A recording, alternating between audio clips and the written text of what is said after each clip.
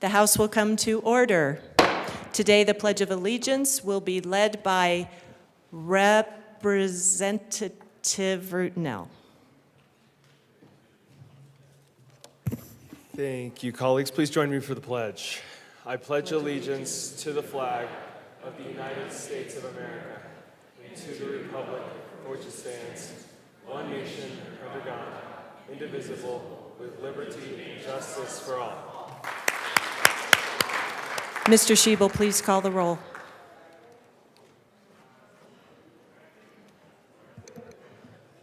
Representatives Amabile, Armagost, Bacon, Assistant Majority Leader Bacon.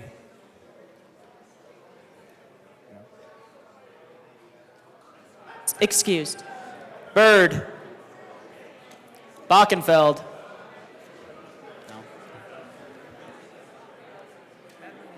Excused.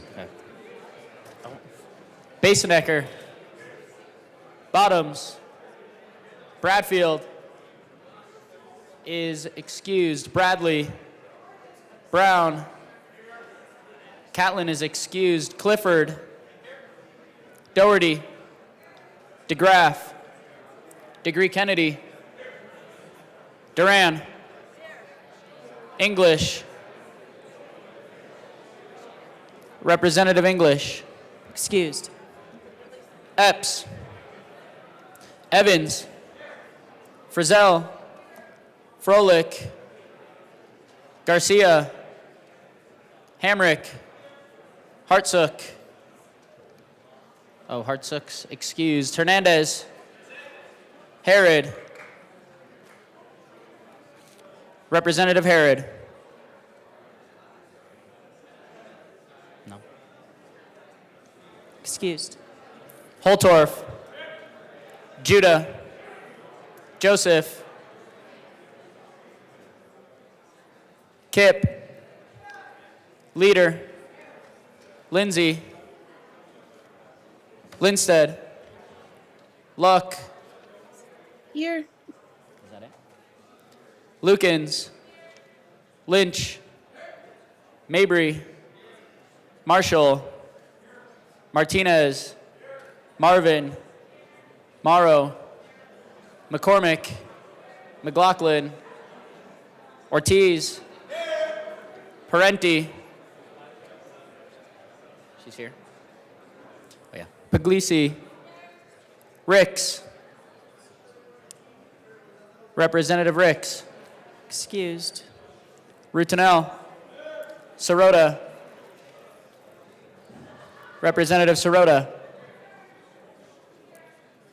Snyder, Soper, Story, Taggart, Titone, Valdez A, Velasco, Present. Vigil, Weinberg, Weissman, Wilford, Representative Wilford,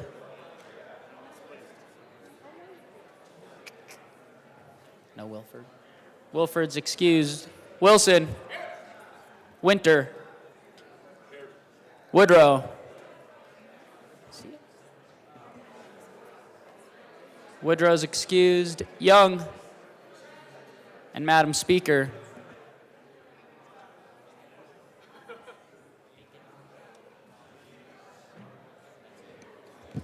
Thank you, Mr. Schiebel. Members, with 56 present and 9 excused, we do have a quorum. Representative Rutenell. Thank you, Madam Speaker. It is an honor to serve with you. And an honor to serve with you. Colleagues, to continue the tradition, I'm going to give you a quick fun fact about my district. This one is about Commerce City proper. It is about the Mile High Flea Market, which you might have heard about. I hope you've attended. It is one of the oldest and favoritist flea markets in the Denver metro area. It's been around for many decades. It's absolutely huge. It's got over 2,000 weekend sellers and attracts more than 1 million visitors each year. And in continuation of my tradition of doing impressions, I want to thank y'all for Your kind words about my Obama, my Christopher Walken, and my Yoda. I was told I shouldn't do this one, but I'm getting word from the Assistant Minority Leader that I should. I'm going to be doing a very mild Trump impression here to get you to vote aye on this motion. I'm going to make a motion. It's a huge motion, one of the biggest motions you'll ever see, believe me. You're going to get tired of voting aye on this motion. Madam Speaker, I move that the Journal of Thursday, February 22, 2024 be approved as corrected by the Chief Clerk. I think applause are in order. Representative Rootenell, if your political career does not go any further, you do have a bright path on the comedic stage. Members, you've heard the motion that the Journal be approved as corrected by the Chief Clerk. All those in favor say aye. Aye. All those opposed, no. The ayes have it. The motion is adopted. Members, we are to business.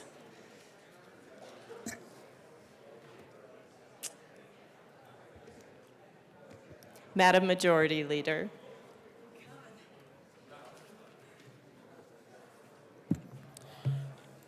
Thank you, Madam Speaker. I move to proceed out of order for consideration of resolutions. Seeing no objection, we will proceed out of order for consideration of resolutions. Mr. Schiebel, please read the title of House Joint Resolution 1017. House Joint Resolution 1017 by Representative Soper and Weissman, also Senators Will and Roberts, concerning renaming the bridge I-04K on U.S. Highway 50 over the Gunnison River as the Brigadier General Felix Sparks Memorial Bridge. Representative Soper.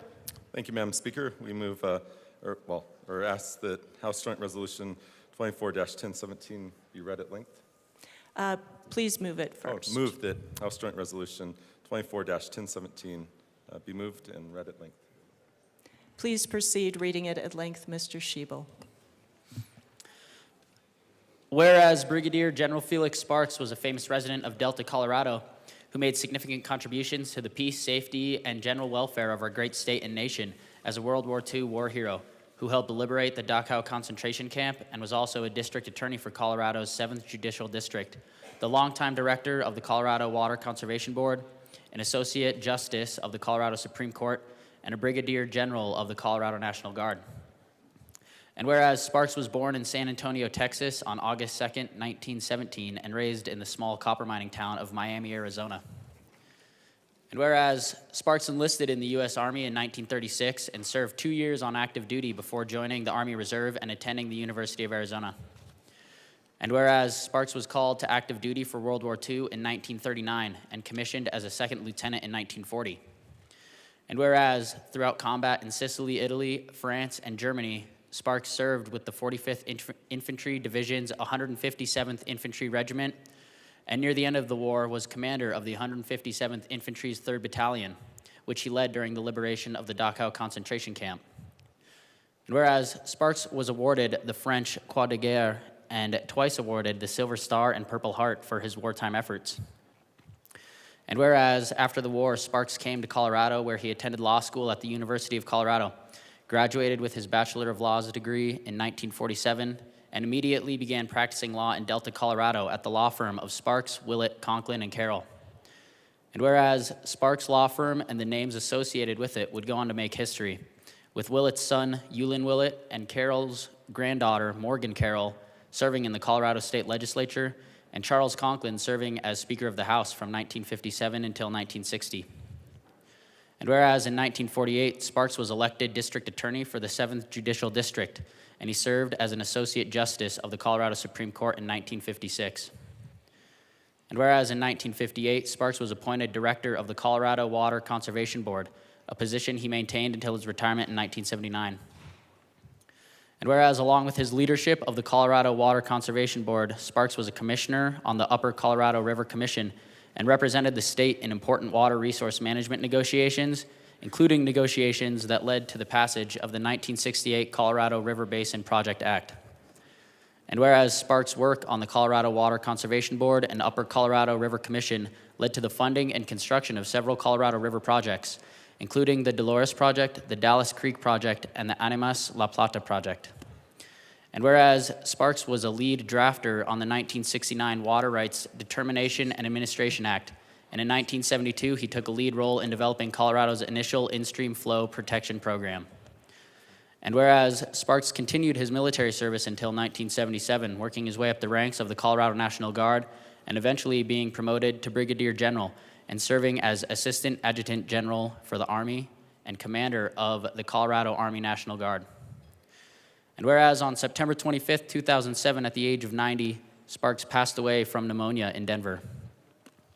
And whereas in 2020, Netflix released a docudrama titled The Liberator that is based on Sparks' leading of his battalion to free the prisoners of the Dachau concentration camp in World War II.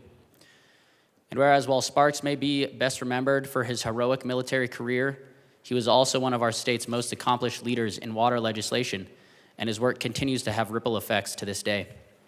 Now therefore be it resolved by the House of Representatives of the 74th General Assembly of the State of Colorado, the Senate concurring herein, that it is fitting and proper to rename the U.S. Highway 50 bridge over the Gunnison River in Delta as the Brigadier General Felix Sparks Memorial Bridge, and that funds from gifts, grants, and donations be used to pay for appropriate signage indicating the bridge's name. Representative Soper. Thank you, Madam Speaker. And members, you may please be seated. Felix Sparks, as you just heard, was an incredible Coloradan. And it's proper to rename a bridge in Delta, or I should say name, it's right now only a number, for Felix Sparks because of his significant contributions to peace, safety, and general welfare, both in our state and nation. I do just want to share one story that's not listed in the resolution about Sparks. So he served on the state Supreme Court. And the story will show you just how ethical of a person Sparks was. This was a time when the Supreme Court graded all the bar exams. And he was asked by a well-known politician who will remain nameless to regrade a particular bar exam of a son to make sure that this person passed. And he said, well, they didn't pass, and that there's a criteria.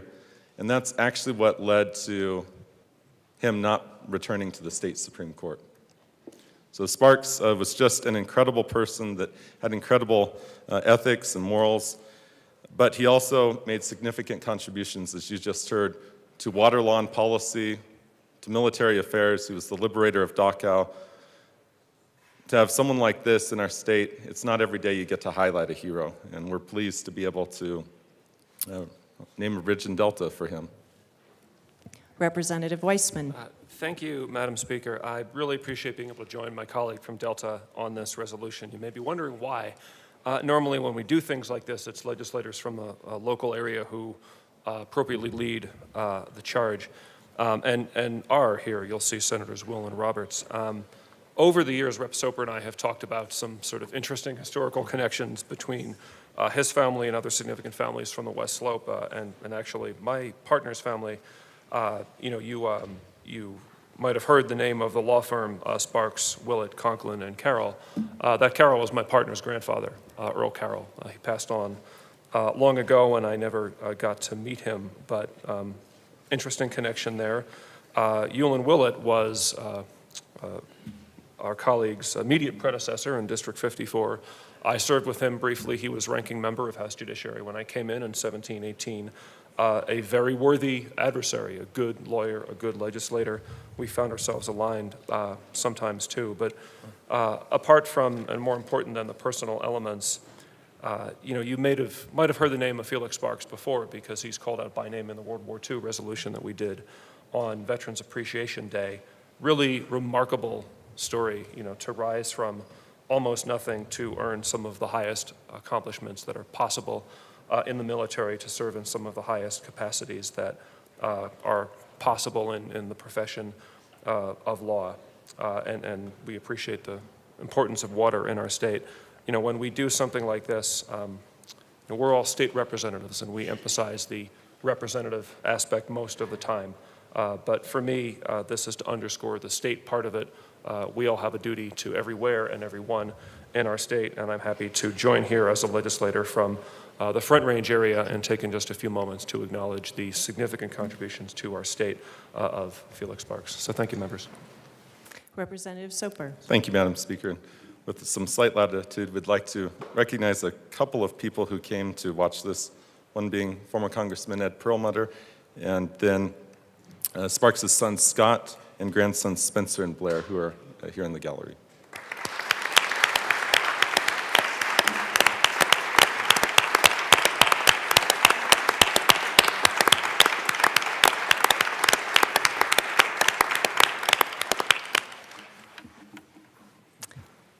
Welcome to our guests. Thank you, members.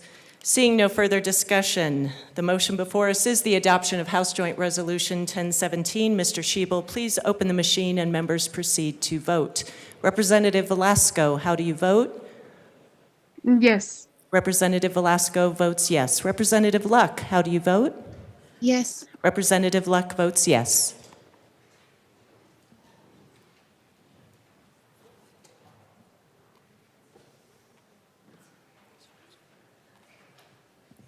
Please close the machine. With 59 ayes, 0 no, 6 excused, House Joint Resolution 1017 is adopted. Co-sponsors.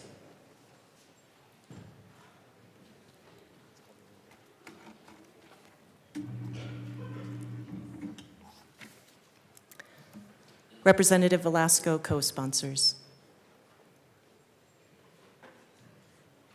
Please close the machine. Our next order of business is third reading. Mr. Schiebel, please read the title of Senate Bill 58. Senate Bill 58 by Senators Baisley and Roberts, also Representatives Titone and Byrd, concerning landowner liability under the Colorado Recreational Use Statute. Madam Majority Leader. Madam Speaker, I move Senate Bill 58 on third reading and final passage. The motion before us is the adoption of Senate Bill 58 on third reading, final passage. Mr. Schiebel, please open the machine and members proceed to vote. Representative Velasco, how do you vote? Yes. Representative Velasco votes yes. Representative Luck, how do you vote? Yes. Representative Luck votes yes.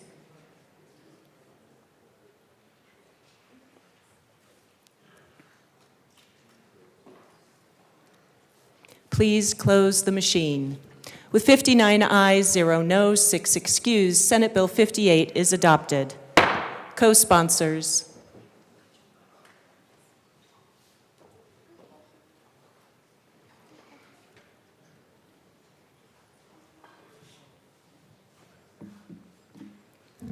Please close the machine. Mr. Schiebel, please read the title to Senate Bill 30. Senate Bill 30 by Senators Rodriguez and Gonzalez, also Representatives Amabile and Martinez, concerning creating a working group to develop a definition of recidivism. Madam Majority Leader. Madam Speaker, I move Senate Bill 30 on third reading and final passage. The motion before us is the adoption of Senate Bill 30 on third reading and final passage. Mr. Schiebel, please open the machine and members proceed to vote. Representative Velasco, how do you vote? Yes. Representative Velasco votes yes. Representative Luck, how do you vote? No. Representative Luck votes no.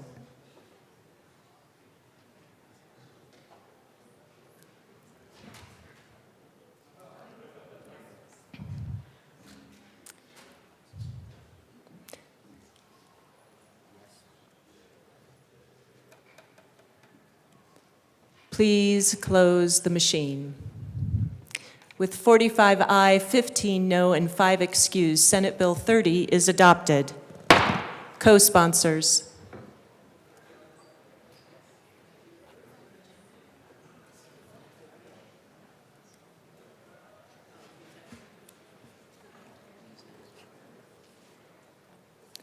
Please close the machine. Mr. Schiebel, please read reports of committees of reference. Committee on Agriculture, Water, and Natural Resources, after consideration on the merits, the committee recommends the following: House Bill 1117 be amended as followed, and as so amended be referred to the Committee on Appropriations with favorable recommendation. Committee on Business Affairs and Labor, after consideration on the merits, the committee recommends the following: House Bill 1160 be referred favorably to the Committee on Appropriations. Committee on Education, after consideration on the merits, the committee recommends the following. House Bill 1096 be referred to the Committee of the Whole, and House Bill 1136 be amended as follows, and also amended be referred to the Committee on Appropriations with favorable recommendation. Committee on Finance, after consideration on the merits, the committee recommends the following. House Bills 1056 as amended and 1119 as amended be referred to the Committee of the Whole with favorable recommendation. Madam Majority Leader. Thank you, Madam Speaker. I move that the following bills be made special orders on Friday, February 23rd, 2024 at 9:28 a.m. Senate Bill 2, House Bill 1170, House Bill 1080, House Bill 1079, House Bill 1119, House Bill 1071, House Bill 1039, and House Bill 1044. Seeing no objection, the bills listed by the Majority Leader will be made special orders on Friday, February 23rd at 9:28 a.m. Assistant Majority Leader Bacon.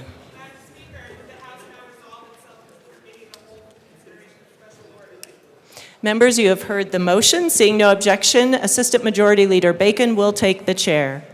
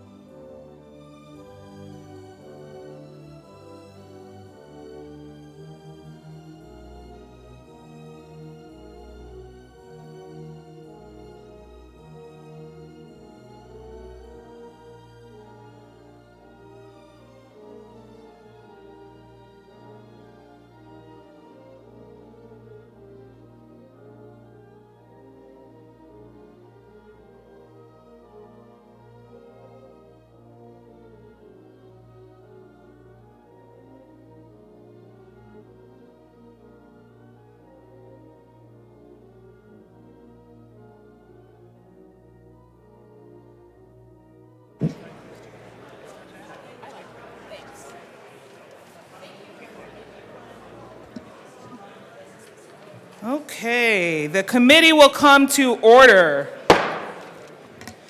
With your unanimous consent, the bills will be read by title unless there is a request for reading a bill at length. Committee reports are printed in your bill folders. Floor amendments will be shown on the screen and on your iPads. Bills will be laid over upon motion of the Majority Leader. The coat rule is relaxed. We also note that today during debate, we hope to limit our remarks to the question under discussion or debate and avoid personalities as per rule. Mr. Shebel. Whoop, hold on one second. Okay. Mr. Shebel, please read the title of the Senate Bill 2. Senate Bill 2 by Senator Roberts, also Representatives McCluskey and Frizzell, concerning the authority of a local government to establish a property tax incentive program to address an area of specific local concern related to the use of real property in the government's jurisdiction and in connection therewith, authorizing counties and municipalities to offer limited property tax credits or rebates to incentive program participants. Representative Frizzell. Thank you, Madam Chair. I would like to move Senate Bill 24002. To the bill. Thank you. Madam Chair, this is a bill that will provide additional flexibility to counties and municipalities to help them shape their communities in ways that are beneficial to the communities and their citizens.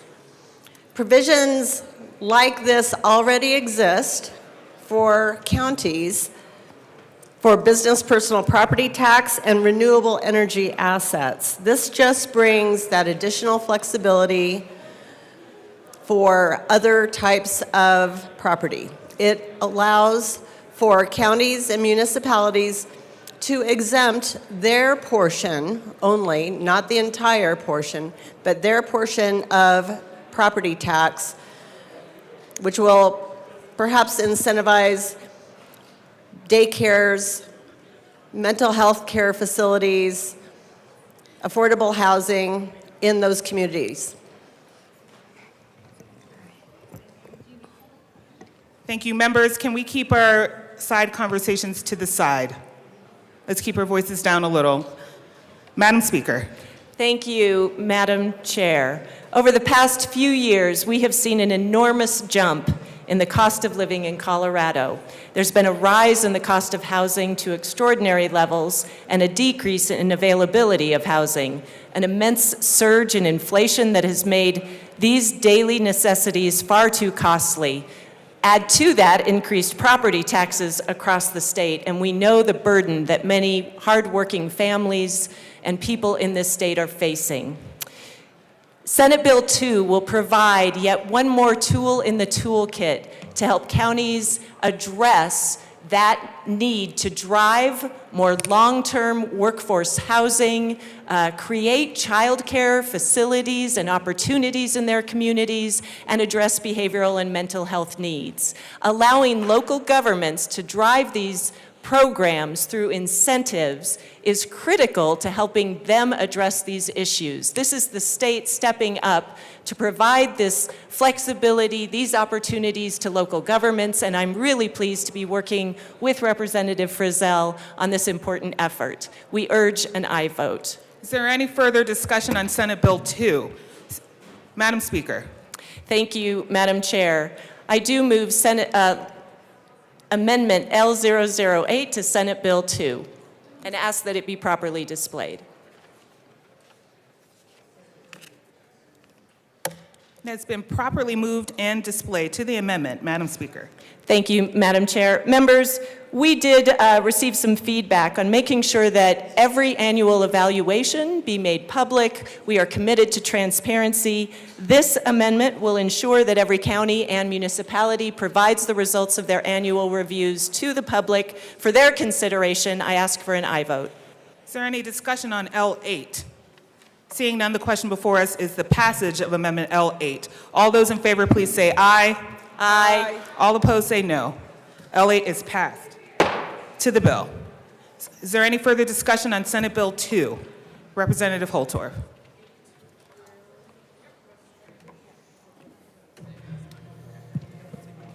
Thank you, Madam Chair. I am really pleased this morning. I'm pleased that we have finally, in this chamber, brought forth in a bipartisan manner people to try to solve the problem in a sincere and legitimate way, including local government, into the solution set of higher property taxes.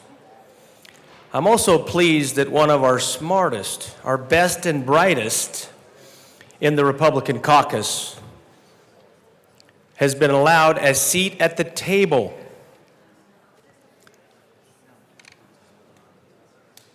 Having worked in Douglas County for many years, and arguably knows more about property tax assessment than anybody in this chamber because of her previous role. And I don't need to speak about her. This should have happened last year. This should have happened during the special session. But I'm glad to see that finally we have moved in a more bipartisan direction, using and leveraging the talents that we have in this chamber to bring at least some help and relief in this space. So I'm thankful that this will give some incremental relief to the people in Colorado who already are facing a 20 to 40% increase in property taxes. But really concerns me is our seniors on fixed incomes and how they are going to deal with this increase in property tax. Do they have to go back into the workforce at 65, 75, 80 years of age to make up that differential? Or do we really provide tax relief for them? Today, I see legislation coming forth that makes a difference incrementally. We should do this all the time. We don't do it enough. Let's get on our game, let's get on our A game, and let's start doing more of this. Thank you, Speaker, and thank you, Representative from Douglas County, for bringing this forward. Is there any further discussion on Senate Bill 2? Seeing none, is there any further discussion? Representative DeGraff. Thank you, Madam Chair. I would like to note that lowering taxes is considered an incentive here and a solution to a number of the problems that we're doing, and those are tax code manipulation and the rising property costs, the rising costs of inflation, all things that this body, that the government in general has caused. And I would like to continue the discussion of lowering taxes and giving the people of Colorado relief from the burden of government. So I think this is I'm not sure where I am on this bill yet, but I think it's a good start. Anytime that we recognize that getting the heavy hand of government off from the citizens of Colorado is a good thing. Thank you. Is there any further discussion on Senate Bill 2? Seeing none, the question before us is the passage of Senate Bill 2. All those in favor, please say aye. Aye. All those opposed, please say no. Senate Bill 2 passes. Mr. Schiebel, please read the title to House Bill 1170. House Bill 1170 by Representatives Joseph and Ortiz, also Senators Gonzalez and Michelson-Janae, concerning the establishment of a Bill of Rights for youth in facilities operated by the Division of Youth Services. Thank you. Representative Ortiz. Madam Chair, I move House Bill 1170 in the committee report. To the committee report. Representative Joseph. Thank you, Madam Chair. During the committee, we amended the bill to add page 6, line 10, and this amendment cross-reference with existing law as it relates to the rights of postpartum people within our correctional systems. Thank you, Madam Chair. Is there any further discussion on the committee report? Seeing none, the question before us is its passage. All those in favor, please say aye. All those opposed, say no. The committee report is passed. To the bill. Representative Joseph. Thank you, Madam Chair. Again, this bill, House Bill 1170, just codify a Bill of Rights for Youth in the Division of Youth Services. This is a legislative proposal that would sustain the rights of youth within that division. The current DYS Youth Handbook acknowledges that entering a secure youth center is difficult and states DYS is committed to nonviolent, emotional intelligence, social learning, democracy, open communication, social responsibility, growth, and change. The current DYS handbook lays out basic rights and responsibilities for youth while they are in the custody of DYS. So basically what this bill does, it's not granting new rights, but it's codifying already existing practices. Thank you, Madam Chair. Representative Ortiz. Thank you to my co-prime and members. Just want to reiterate that last part that my co-prime said is this is not anything new. This is already in practice by the division. These have been shown to be best practices. We're talking about basic rights when it comes to legal services, healthcare, and other areas.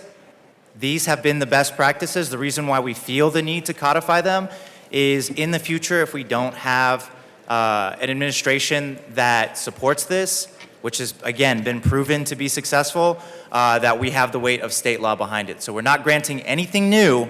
We're just making sure we're codifying these protections into state law. With that, I urge an aye. Is there any further discussion? Representative Holtorf.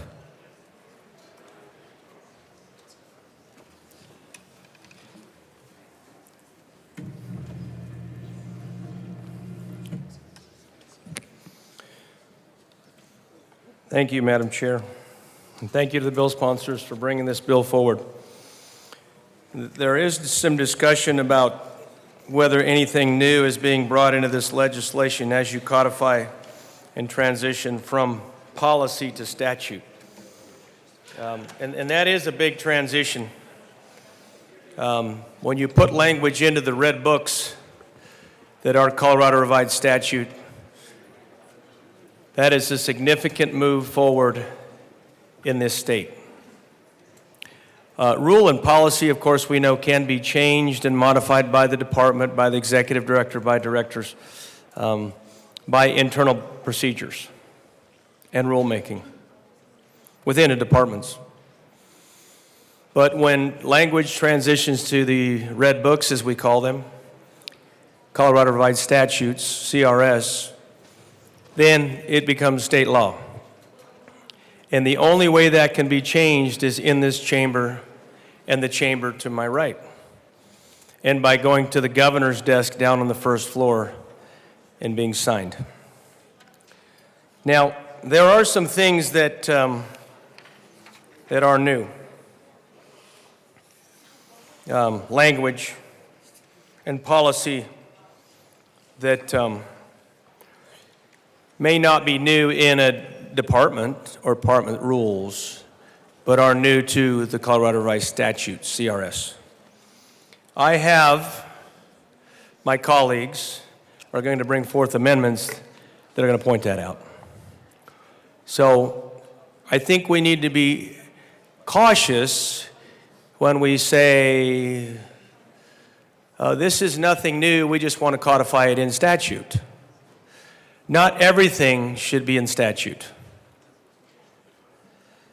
As we rush to try to codify or codify everything, it takes away for the department's ability to be flexible in changing times. It takes away what I would call flexibility that's necessary.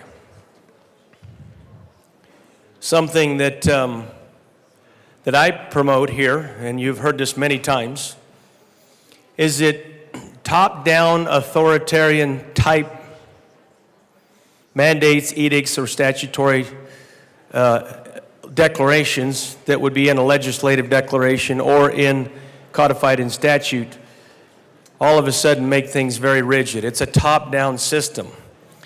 I believe, as a rural legislator and representing House District 63, over 85,000 people in Northeast Colorado, all of my constituents, most all of my constituents believe in a bottom-up system. So when we do put this into statute and codify it, it becomes a top-down system.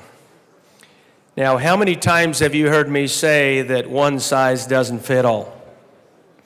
How many times have you heard me say that this state is vastly different from east to west and north to south?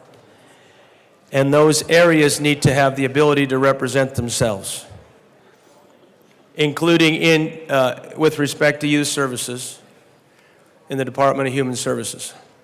Now, I know there's problems in the Department of Human Services. I understand it's a very difficult job, Madam Chair. And there are instances of abuse, misuse, mismanagement across the state. I've seen it in my own district. In my previous district, House District 64, we had a case where a child died because of the inability to properly place that child in a safe environment. And it was devastating for that family. And it speaks to the rights of youth in the Division of Youth Service Facilities. Well, not directly in this case. So I'm not going to talk about that anymore. I do want to make sure that we understand that there are some clarifications here. And I'm going to have some of my other colleagues come and speak to those. And I am also going to offer some amendments that address those things that are of concern to my colleagues in our caucus. So at this time, I'm going to turn this over to the good representative from Douglas County that is very passionate about those issues that actually do change directly or indirectly policy. Representative Bradley. Thank you, Madam Chair.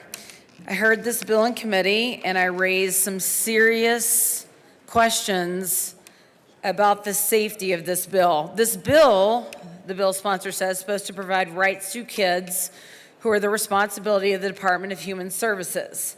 But how are we protecting girls from violent offenders? Some of these kids that are in the youth services are rapists, have sexually assaulted women, and are dangerous.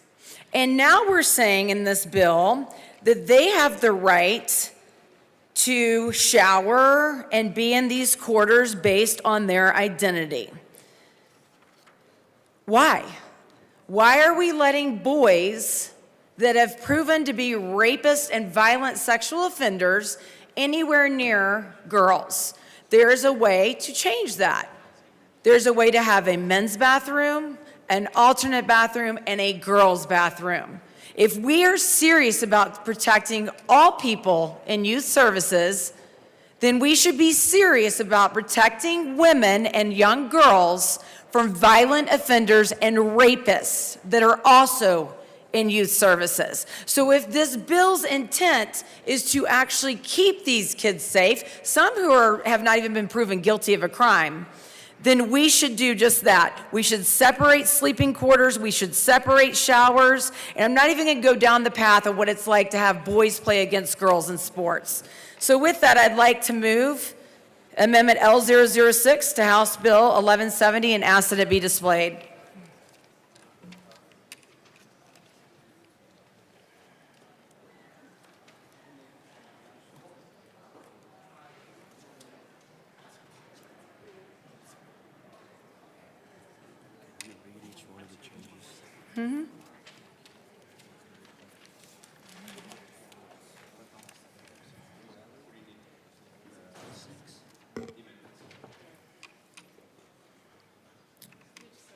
Okay, L6 is properly displayed. Please to the amendment. Rep. Bradley. Thank you. Page 7, strike lines 13 through 17. I'll read those for you. To not be placed in housing units solely allocated to groups of youth based on the youth's sexual orientation or status as transgender, non-binary, or intersex youth. I've already explained this. This is not going against the LGBTQ community. This is going against little boys that are criminals, that are violent, that can now parade around and say that they are a woman and be in close quarters with women who can be offended. Freedom from searches that are intended solely to determine the youth's physical anatomy. We had plenty of testimony saying that they are so short-staffed that this is not going to be able to be attained by the Department of Youth Services. After review and approval, use of youth's preferred name and gender if not legally updated, the provision of clothing that fits appropriately, is in accordance with the youth's gender identity and ensures the youth's safety, dignity, and comfort. Someone else testified against this. The reason they pick clothing in these detention centers is because of gang signs, gang colors, gang violence, and it keeps the gangs from going after each other. So you're stripping that away from the Department of Youth Services to keep kids safe.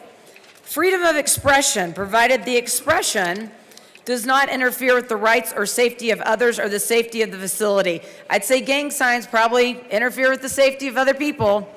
Personal appearance of the youth's choosing, including facial and head hair, regardless of the youth's gender or gender identity, provided that it does not interfere with safety and allows for reasonable identification by staff.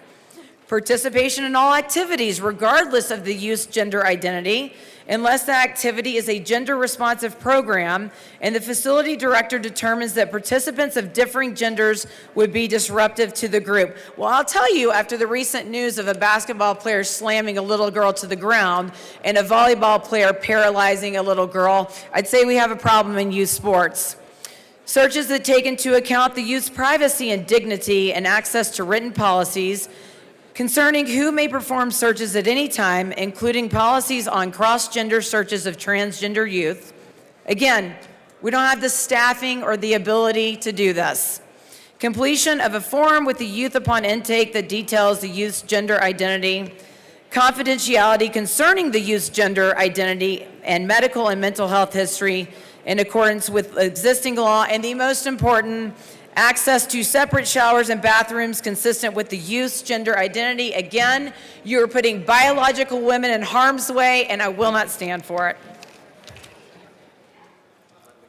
Is there any further discussion on L6? Representative DeGraff. Thank you, Madam Chair. Once again, we have the codification of rights, and rights are key, and the reason that, and we do have rights, based on the self-evidence that we are created equal, endowed by our Creator with certain unalienable rights, and these are life, liberty, and the pursuit of happiness. So anything that interferes with those should be taken very seriously, and that's the role of the government to step in. These are, what we're talking about here is special rights. And it becomes pretty clear, it appears to me clear, and it appears to my constituents across Colorado, that there is an agenda here besides rights, besides simply housing the kids. And that is, as we were told, that this is going to be the year of moving the LGBTQ agenda. And in this case, we're moving it into the DHS, where we have very vulnerable children.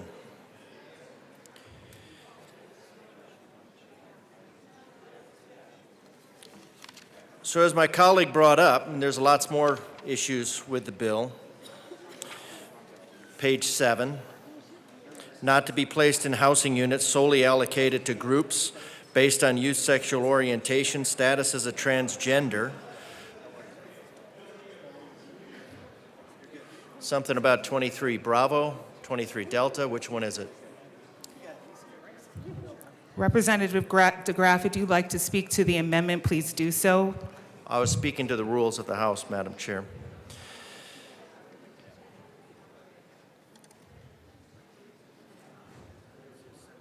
So what does some of this stuff mean? To not be placed in a housing unit solely allocated to groups of youth based in the youth sexual orientation, status as a transgender, non-binary, or intersex youth. That pretty much covers everybody. So now we have to have individual housing units is the only thing I could, and maybe that would be the best thing. Freedom from searches that are intended solely to determine the youth's physical anatomy, which I would assume would be based on to determine the youth's sex so that they can be placed in the proper in the proper dorm, in the proper housing facility, in order to ensure the safety of typically of females, as we've noted in the sports. After review and approval of the youth's preferred name and gender, which could be fluid, which could change as many times per day, because again, gender is basically a made-up word that was introduced in the 1960s to create this confusion.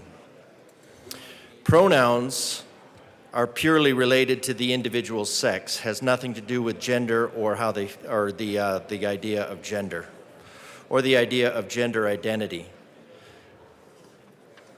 Freedom of expression, provided the expression does not interfere with the rights or safety of others. These are issues that are best taken care of outside of a detention facility. When somebody's in a detention facility, it's probably because they violated the rights of others, and they've ceded some of the rights of their own. Personal appearance to the youth's choosing, including facial and head hair. And this is why this gets to an issue of why the military has a uniform set of haircut in order to bring cohesion, in order to facilitate. Members, we need to bring our conversations down or to the sides. Please proceed, Representative DeGraff. One, to facilitate identification, and two, to create a cohesion. Participation in all activities, regardless of the youth's gender identity. Again, that is an absolute meaningless word. When it means everything, it means nothing. And again, the gender identity idea was introduced in the 1960s, and we had pronouns a lot longer than since the 1960s. Unless it's a gender-responsive program, we don't know what that means. That participants of differing genders would be disruptive to the group. Now we don't know what that means. Now we have 257 different permutations.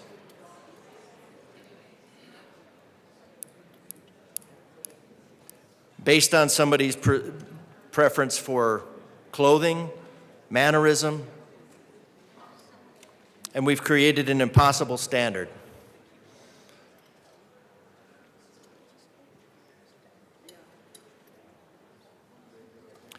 So,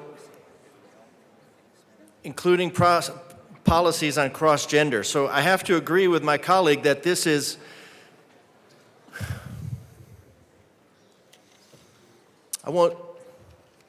if the outcome is evident, the intent is inferred. But this will put females, and there are two sexes, which is male and female, heterogametic and homogametic, with very different physical expressions, very different physical characteristics, very different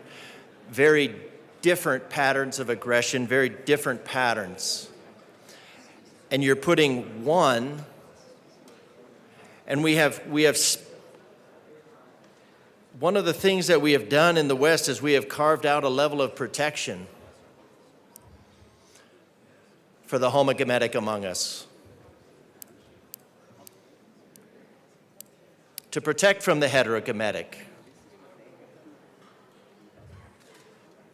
And this bill, whether intended or not, will erase those protections for some of the most vulnerable individuals in our community. 100% guaranteed.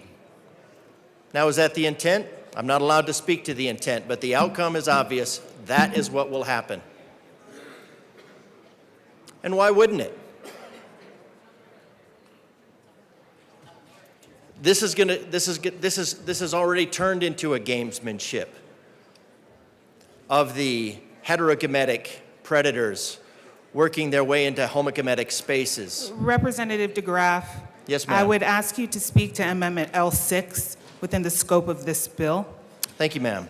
And please caution in regards to any intent or agenda. We've given you some space to talk about the inferences to the outcomes, but if you could speak to the content, particularly of L6, and then the confines of the bill. Thank you. Thank you. I'm trying to speak to the amendment and why it is so important that we pass this amendment, because we need to maintain the safety and the protection of the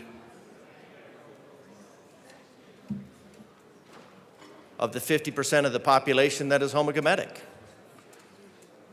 This bill, I will not speak to the intention of this bill, but this bill, whatever the intent, I'm just going to assume they're good intentions, the bill will erase the protections of the homochemetic individuals that are in DHS custody. That's just a fact. And we need to maintain that protection and not extend an ideological projection into those spaces. So I'm 100% in favor of this. And if you are in favor of protecting got to think about it, if you're in favor of maintaining the protective spaces of the homochemetic among us, then you will vote yes on this amendment. Thank you. Is there any further discussion on Representative Bottoms? Thank you, Madam Chair. I do like the idea of the bill. Actually, I like the idea of Bill of Rights for like the kids. But I think that some of the things that we have included in these list is going to be very dangerous for children. It's going to be dangerous for youth, and it will put them at harm, put them at risk, because we're forcing certain groups, potentially already known, proven, dangerous groups, that are going to be forced together. And so this amendment cuts some of that out. I could definitely get behind this bill if this amendment passes, because we have this understanding that we're trying to actually protect children, and we seem to consistently do things that actually put children at harm, regardless of the intentions. We're still putting children at harm, and some of the things that are codified in this bill that should be taken out, need to be taken out, and this amendment will take out, are truly, I mean, not casually, but very, very strongly putting teenagers at risk. Physical risk, emotional, mental risk, spiritual, sexual risk. This will guarantee youth to be harmed in a lot of different ways. And some of these ways they're never going to get over. And so, yeah, I strongly agree with this amendment. I hope we vote yes on this amendment so that we can actually get quite a few people behind this bill in a bipartisan way. So I urge an aye vote on this amendment. Is there any further discussion? Representative Bradley. Thank you again. I just wanted to clarify again that if this bill's intent is to provide rights to kids who are the responsibility of the Department of Youth Services, then we also needed to protect 50% of the population that's in there that other people will have access to in showers and bathrooms. And these girls should be protected from violent offenders that are in here for rape and sexual abuse, and they should be kept away from these other children at all costs. There are ways around this. There are gender-neutral bathrooms. There's no reason that men should have access to these kids' bathrooms, living quarters, or any other spaces. I urge an aye vote. I urge you to tell your constituents that you are here to protect children.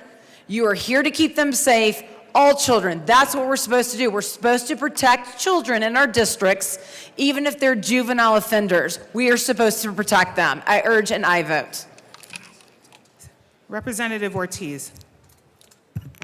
Thank you, Madam Chair, and I do appreciate my colleagues bringing forward a robust debate, but I just want to make some very repetitive but very important clarifications again, which I already stated at the beginning of the bill.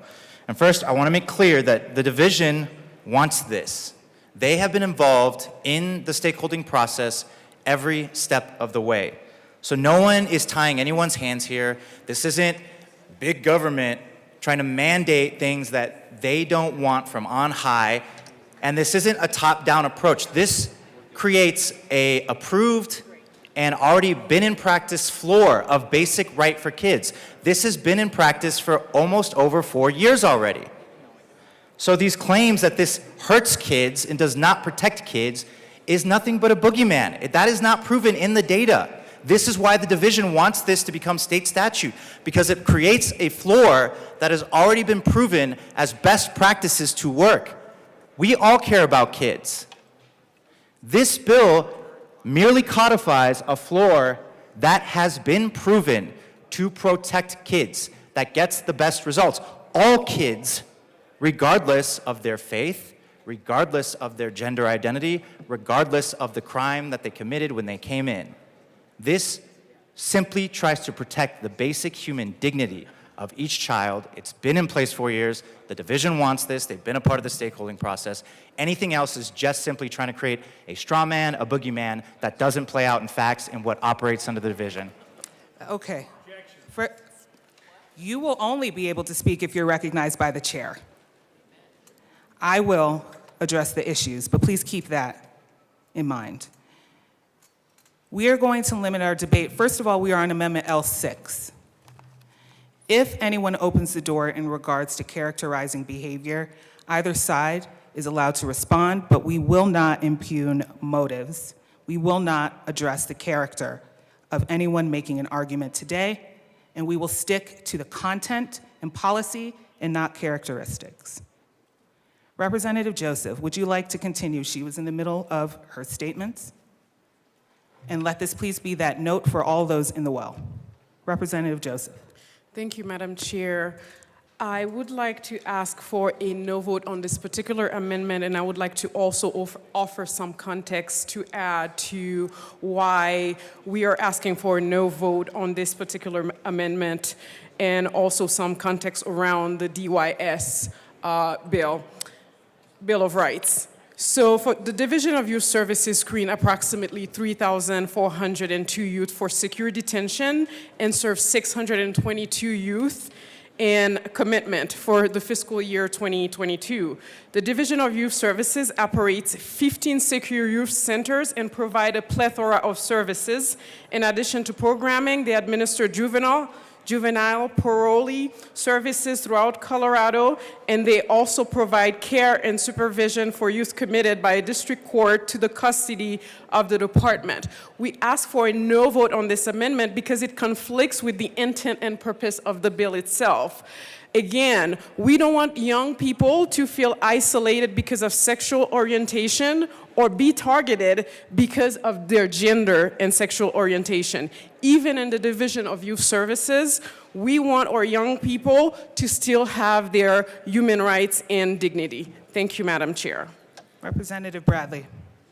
Thank you, Madam Chair. Yeah, no boogeyman or straw man here. This is about targeting biological women by violent offenders who are not going to keep biological women safe in this bill. That's what this amendment does. It protects all the children, including women like me, that I don't have to shower with a man that maybe was a rapist and is in this youth services because he raped someone violently. So are we picking and choosing who we're protecting here? Because women deserve to be protected. I'd urge an aye vote.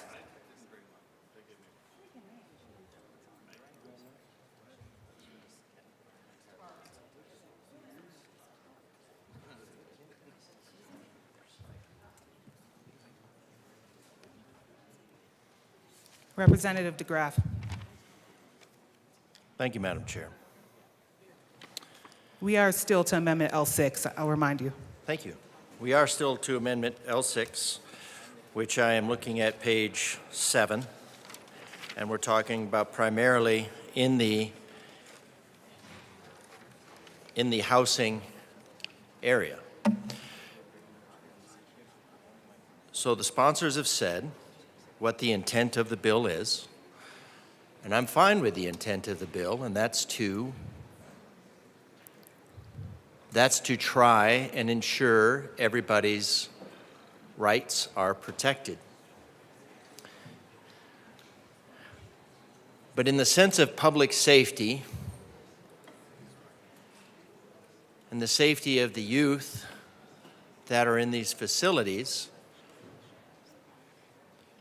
we can't just gloss over, we can't just ignore the reality. You can ignore reality, but you cannot ignore the consequences of ignoring reality. And the consequences of ignoring reality,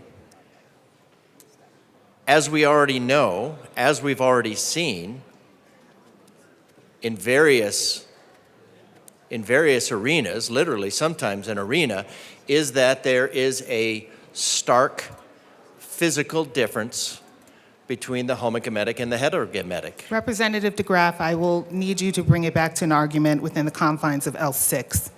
Thank you, Madam Chair. I'm talking about the safety of the individuals that are in this, and we fog this in this confusion. And I'm trying to be careful in my wording. We're fogging this in this confusion around this idea of gender. Representative DeGraff, if I could offer a caution. If we could not make generalizations in regards to how one may identify, even if we're having a conversation on gender as being inherently dangerous, I would encourage you to stay away from that, as that is a generalization. So if that might help with your argument, please allow it to do so. Thank you, Madam Chair. It is difficult since that word is populated throughout.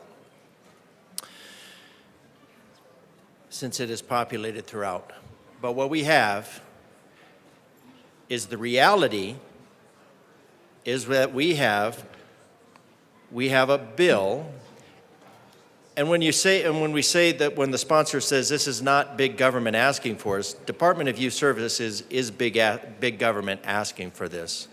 And we know, and the problem, and despite whatever's being said, this is all caps, this is all new, and this is all being codified into law. And being codified into law, it is now subject to litigation. Before, guidelines, not really much there. You'd have to prove something was there. Now, law, litigation. Now you can have any number of things in this paragraph litigated. And what this paragraph will do, these sentences, as outlined in this bill, will allow a potential somebody who has a history of doing harm to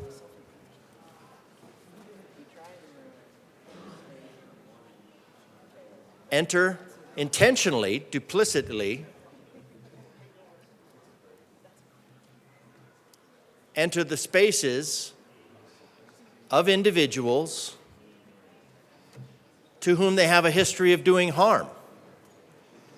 And you would protect that with the ideology that is being promulgated with this section. The sponsor of this amendment is just recognizing the truth that there are differences between male and female.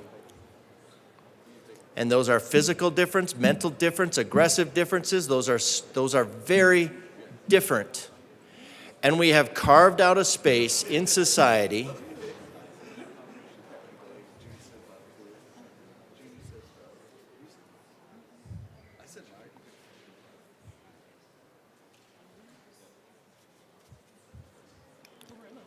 We've carved out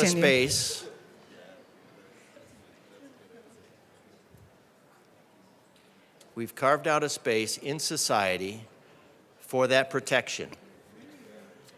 Whatever the intent of this bill, these paragraphs, as indicated, from testimony and outlined by my colleague erase those protections. I'm not sure what's so fun going down to my left. Representative DeGraff, please speak to the amendment.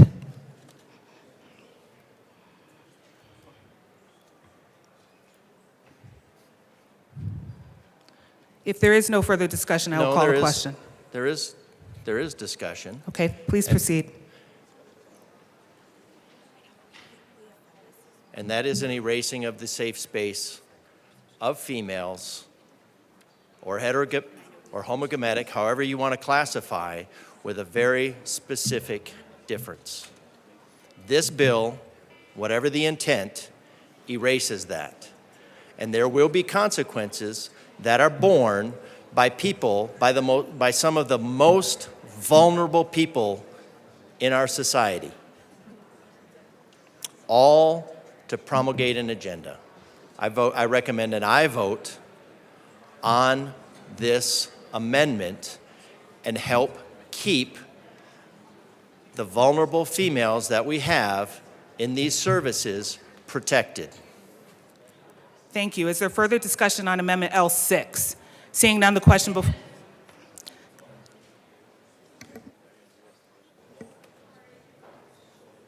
A division has been called on Amendment L6.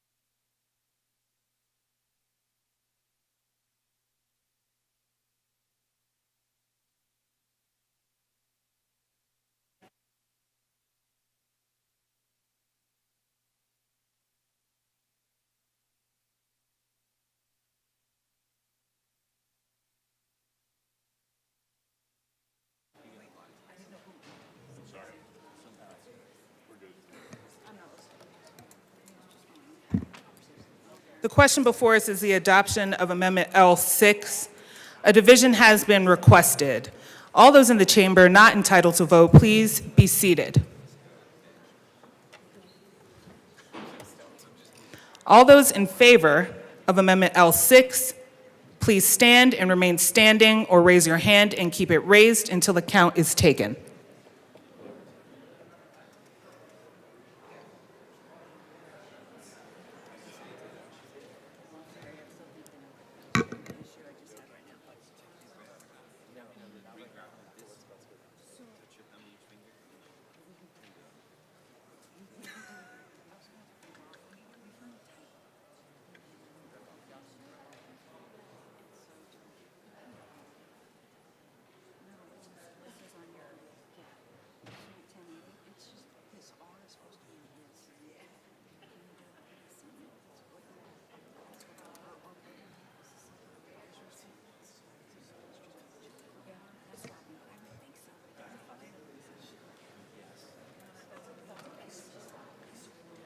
You may be seated.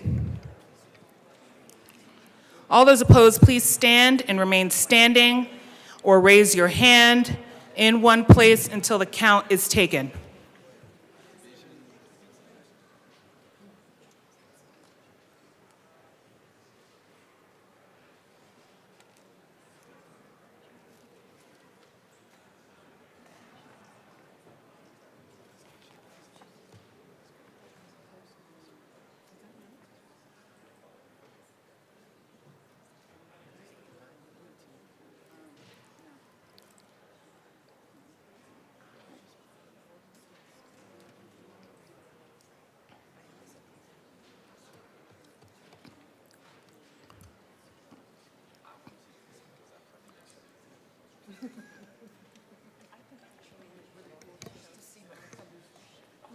You may be seated. L6 is lost. to the bill? If there is no further discussion, Representative Bradley. Thank you. The other problem we had with this bill is that it states, be free from mandatory unpaid work outside basic youth responsibilities such as daily cleanup and maintenance of living areas. I'd just like to talk about what other states are doing and why it's important to teach kids how to live when they come out of these facilities. Texas, the Texas Juvenile Justice Department offers vocational training and work programs for young offenders in state juvenile facilities. This includes programs in areas such as agriculture, construction, and culinary arts, a lot of those things that we are deficient in Colorado. California Division of Juvenile Justice provides work opportunities for youth in their facilities, including vocational training and work experience in areas like carpentry, landscaping, and culinary arts. In Illinois, the Illinois Department of Juvenile Justice has work programs in place for young offenders, including vocational training and job placement services to help them gain work experience and skills. The Florida Department of Juvenile Justice offers various work programs for youth in detention centers aimed at providing job skills, training, and work experience to prepare them for reentry into the community. Ohio Department of Youth Services has work programs for juvenile offenders in their facilities, focusing on vocational training and job readiness to support rehabilitation and successful reentry into society. And the statistics show that reduced recidivism rates show that participation in vocational programs such as that in Texas can lead to lower rates of recidivism among juvenile defenders. And a study conducted by the Washington State Institute for Public Policy found that vocational training programs were associated with a 14% reduction in recidivism rates for juvenile. Improved job skills and employment opportunities. Vocational and work programs can help youth develop job skills and increase their employability upon release. According to a report by the National Institute of Justice, participation in vocational training programs is associated with higher levels of employment and higher wages for young offenders. And it also has a positive behavior change. Engaging in structured work activities such as chores can promote positive behavior change and help young offenders develop a sense of responsibility and accountability.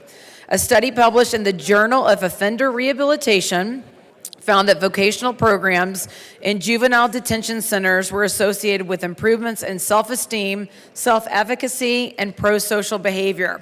I think letting these offenders sit around and maybe tidy up their room and not giving them carpentry skills, vocational skills, things that they can do to make money when they leave these youth services, to be an upstanding citizen and maybe make some success in their life and steer them on a better path. We heard from a couple of different witnesses that said this is what is lacking in this bill and this is what we need in this bill.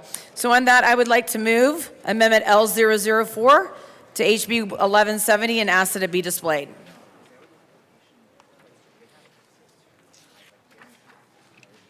And I can wait till they're ready to listen.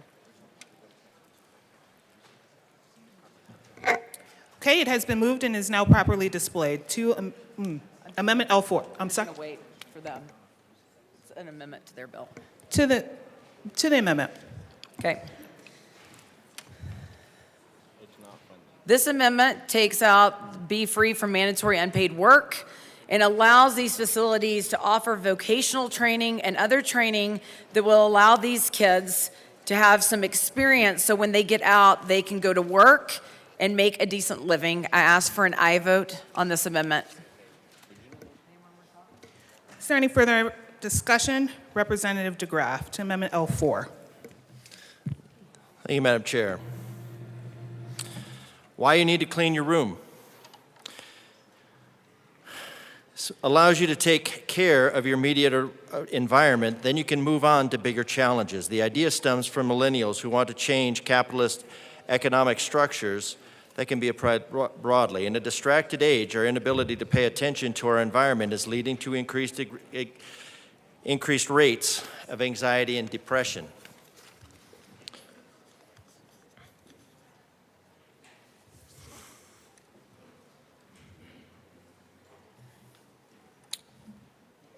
So this is about cleaning your room and why it's important and why some of these chores are important. So bear with me. Recently, an Equinox member tried to walk out of the club carrying a stack of towels when management stopped him. He thought they were offering to help. He was baffled upon learning that they were not actually allowed to steal property he had assumed as a paying client they thought they were his. In some ways, this is an upgrade from how many treat towels. I'm amazed by how many men leave them strewn across benches. I feel like I'm in nursery school again, only I'm back then my peers gradually had better manners. When I speak for the women's changing room, I've been told that it's not much better. I was introduced to Dr. Peterson's work, Clean Up Your Room tangent on a Joe Rogan podcast. Rather than the offense, the most common response when pointing out that people can't clean up after themselves, it was a breath of fresh air. The context is different, though. The idea remains intact. The idea stems from the lecture on millennials to change their economic systems. A talk, he admits, that is a bit pretentious. The Canadian professor believes 18-year-olds cannot possibly know anything about the economic structures beyond the specifics of his argument. Generally, it is summated in one sentence. If you can't even clean up your room, who the hell are you going to give advice to in the world? Fleshing out the idea, he continues, my sense is that if you want to change the world, you start with yourself and you work outward because you build competence that way. So you build competence by starting, and this is not an obscure psychological principle. You build confidence by starting somewhere small, and then you work outwards. I don't know how you can go out and protest the entire structure of the economic system if you can't even keep your room organized. You have no credibility. You have no ability.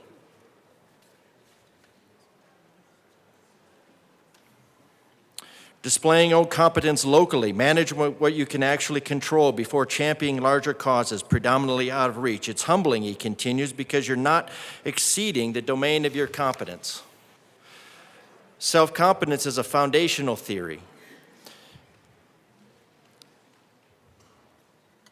Not taking care of yourself with attention and skill paves the road to self-disgust, contempt, shame, and self-consciousness. A whole lot of selves, which is part of the problem. The intensive focus on the individual is a motivating factor behind the rise in populism, pockets in communities, pockets within pockets, disenfranchised, disempowered, refusing reason to scream, what about me? Community building and participation are powerful methods.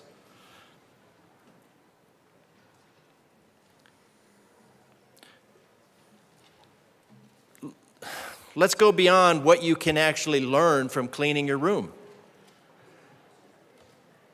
Cleaning your room, I wish I had that speech, maybe I'll go find it, was in the entire Navy SEAL graduation speech. I think it was called Make Your Bed. Make your bed, and you control that part of your environment, and then you work that control outward. And what this bill does, for whatever reason, I don't know the intent behind it, is to take that learning process away. Now, what happens if you take a lot of people that are put inside a communal living facility and nobody is required to clean their room?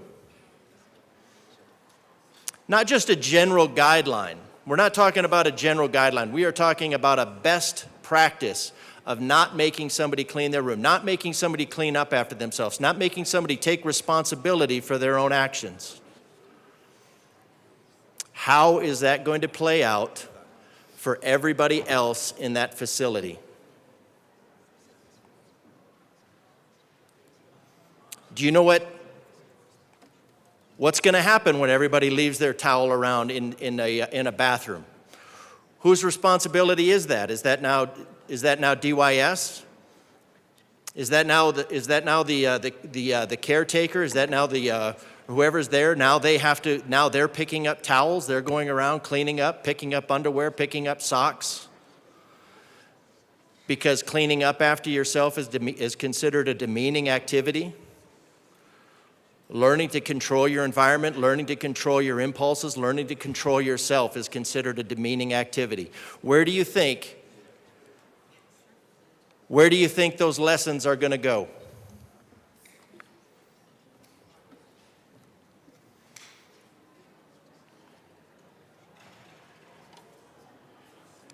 chores.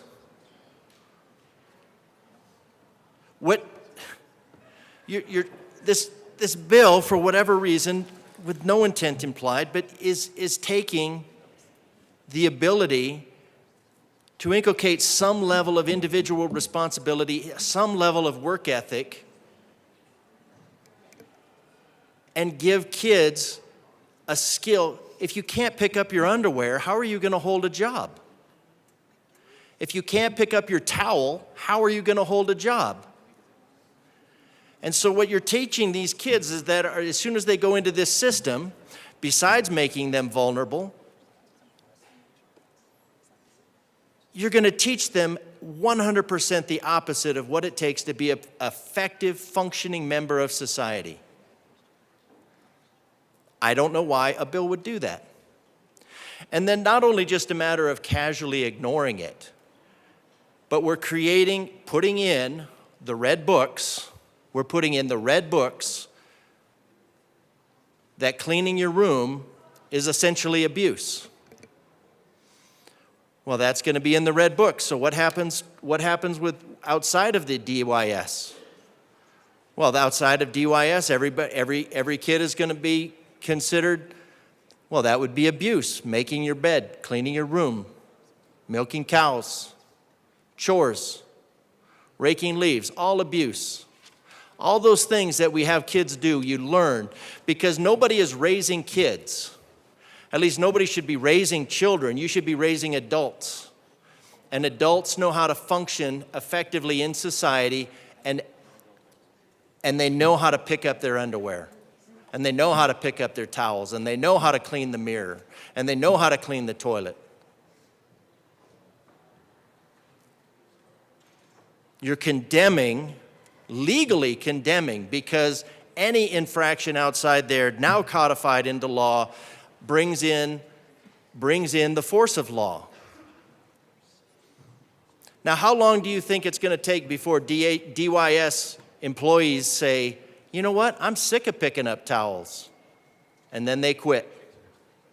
And then we have another problem, because there's no problem that the government can't make worse with a solution. And I can't imagine any problems getting worse with the solutions that are created in this body. I'm absolutely dumbfounded when the best practices, when the absolute, actual best practices out there show that teaching children to take responsibility for their actions is what makes them functional in society. So this Bill of Rights is a guarantee to make kids dysfunctional in society. What do dysfunctional kids do in society? Oh, they end up committing crimes. And then when they can't learn how to undo that, then there's the recidivism issue. Creating non-functional kids is the obvious result of this bill. I recommend an aye vote and save these kids from a life of being non-functional. Representative Ortiz. Thank you, Madam Chair. And again, I appreciate my colleagues coming up to bring robust debate. For those members that have not clearly read the bill yet, I just want to turn your attention to page 5, lines 12 through 14, where it says, be free from mandatory unpaid work outside of basic youth responsibilities, such as daily cleanup and maintenance of living areas. So no, making your bed is not abuse, according to this bill. No, cleaning up your room is not abuse, according to this bill. No, picking up your towels after your shower is not abuse, according to this bill, right?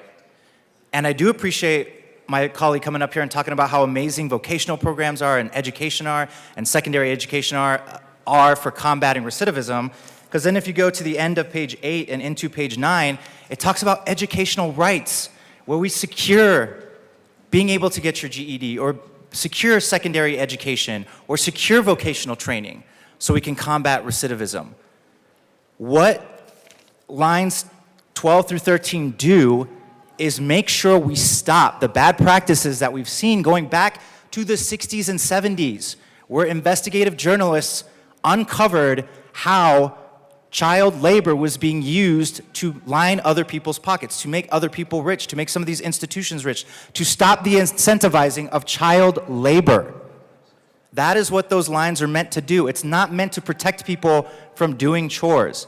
It is meant to make sure we're creating a floor to stop the abuses that we've seen even up until recent times across the country of free child labor. And we also secure basic rights for secondary education and vocational program. Kids outside of the system don't have a right to that. So I appreciate the dialogue around the impacts of secondary education and vocational programs of recidivism. We secure that in this bill.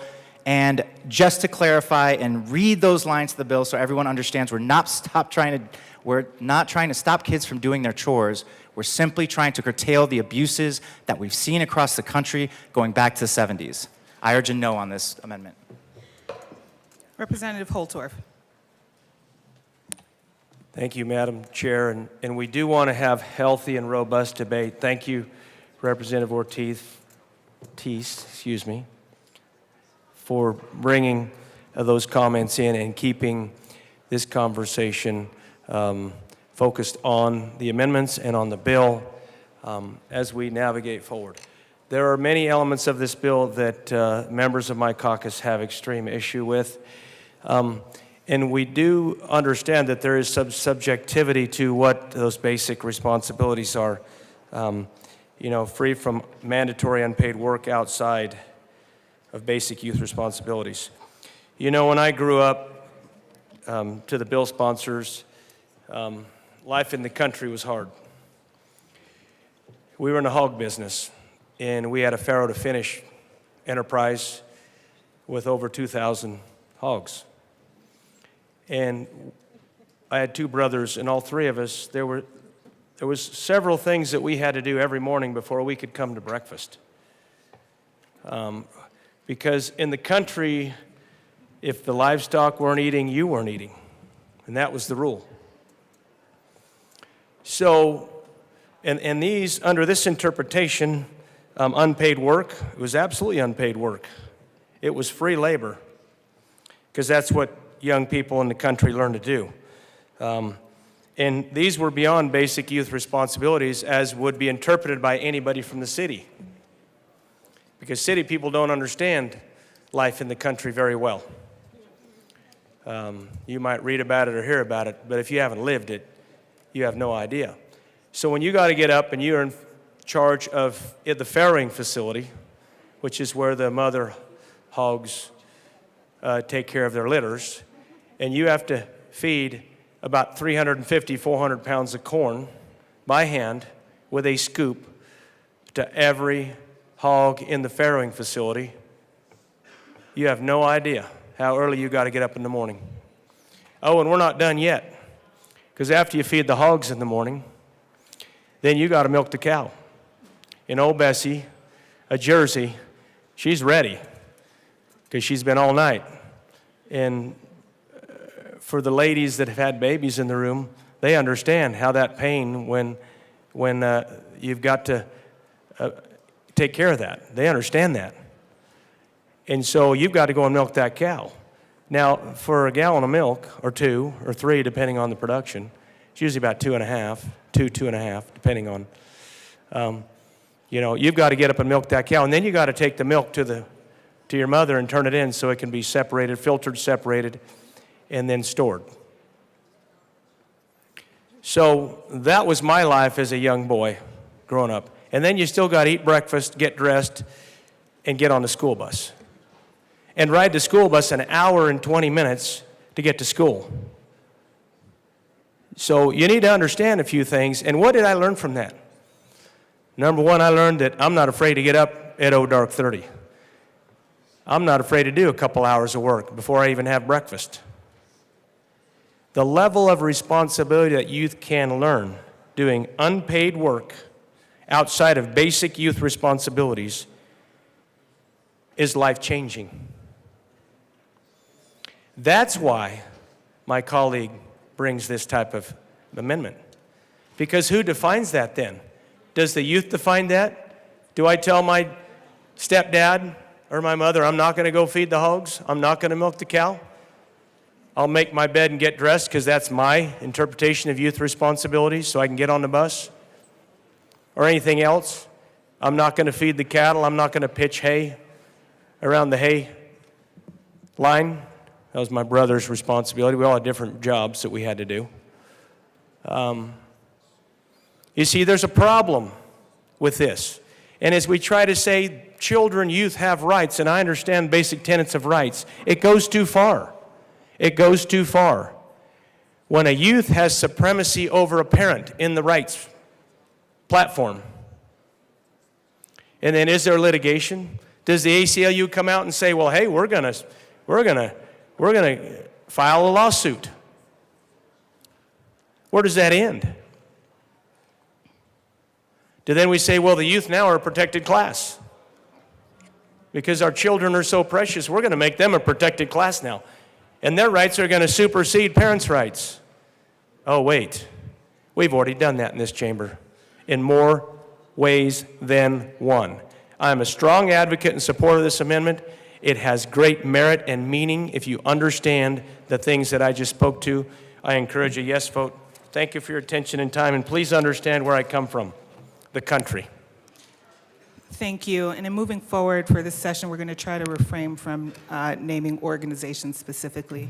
Representative Bradley. Thank you. Just real quick, I just wanted to say I appreciate the representative from Littleton clarifying that we are trying to stop child labor on the record, and I look forward to his votes this year to do just that. Thank you. The discussion and the question is about Amendment L4. Seeing no further discussion, the question is the passage of Amendment L4. All those in favor, please say aye. Aye. All those opposed, please say no. No! The amendment fails. To the bill. Representative Holtorf. Thank you, Madam Chair. And to move things along, our caucus has some more things we'd like to bring forward.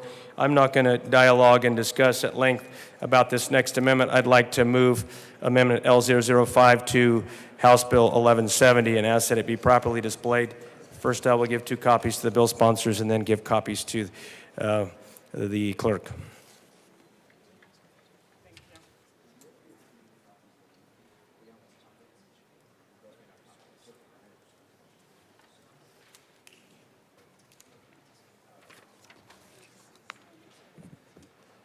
As a demonstration of courtesy and protocol, I want to encourage... Representative Holtorf, please wait 1 second.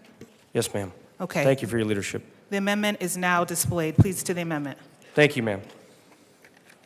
As a demonstration of proper and courtesy and procedure, I think we should always offer the amendments to the bill sponsors so they have an opportunity to read them also as they're displayed, because it does take time to digest these things and understand them, and oftentimes some of the best work gets done right here on second reading.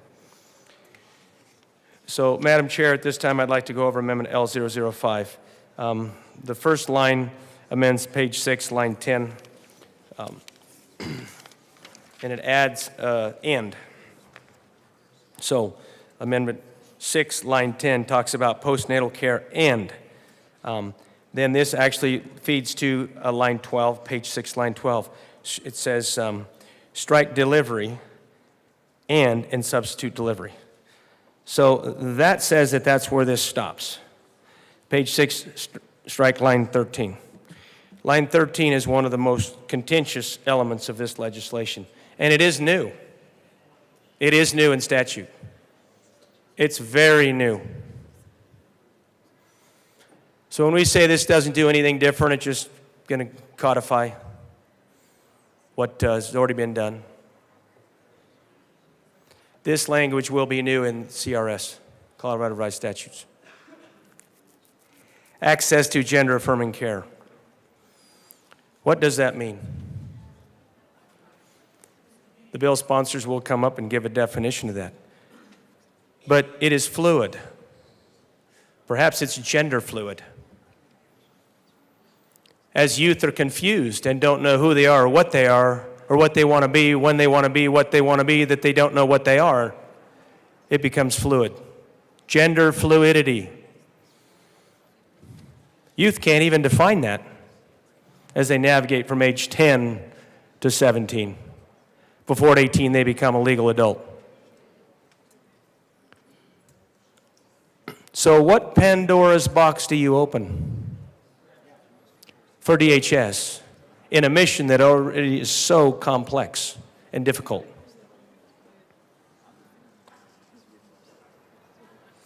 That's the basis of this amendment. I ask for an aye vote. Is there any discussion on L5? Representative Joseph. Thank you, Madam Chair. We just wanted to add, we wanted to ask for no vote on this amendment, and gender affirming care is health care.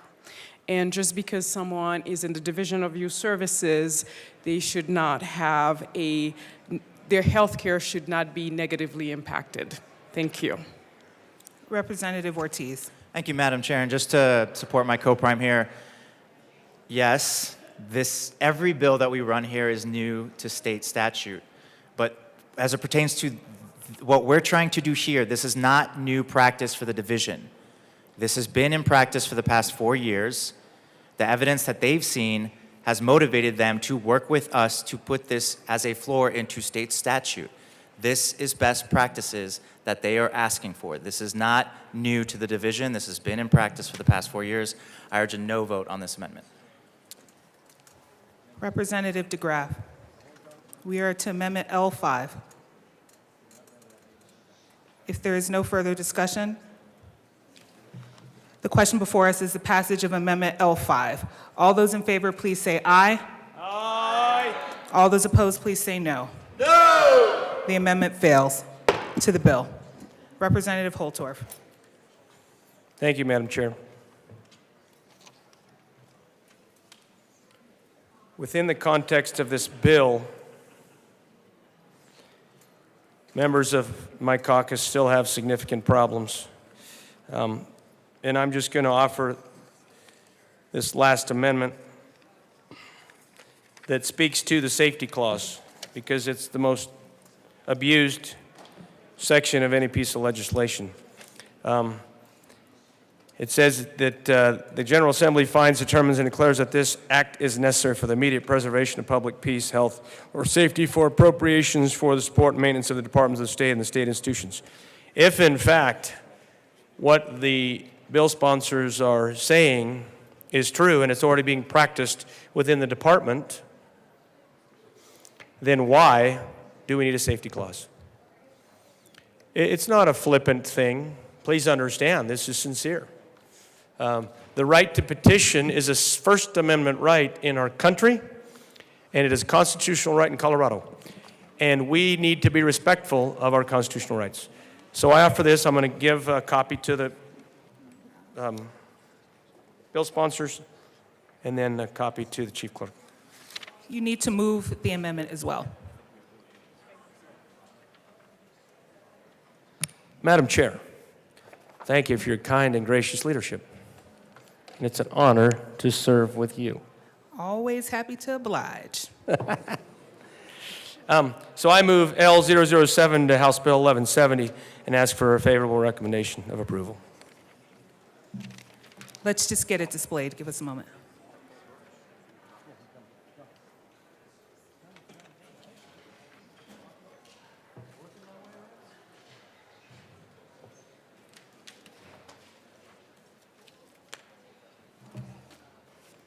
Okay, Representative Ortiz. Thank you, Madam Chair, and I want to thank my colleague for bringing this amendment forward. Folks, we're okay and we support the right for the people of Colorado to have their say in this. We're okay with this amendment, making sure we put it to petition clause, although I'll say that this is a safety issue, but this has already been in practice for 4 years. We definitely support this amendment. Thank you. Is there any further discussion on L7? Seeing none, the question before us is its passage. All those in favor, please say aye. Aye. All those opposed, please say no. The amendment passes. To the bill. Assistant Minority Leader Winter. Thank you, Madam Chair. Appreciate you. So I just have a couple questions going through the bill, and I'm sure you all will be able to answer them for me. On page 6, line 6, talks about the right to refuse the administration of any pharmaceutical product. We were talking earlier about the health care of these children. So, I mean, what about the juvenile that is either a danger to themselves or others or gravely ill? How does that work within this scope?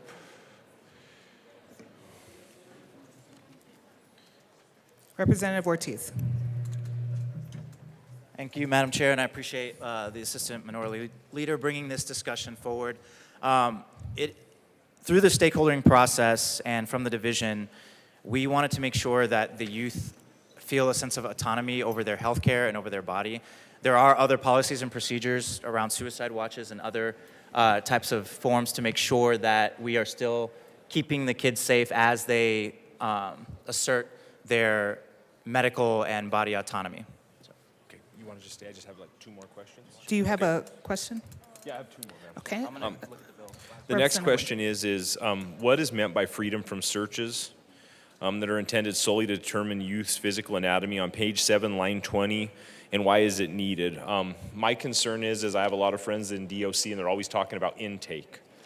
And I just wondering how that might affect the intake process.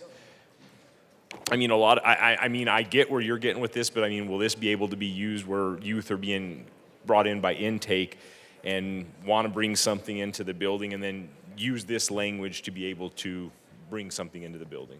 Representative Ortiz. Thank you, Madam Chair, and I appreciate Assistant Minority Leader bringing this forward again.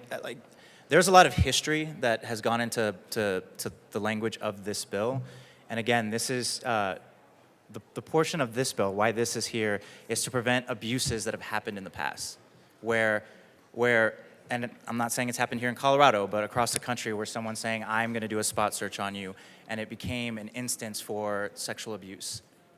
So that is what the purpose of this is here for. Okay, and I understand, but I mean... Representative Winter. I'm sorry. Go ahead. Madam Chair. So but in intake, they still have that ability, correct? On the intake to be able to search for weapons, contraband? Representative Ortiz. Thank you, Madam Chair. My understanding is no, it does not impact intake. Okay. Yeah. And then the last question I have... Representative Winter. Go ahead. Thank you, Madam Chair. When it talks about the clothing on page 7, line 24, I've never been in any type of juvenile detention. Doesn't everybody wear the same type of clothing like in a juvenile facility? Representative Ortiz. Thank you, Madam Chair, and thank you, Assistant Minority Leader. I think the most important part of that, too, is where it says that in accordance with youth's gender identity and ensure the youth's safety, dignity, and comfort. I think you got to take that whole line in context together. Okay. Thank you for the answers. Thank you. Is there any further discussion? Seeing none, the question before us is the passage of House Bill 1170. All those in favor, please say aye. Aye. All those opposed, please say no. No. The bill passes. Mr. Schiebel, please read the title to House Bill 1080. House Bill 1080 by Representative Parenti concerning requirements for youth sports personnel that improve the safety of the participants.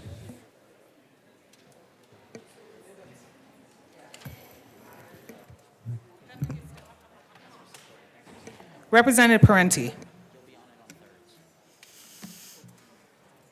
Thank you, Madam Chair. It's a pleasure to serve with you. And I know it's a pleasure to serve with me, too. She's busy.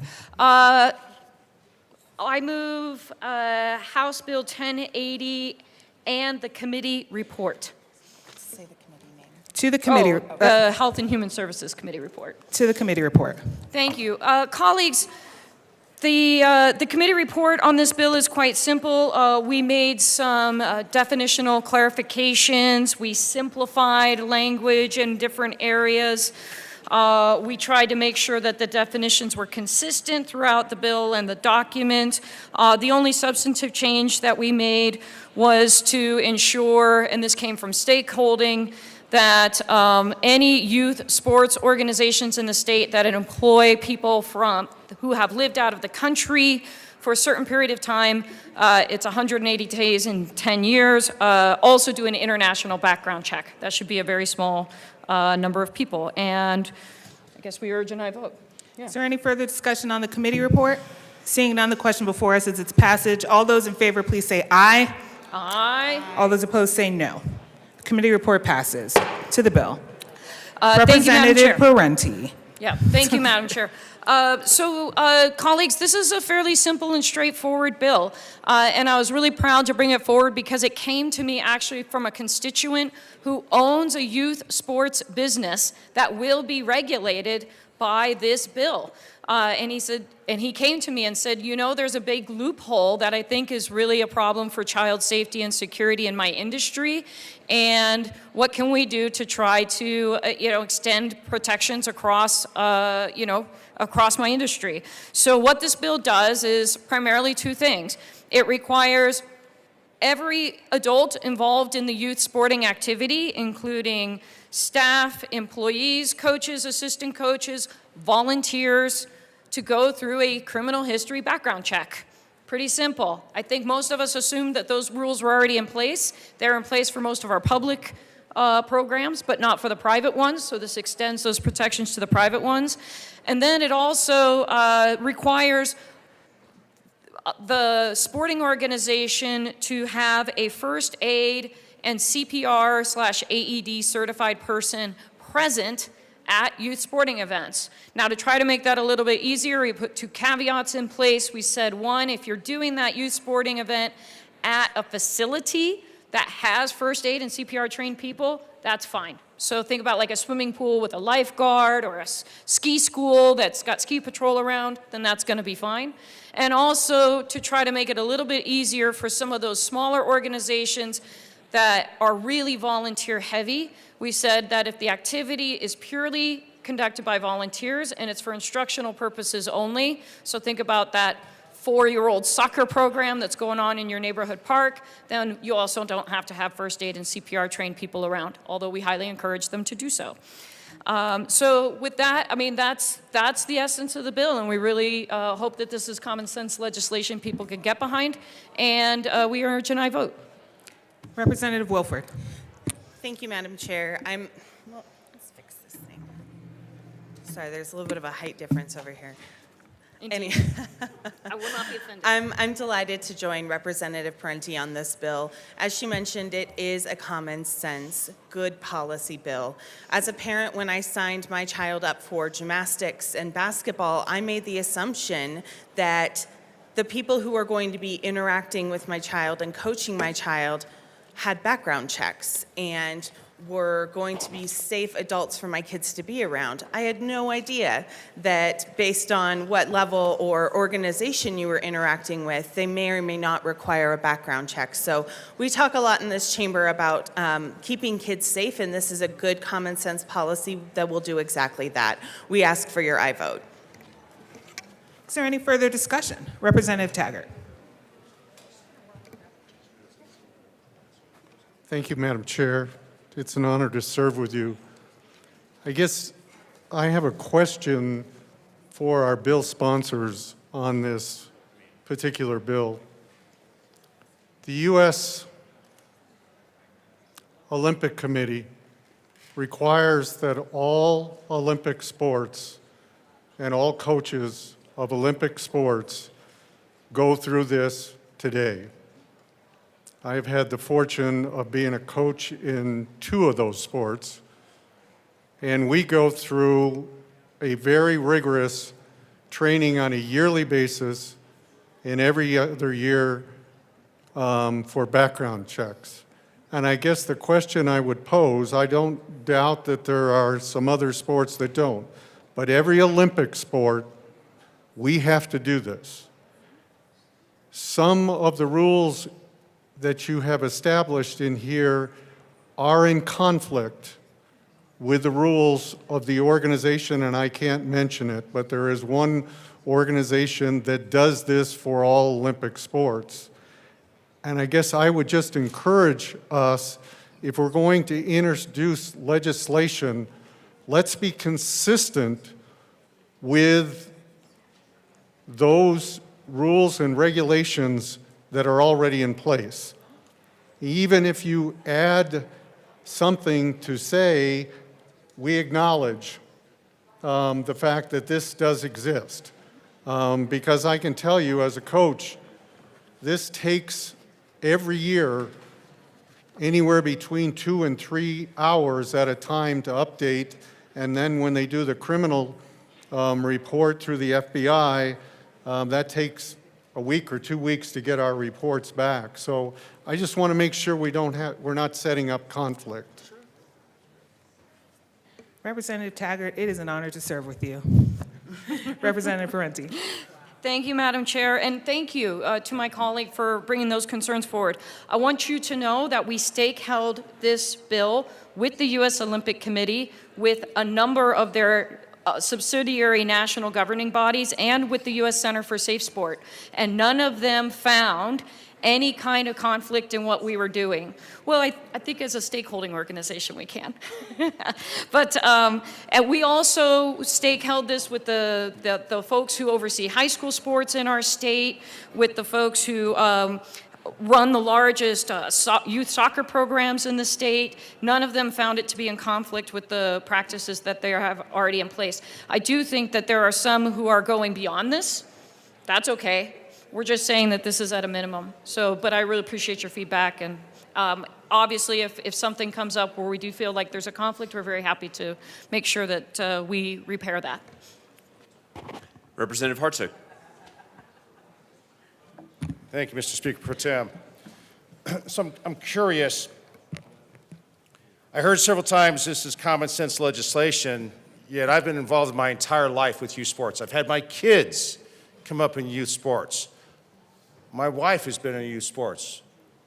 Every team, Parker Hawks down here, everything that we've been on has certified coaches, CPR, they have docs and medics with them. Everyone goes through a background check. I've been through a background check when I've been on kids' teams. Everything and every place I've ever been involved, these checks are done. Now, I guess from a common sense perspective, I would say as a parent, that's kind of your job. That's what we do as parents. I don't know of any organization, and maybe there's some that are out there, it doesn't mean there's not, but I've not seen it in the mainstream field of sports, from gymnastics, soccer, lacrosse, football, basketball. They all have checks, they all have background checks, they have medicals, they have docs on, they have kits, they have everything sitting there, tournaments. Sometimes if they're big enough, they have full medic teams sitting there. And often when they're all-day events, they have ambulances sitting outside. So from a common sense legislation, why are we going to impose more regulations out there and more costs on something that is already existing and working? I vote no. Thank you. Representative Wilford. Thank you very much, Mr. Chair, and I'm really glad to hear my colleagues speak about how important it is for people who are running sports programs to have background checks and to have the adequate support for our youth athletes. You know, as far as I'm concerned, I don't believe that this bill imposes any, new major regulations. To his point, this is an industry standard.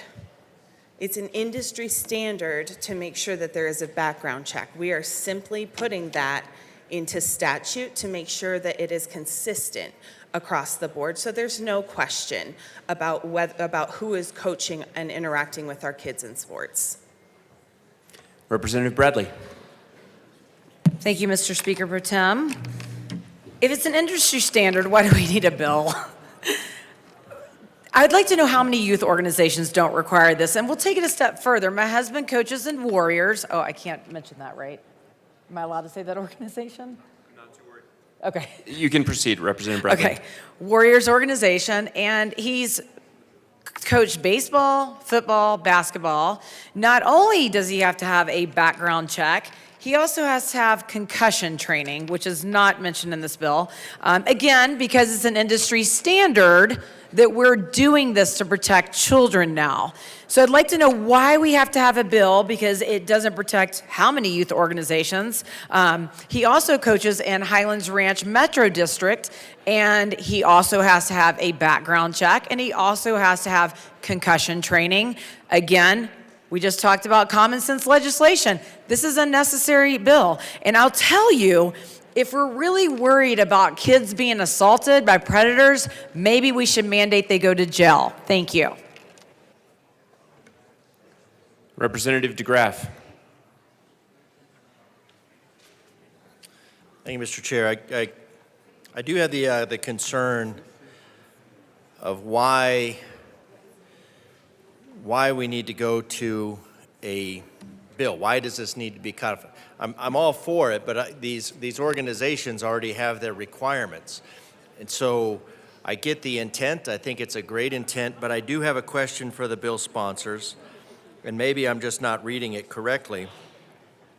But we're talking about private and public, but then youth activity this is on page 3, line 6. Youth activity means any organized athletic event, activity in which a majority of the participants are 18 years of age or younger.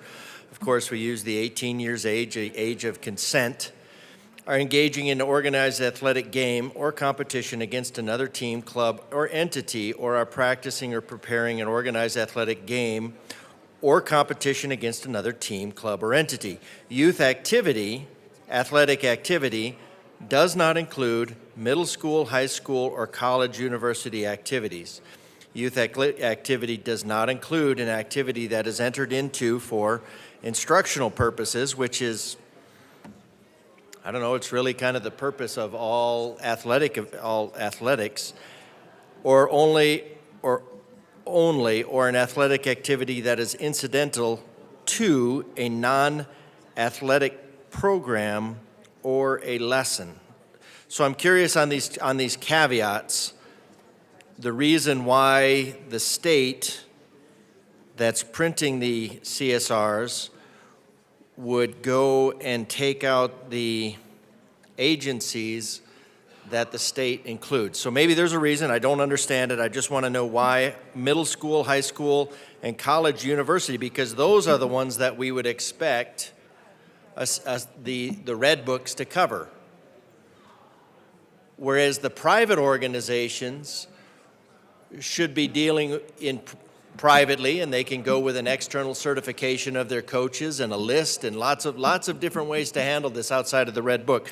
But the area that the red book should cover is specific, or appears to me to be specifically exempted. So I'd just like to ask the sponsors why those are exempted. Representative Parenti. Thank you, Mr. Chair, and thank you for the question. The reason that the definition in this bill specifically excludes any kind of education-based activities is because these rules are already in place for those activities, but they're in the education statutes.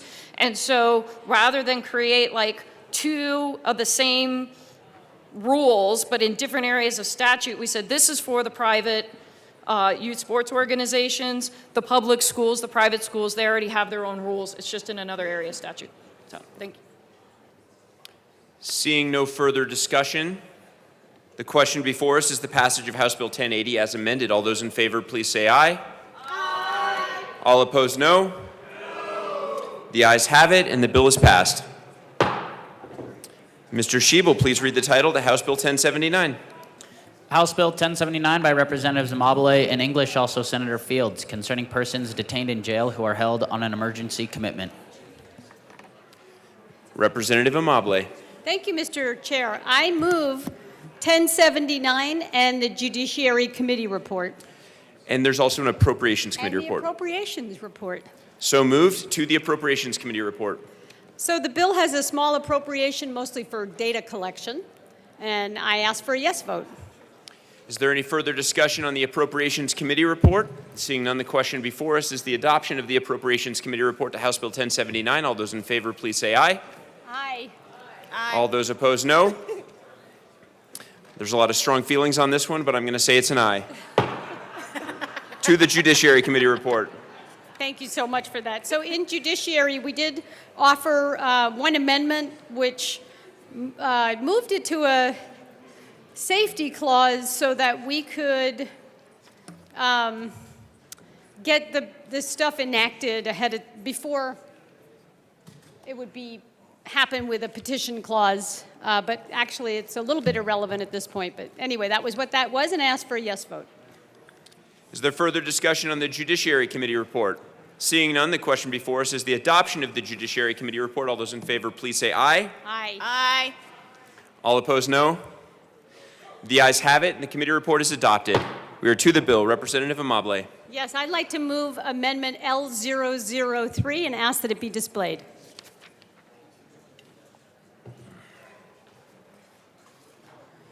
Thank you.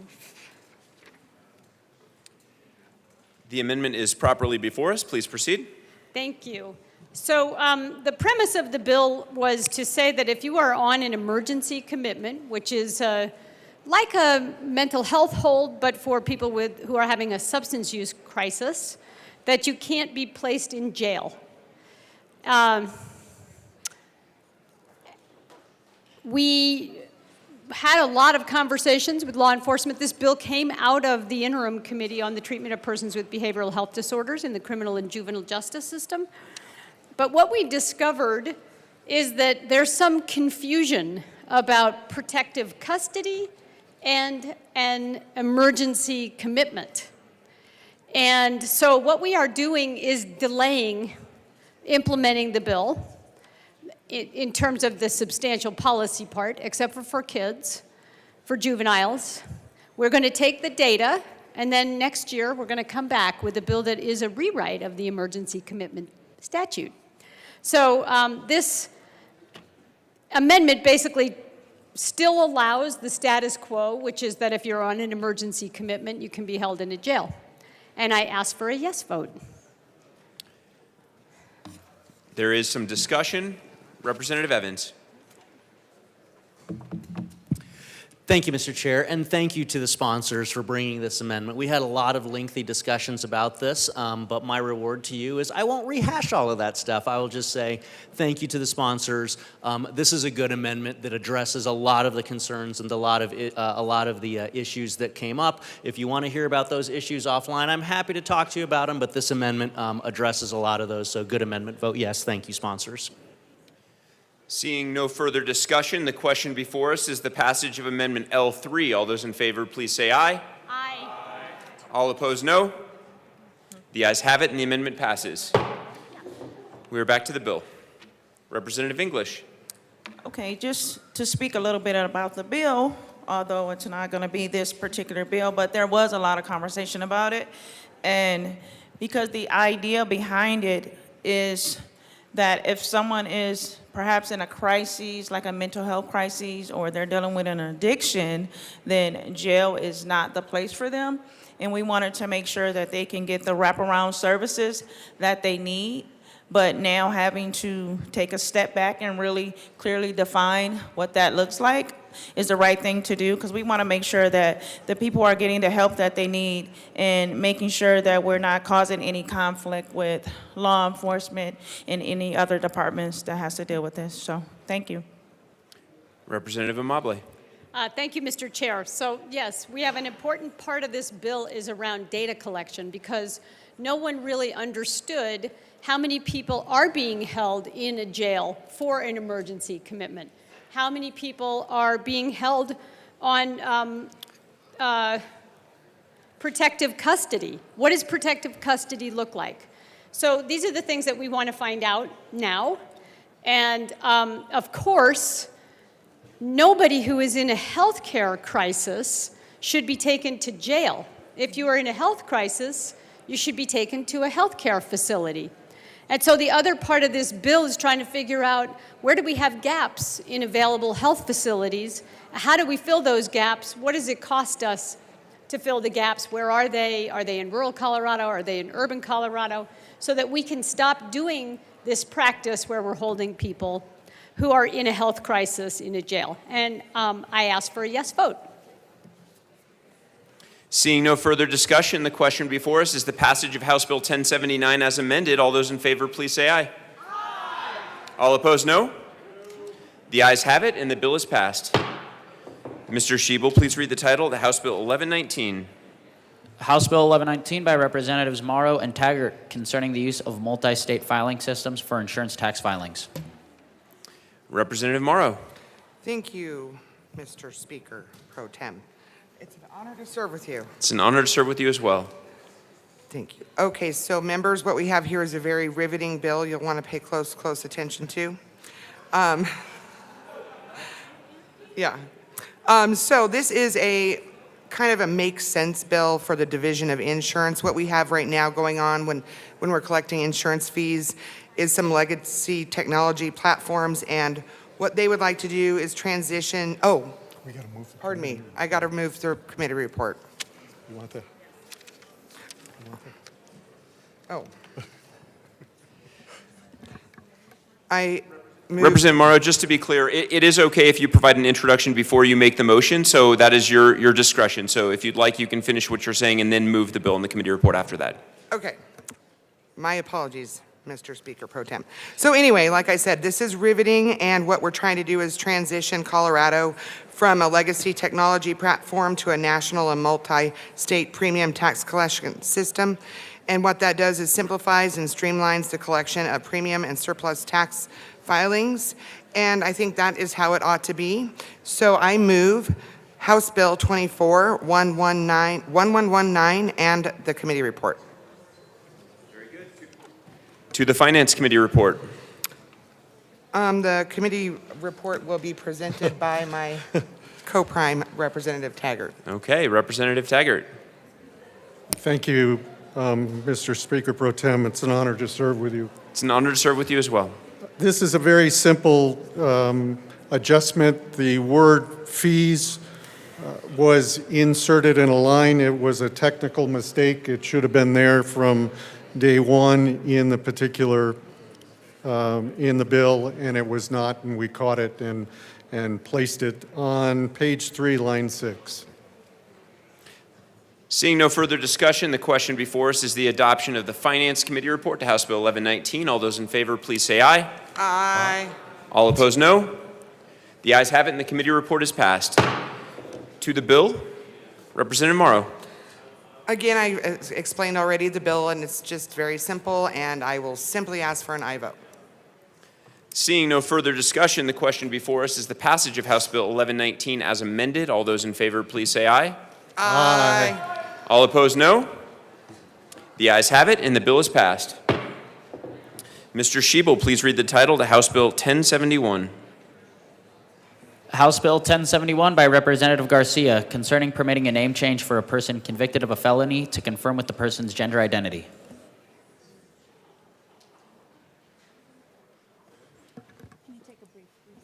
The committee will stand in a brief recess.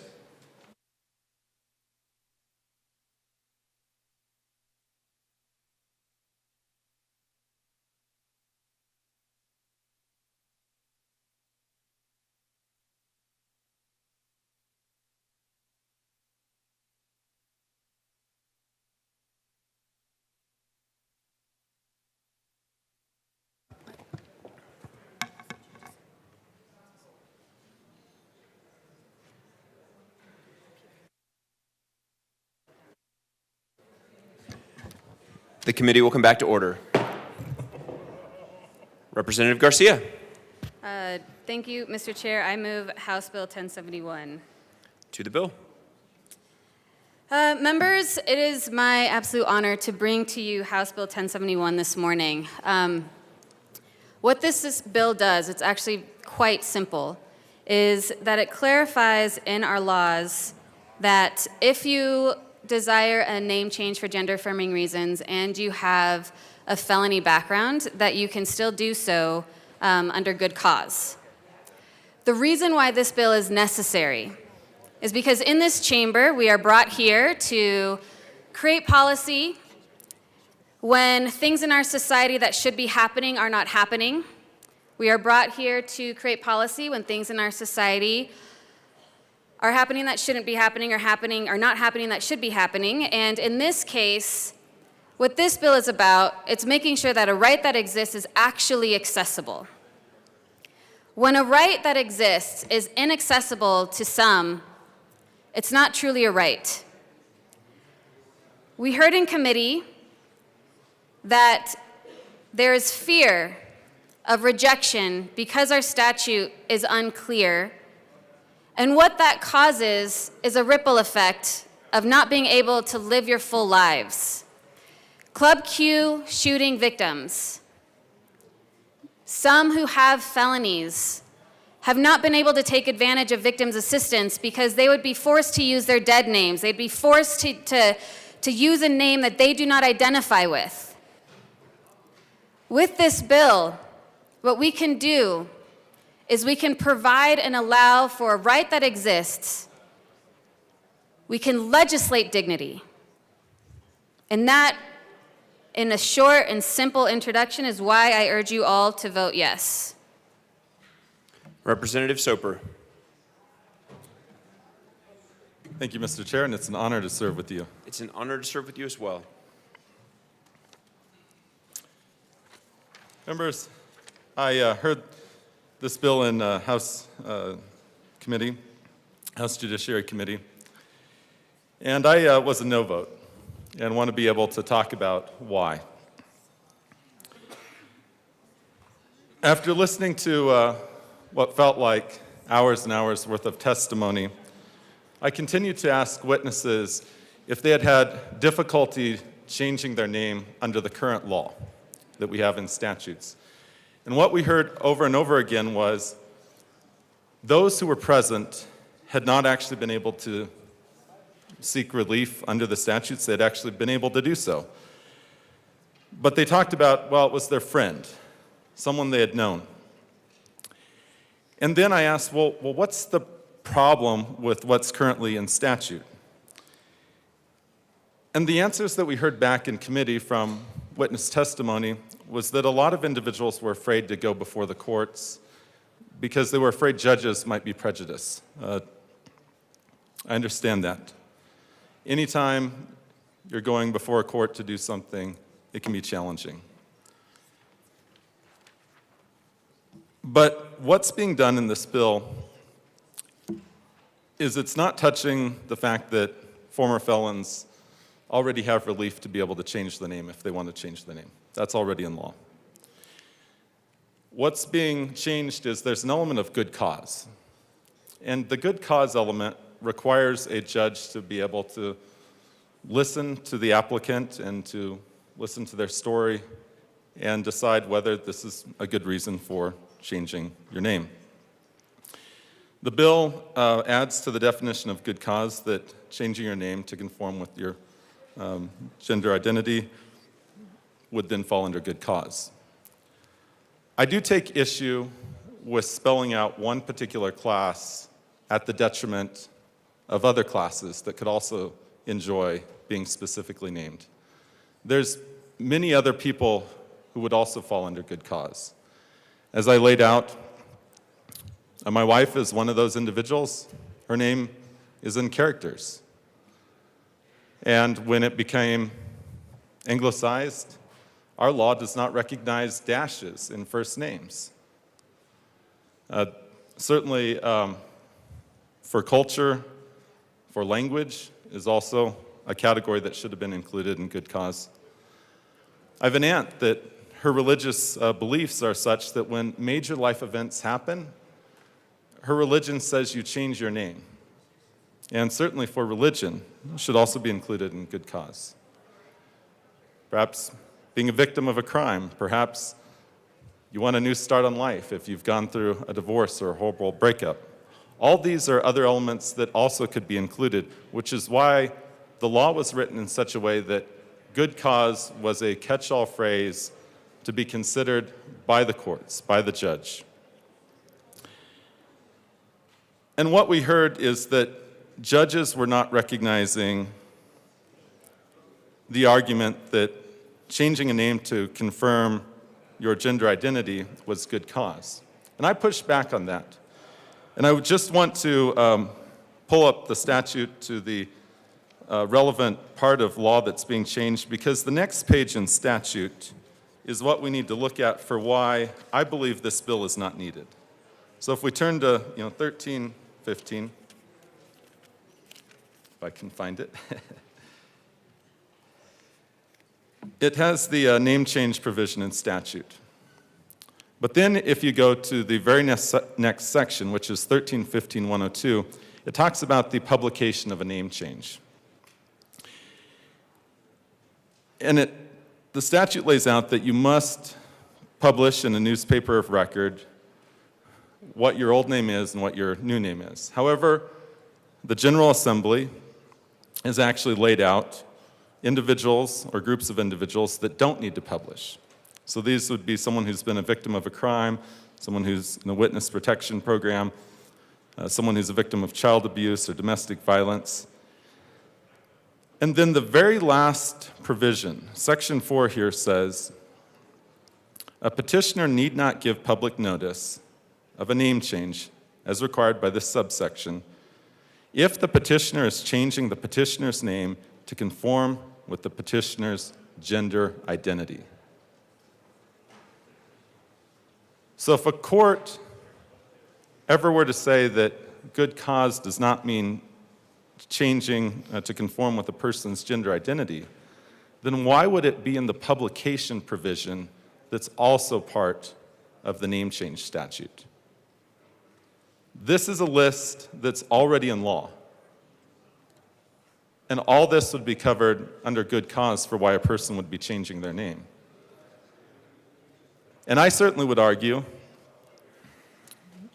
if I had a client who was changing their name to conform with their gender identity, and if they were denied on a good cause basis, that it was because the court was not recognizing changing to a gender identity, that there's already a provision in statute in the publication side that recognizes changing with gender identity, which means that this bill is not needed.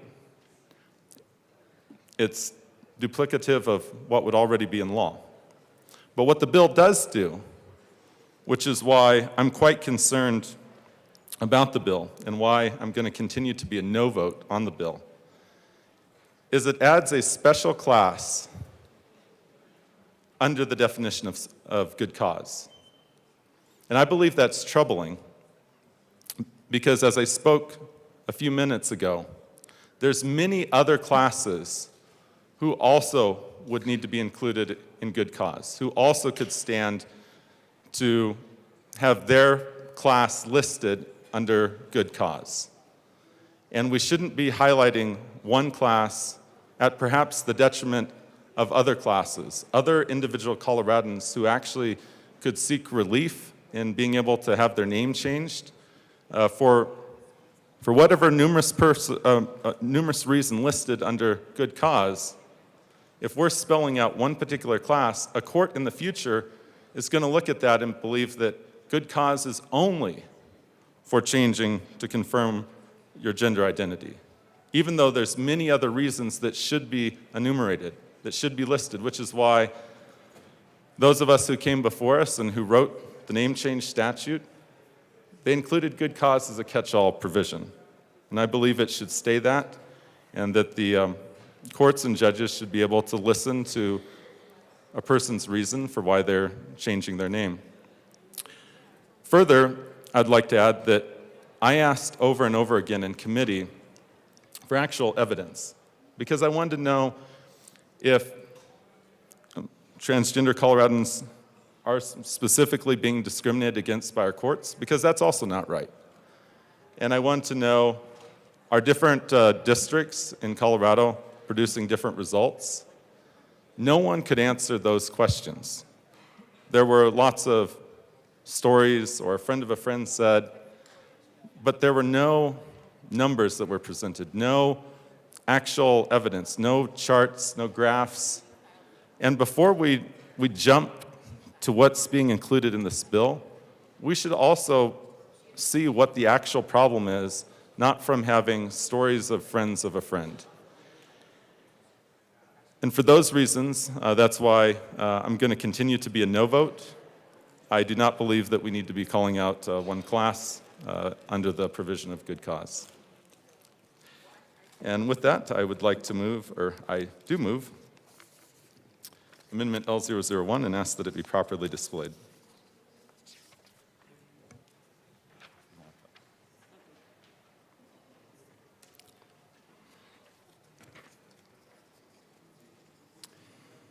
The amendment is properly before us. Please proceed. Thank you, Mr. Chair. So this amendment addresses all of my concerns. It ensures that It goes back to the way current statute is written by striking the enacting clause. And I would ask for a yes vote. Representative Garcia. Members, quite simply put, I urge you a no vote. Thank you. Is there further discussion on Amendment L1? Seeing none, the question before us is the passage of Amendment L1. All those in favor, please say aye. Aye. All opposed, no? No. The noes have it, and the amendment is lost. Is there further discussion on the bill? Representative Bottoms.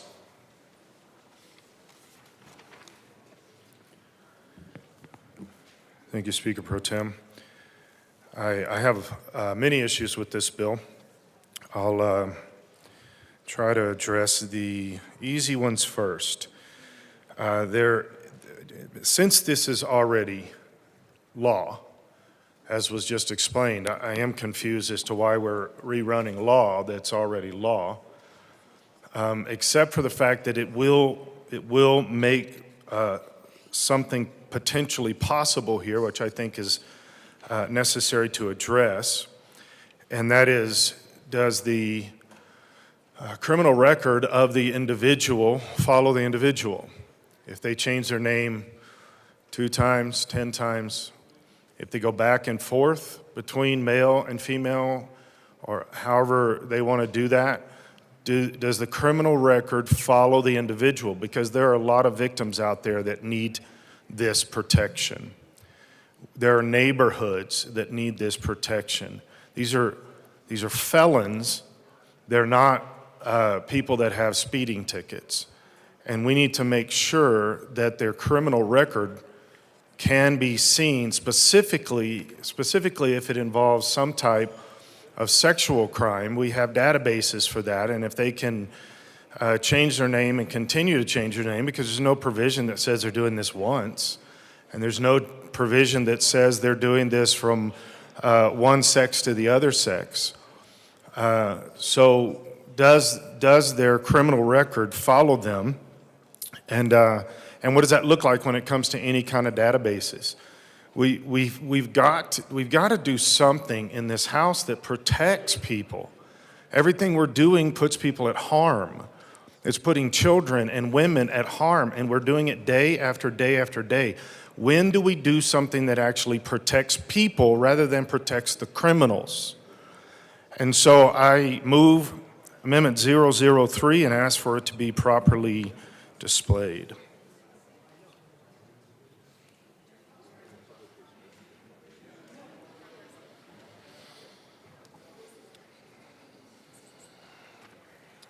The amendment is properly before us. Please proceed.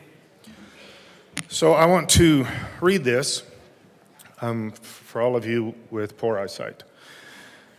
Publication of change. This is line 4. Public notice of a change of name shall be given at least 3 times within 21 days after the court orders publication pursuant to section 1315-101 1.5. The person changing the person's name shall cause, that's one of the changes, shall cause such public notice to be given in a newspaper published in the county in which the person resides, and here's another change, and in each county in which the person has a felony conviction for the previous 10 years. If no newspaper is published in that county, such notice shall be published in a newspaper in such county as the court directs. And then strike number 4. And then line 16, renumber succeeding section accordingly. This is purely, the only reason for this is purely to protect people. These are felons, and we're going to allow them to hide what they have done, and specifically be able to hide the fact that they could be sexual predators, and that's what their felony was. We have laws about this right now. Why would we allow this bill to make it possible for sexual predators to now hide? We already have laws on the books to keep that from happening. We have databases, we have registries to make sure that we are protecting children, protecting people, protecting women. And this bill will make it possible for somebody just to hide. I'm a felon, I change my name, change it 2 or 3 times, change whatever idea that I have, and then eventually it's lost. And even if there's somehow that's going to be in the database still, we're already using words like dead naming to make sure that we cannot bring up their original name. So if we are already using terminology, it's not legal terminology, it's not credible terminology, but if we're already using terminology that says dead naming, well, how are we going to ever hold somebody accountable for their felonies, their sexual predator background, if we can't use their name? There will be no outbursts from the gallery. We'll stand in a very brief recess.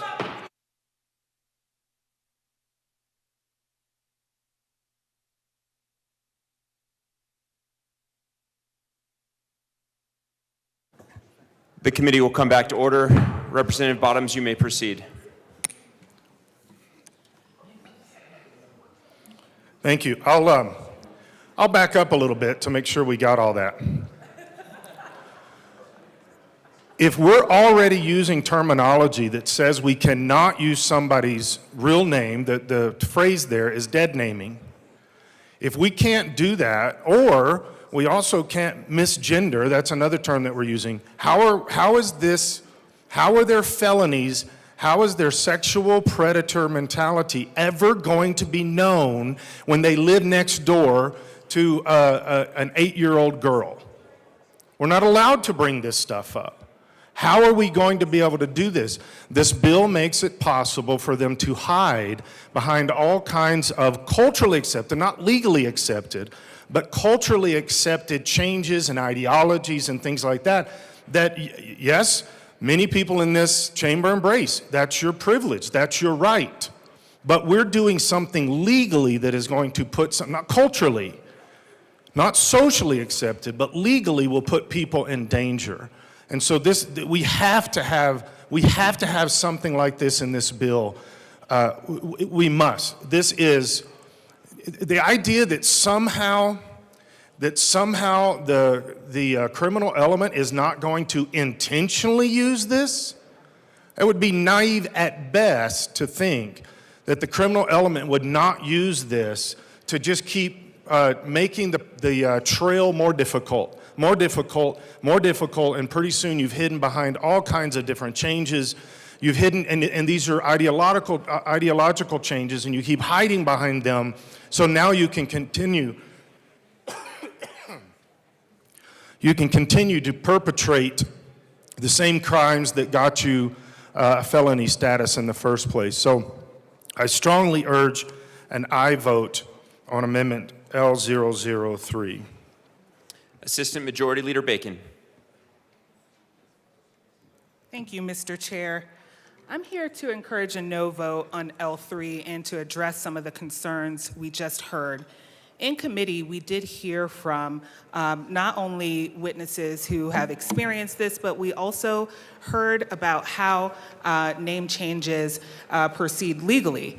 And so to the point, when someone changes their name, it has to be vetted first by multiple layers of law enforcement, including CBI. District attorneys are notified as well. And if a name change is deemed appropriate and moving forward, the previous name is listed also on the name in the record. So you will see formerly known as. And so if folks are still searching, particularly when it comes to criminal background checks, and even though we did have a reference here into former names, we just want to know that the practice out in community, when we refer to dead naming, which is derogatory, it just means to refer to someone as they have found their own self-determination to not only be called, but now we would say what their name is legally. But it doesn't mean that there's a complete erasure of their former name, and that is the case, you know, with a lot of name changing in this country. So for what it's worth, if people need to be found, given their previous name, the statute and the practices already provide for that, that this would not undo that. And again, that came from the testimony of folks in law enforcement. So again, I encourage a no vote, and the concerns as mentioned are actually already provided for by law. Thank you. Representative Bottoms. So to address this, I think I can cut to the meat of this pretty quick and see if what Representative Bacon actually said is true, okay? I will defer to the Speaker Pro Tem on whether or not I can do this and whether this is true. The nickname of this law is Tierra's Law. I'm going to read the issues of Tierra's name, names, and the criminal record of this. If this is okay, then I guess Representative Bacon is true, and this will follow all of this. Representative Bottoms, if you would like, we could briefly take a recess and discuss offline whether what you're interested in saying falls under the rules. Would that be of interest? Sure. Okay, we'll take a brief recess to talk about it.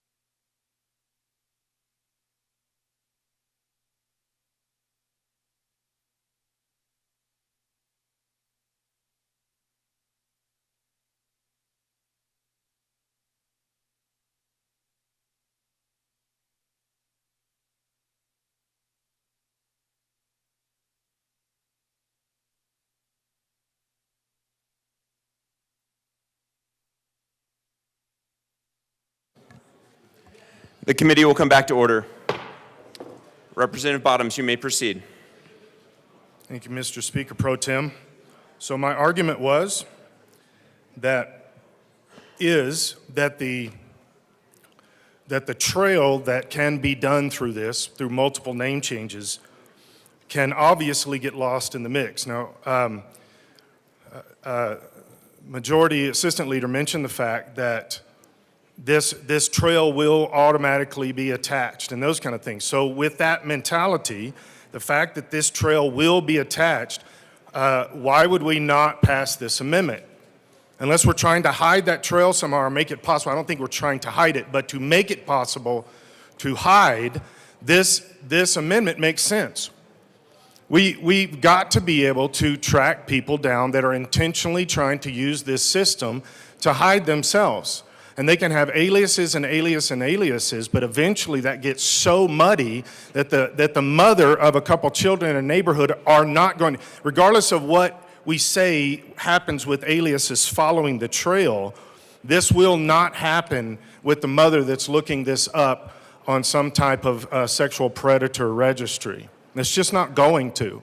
We're talking about the efficiency of the DMV here affecting these things. And so I strongly urge that we do something about this, that we make it possible for their criminal record to be immediately known, and therefore keep children and keep women specifically, but really everybody, keep them safe in this environment. So again, I strongly urge an aye vote to actually go along with and agree with what the Majority Assistant Leader said. Let's make sure this happens. If it's happening, good, but let's make sure that this happens. Representative Garcia. Were you going to speak to the amendment? Go. Representative Frizzell. Thank you, Mr. Chair. Members, I rise in support of this amendment. I think it makes good sense, and it provides a trail that will help ensure the safety and security of our citizens. But I actually think it's missing something. And I think it's missing notification of victims. Because if you have someone who is a felon, there is likely to be a victim or victims. And I don't know why we haven't addressed that here, but it's something that I think that we need to be aware of and talk about as we are talking about this bill. We need to keep the people who have suffered crime safe, and they deserve from this body the assurance that somebody who has done them harm can't just change their name once, twice, however many times it takes to achieve anonymity in our society.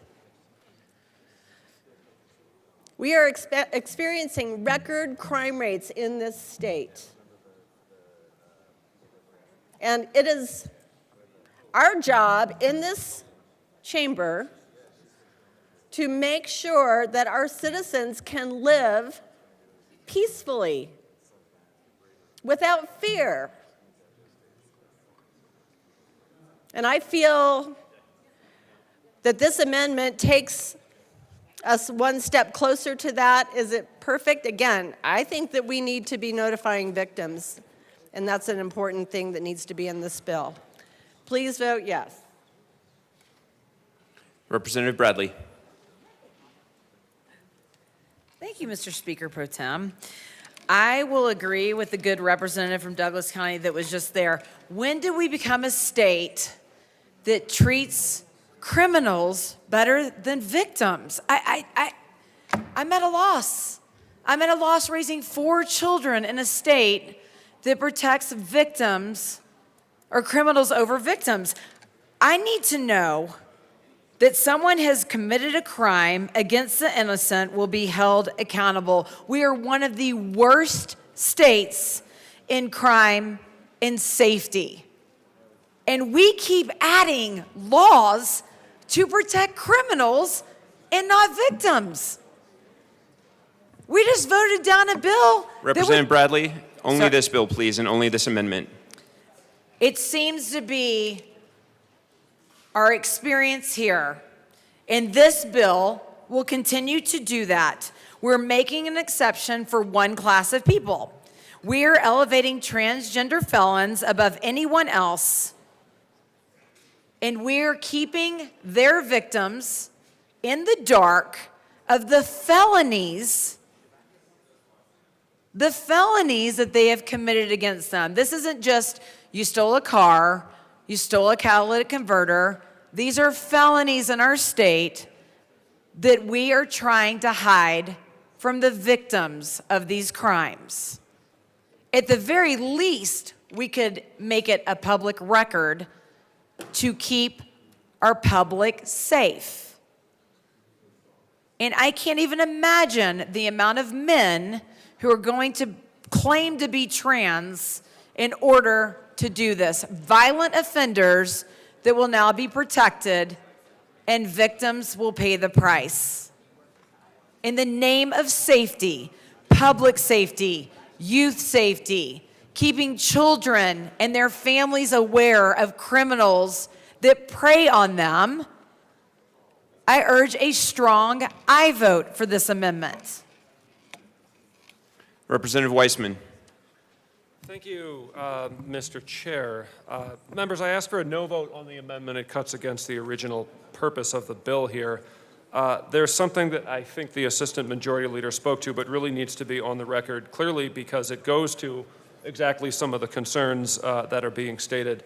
The general framework of the statute here is to lay out certain criteria, and then we get to subsection 3, which says notwithstanding provisions that otherwise exist, a petition may be granted for name change if somebody had prior involvement. Then there are a bunch of things that have to be met.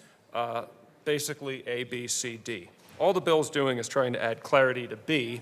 The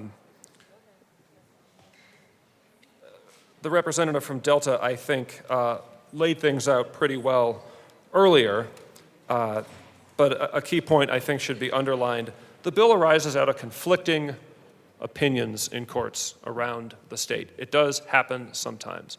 We have about 400 different judges. They're all human. They might reasonably read the same law, apply it in different ways.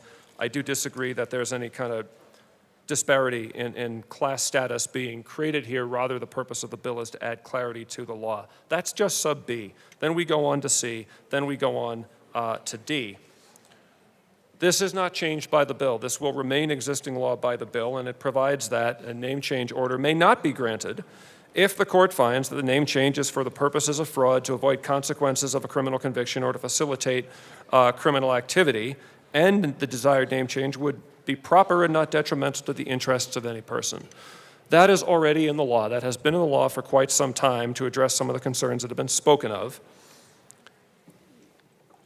This is going to govern before we even get here. This is publication of an order if one was granted. The point here is there's provisions in existing law to safeguard against an order being granted where a judge seated to exercise a constitutional function by our Constitution and our laws has found that it would be improper.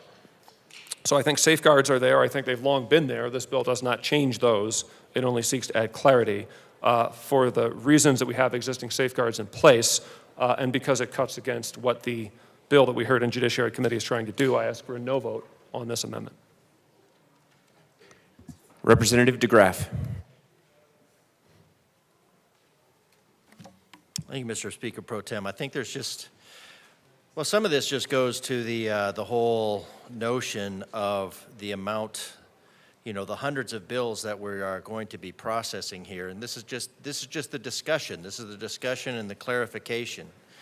It'd be nice to be able to do these without having to be rushed. People would be surprised at how many bills go through here. But anyways, my confusion for this, my concern about this is a level of what I would consider identity laundering. And with money laundering, the way it's done is it changes hands multiple times. It goes from one person to another organization, into something else. All legal, most likely. but eventually you lose track of it. And so I think we need to look at a couple different things about this with the amendment. That it is just trying, and since the sponsors are saying that it's not a threat to, it's just trying to ensure, from our standpoint, that public safety, that youth safety, that community safety, that those are all assured. And it's not like Colorado has the only law in this regard. If we look at, it's kind of an interesting publication that how to change your name in different places, different states.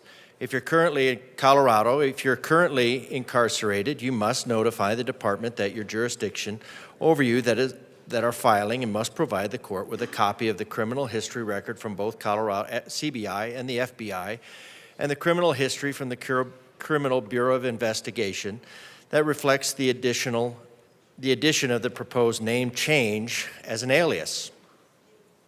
So it's doable. If you're not currently incarcerated, you will need fingerprinting and background checks through the FBI and the Colorado Bureau of Investigation. Your petition will be denied if you have a felony in any state or if adjudicated a juvenile delinquent for a charge that would constitute a felony if committed by an adult. However, the code does not list a way of changing your name with a felony if there is a good cause for the name change. See above footnote. This process is complex and would certainly require a lawyer. And then if you look at, but it's doable. It's already there. There's a process, and certainly it's not necessarily an easy process. And the reason that it would not be an easy process is because your name, the characters that are used that identify who you are, how society identifies who you are, making that change throughout the documents is a very complicated process and shouldn't be just done lightly. But there is a process. It does require a lawyer, especially if you have a felony. But what we want to avoid for the sake of public safety and youth safety and community safety is that we want to avoid the identity laundering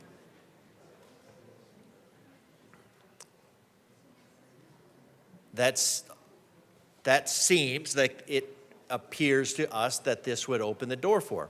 It's not a matter of stating intents, it's a matter of stating what it appears that this law would accomplish. And it would create a level of complexity outside of a system that we already have. So in order to make sure, to ensure, because we're here, yes, every individual in this state has rights, no matter, I mean, that's pretty clear. The all means all. But that all means also the rest of society. And they have the right to make sure that their rights are not violated. Especially, and what would a crime be if somebody has committed a felony or an assault? They have a history of violating somebody else's rights. And we have a process in place to help ensure that that person does not continually violate somebody's rights. And the name is one of those. And if you start changing identities or making it too easy to change identities, now the sponsors would say that this doesn't. Some would say it does. That's part of the debate of this bill. But we have a process in Colorado to do that. Now it doesn't take into account necessarily, as far as I can tell, it does allow for what it says, basically good reasons, but it doesn't carve out a special criteria because that's unconstitutional. The Constitution does not allow for creation of a special class of individuals. So we have a set of laws that applies to everybody. If you want to change your name in Colorado, there's a process to do it. If you want to change your name and you're incarcerated, there's a process to do it. There's a process to do it. A singular process to do it. If you want to change your name and you're outside of incarceration, there is a process by which to do it, by which all Coloradans do it. It's not discriminating. It's not discriminating against anybody on any characteristic, whatever they choose that characteristic to be. It is a process that applies to all Coloradans.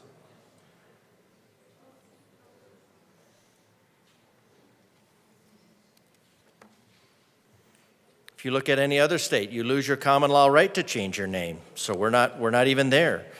You can file a petition while incarcerated. You must submit a supporting documentation to prove residency. There's a lot of restrictions. There are a lot of reasonable restrictions on changing your name in general.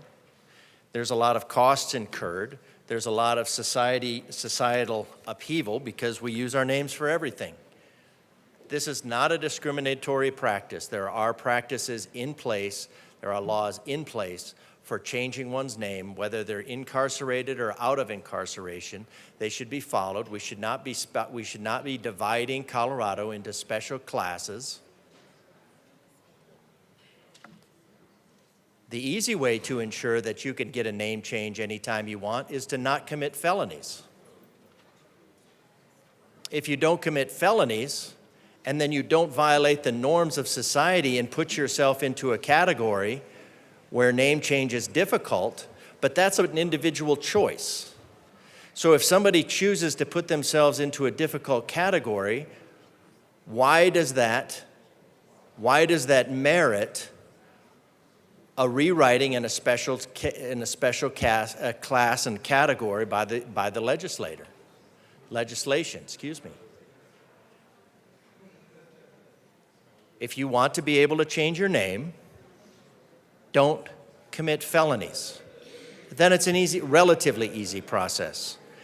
If you're going to commit felonies, then just understand that if you are going to violate the rights of others, if you're going to infringe on the safety and security and prosperity of others, then expect that you will probably have some difficulties.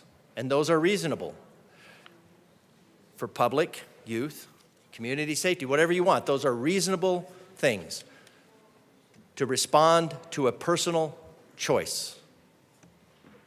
Don't commit felonies. The name change process is much easier. Go with that. Mr. Assistant Minority Leader Winter. Thank you, Mr. Speaker Pro Tem.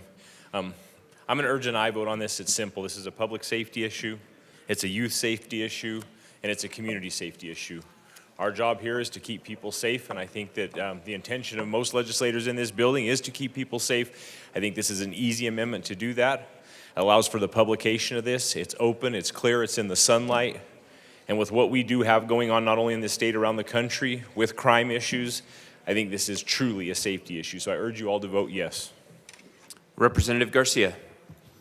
Thank you, Mr. Chair. I just want to remind this good body that we currently have a VRA requirement in our law. It's actually in the name change statute that requires anytime someone does solicit and receives a name change, they have to inform their district attorney, and their district attorney has to inform the victim. So there's nothing in here that would not make that happen, and it falls in line with ensuring that victims are informed and continue to be protected. Thank you. Representative Garcia. So vote no. Mr. Assistant Minority Leader Winter. Thank you, Mr. Speaker Pro Tem. My issue is not with the victims of the past crime, it's with what could be future victims by not knowing who is living next door to you. I mean, I think this is just a good amendment to be able to warn people of the possibilities. Representative Garcia. Thank you, Mr. Chair. I appreciate your concern for future victims, and I think that's an argument that we could have for anyone, whether any of us have actually been convicted of a crime or not. We really don't know who's living next door. I still urge a no vote. Seeing no further discussion, the question before us is the adoption of Amendment L3. All those in favor, please say aye. Aye. All opposed, no? No! The noes have it and the amendment fails. We're back to the bill. Is there further discussion? Representative Soper. Thank you, Mr. Chair. I move Amendment L012 and ask that it be properly displayed.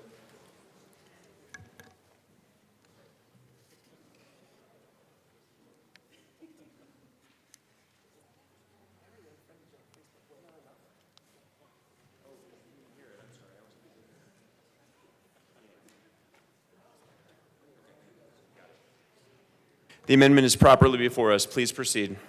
Thank you, Mr. Chair. So what this amendment does is it talks about the area of the publication statute, and there's a whole list of exceptions.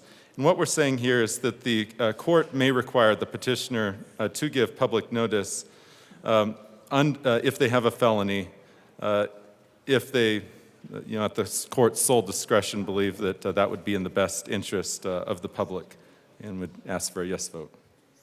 Representative Garcia. Mr. Speaker, thank you. And I want to thank the good colleague from Delta who worked with me and gave time with our incredible coalition to come to an agreement that we do support this amendment, and we urge you to vote yes. Thank you. Appreciate it. Is there further discussion on the amendment? Seeing none, the question before us is the adoption of Amendment L12. All those in favor, please say aye. Aye. All opposed, no. The ayes have it, and the amendment passes. Is there further discussion on the bill? Seeing no further discussion on the bill, the question before us is the passage of House Bill 1071 as amended. All those in favor, please say aye. Aye. All opposed, no. No. The ayes have it, and the bill is passed. Majority Leader Duran. Thank you, Mr. Speaker Pro Tem. I move to proceed out of order for the consideration of House Bill 1044. Seeing no objection, we will proceed out of order as requested by the Majority Leader. Mr. Schiebel, please read the title to House Bill 1044. House Bill 1044 by Representatives Hamrick and Taggart, also Senator Hansen, concerning the Public Employees Retirement Association's limitations on employment after retirement for public school employers.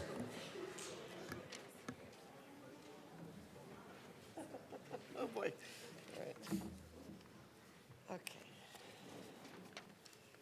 So, You want to start? Representative Hamrick. Thank you, Mr. Chair. I move House Bill 24-1044 and the Finance Committee report. It does not appear there is a Finance Committee report, so I will just direct you to the bill. Thank you. Today I present to you House Bill 24-1044, a critical bill aimed at addressing the pressing issue of school district staff shortages across our state, a problem that has significantly impacted the ability of our schools to continue to deliver the quality of education and outstanding operational capabilities that our students need and deserve. This bill is a bipartisan bill which came out of the Pension Commission this fall and as a result of active stakeholding between CASE and CASB. The problem, our school districts are struggling with staffing, and with limited exceptions, current law limits the number of retirees. We have seen this with educators, bus drivers, special service providers, food service providers, custodial staff, etc. Districts right here in the metro area are seeing bus driver shortages so critical that bus routes are routinely canceled, adding yet another barrier to school attendance and likely contributing to chronic absenteeism. One of the most salient needs for our students is nutrition, and nutritional service providers have also become roles that are difficult to fill. This situation has deteriorated compared to previous years, with a notable increase in the number of unfilled positions across the board.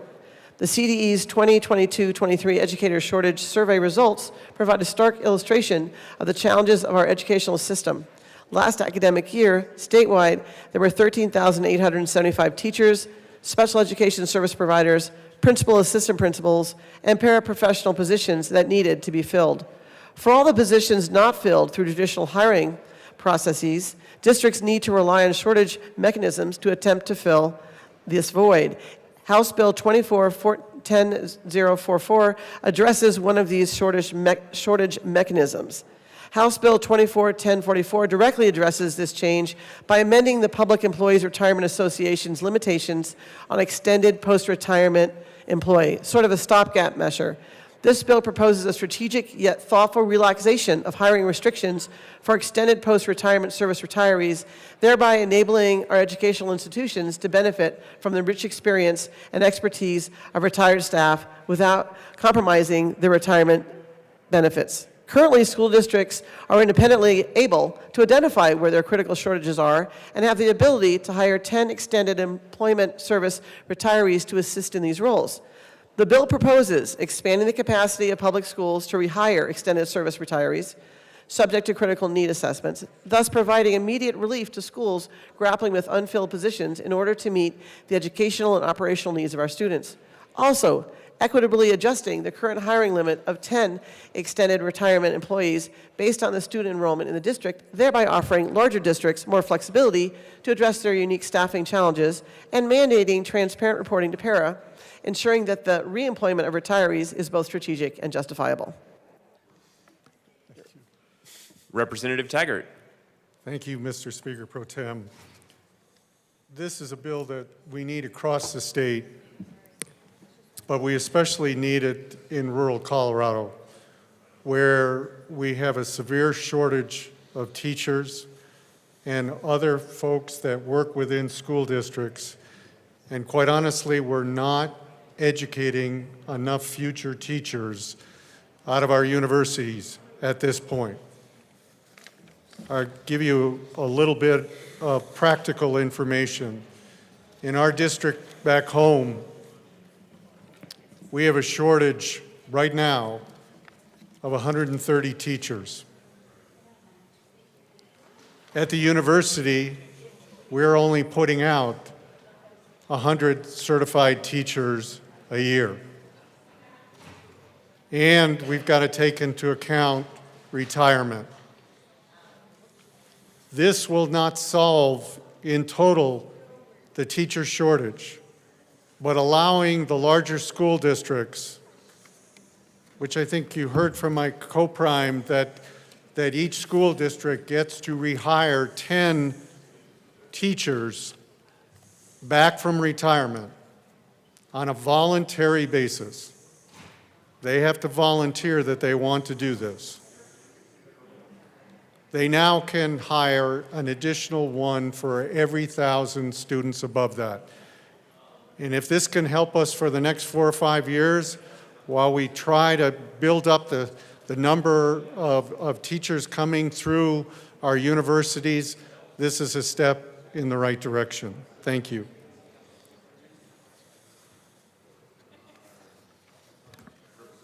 Representative Hamrick.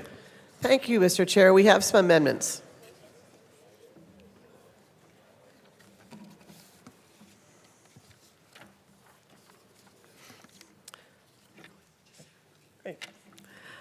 I move Amendment L001 and ask that it be properly displayed.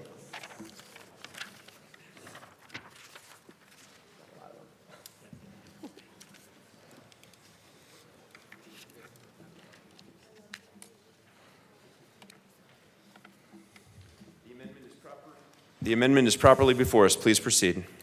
Thank you, Mr. Chair. These amendments, we have 3, are part of the ongoing amendment process and continuing cooperation between the Colorado Association of School Executives and PARA.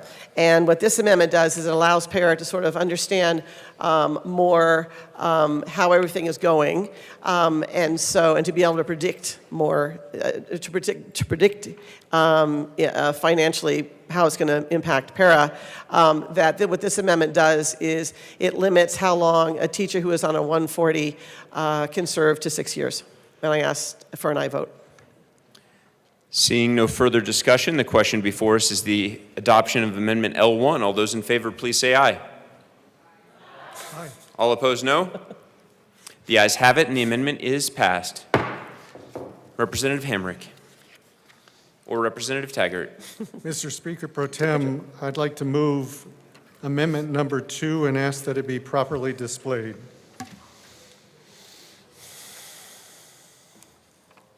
Please proceed. Amendment number 2 just lists out and combines all the reporting requirements, both from PARA to the financial committees of both the House and Senate, as well as a reporting mechanism for the school districts, whether they're large and urban, whether they're rural, or whether it's BOCES, that they report to PARA, the association, which then makes a report on to our committees. And I ask for an aye vote on this amendment. Seeing no further discussion, the question before us is the adoption of Amendment L2 to House Bill 1044. All those in favor, please say aye. Aye. All opposed, no. The ayes have it, and the amendment is adopted. Representative Taggart. Mr. Speaker Pro Tem, the last amendment on this particular bill, Amendment number 3, and I move this amendment along with asking it to be properly displayed.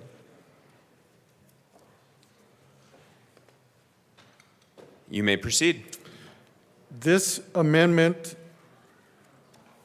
assists the second amendment from the standpoint there is a statute on rural schools when it comes to reporting, and this just strictly scratches that old statute and replaces it with the language that's in Amendment 2. Seeing no further discussion, the question before us is the passage of Amendment L3. All those in favor, please say aye. Aye. All opposed, no. The ayes have it, and the amendment is passed. Representative Hamrick. Thank you, Mr. Chair. Simply put, our schools, our districts, they need this flexibility to continue to keep classrooms open and our kids supported and educated. So again, we've worked very close with Para and CASE. It is a bipartisan bill that came from our pension commission, and we ask for an aye vote. Seeing no further discussion, the question, Representative Marshall.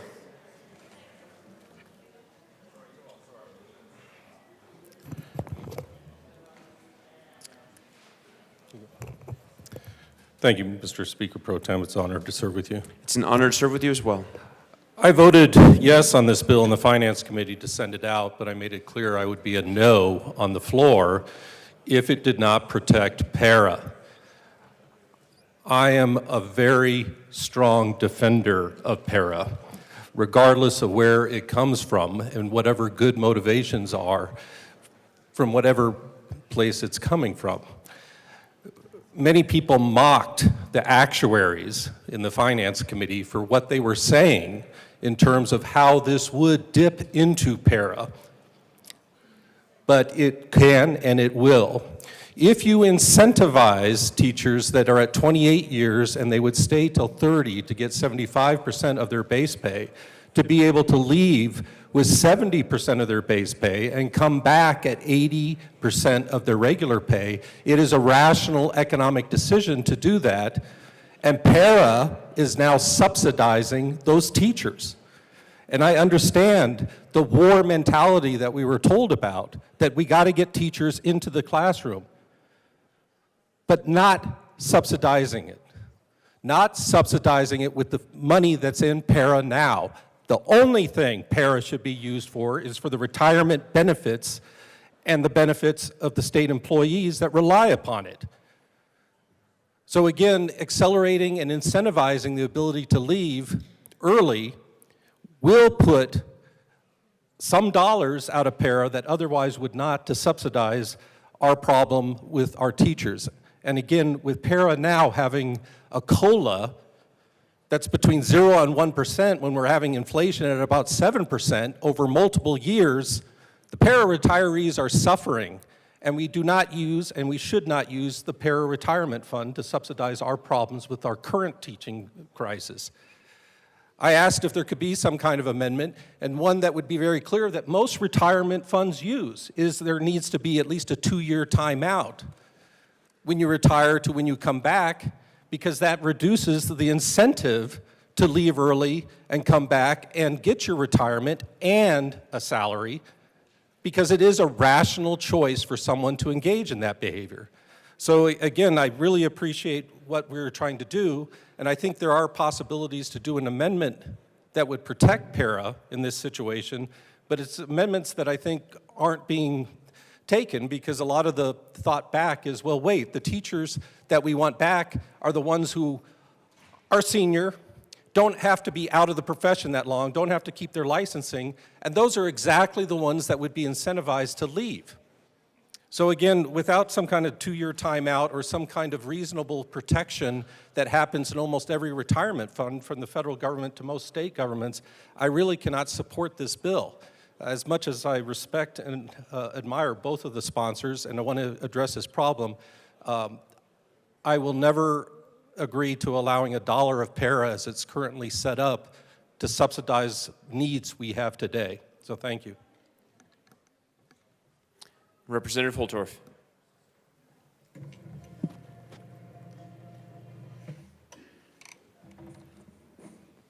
Thank you, Mr. Speaker Pro Tem.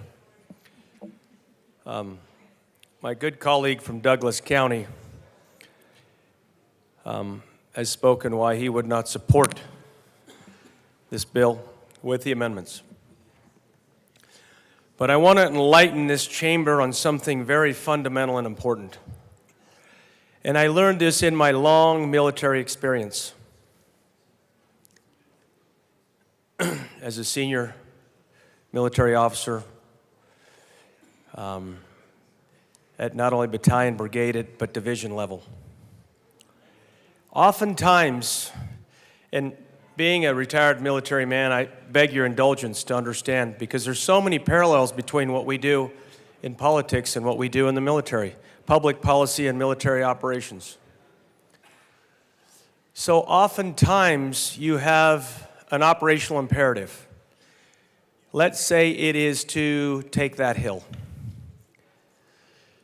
Let's correlate that to teaching. Our operational imperative is to have teachers in the classrooms. Now, some of you have already figured out where I'm going. But then, the logistician will say, well, we don't have enough transport to get the troops to the staging area.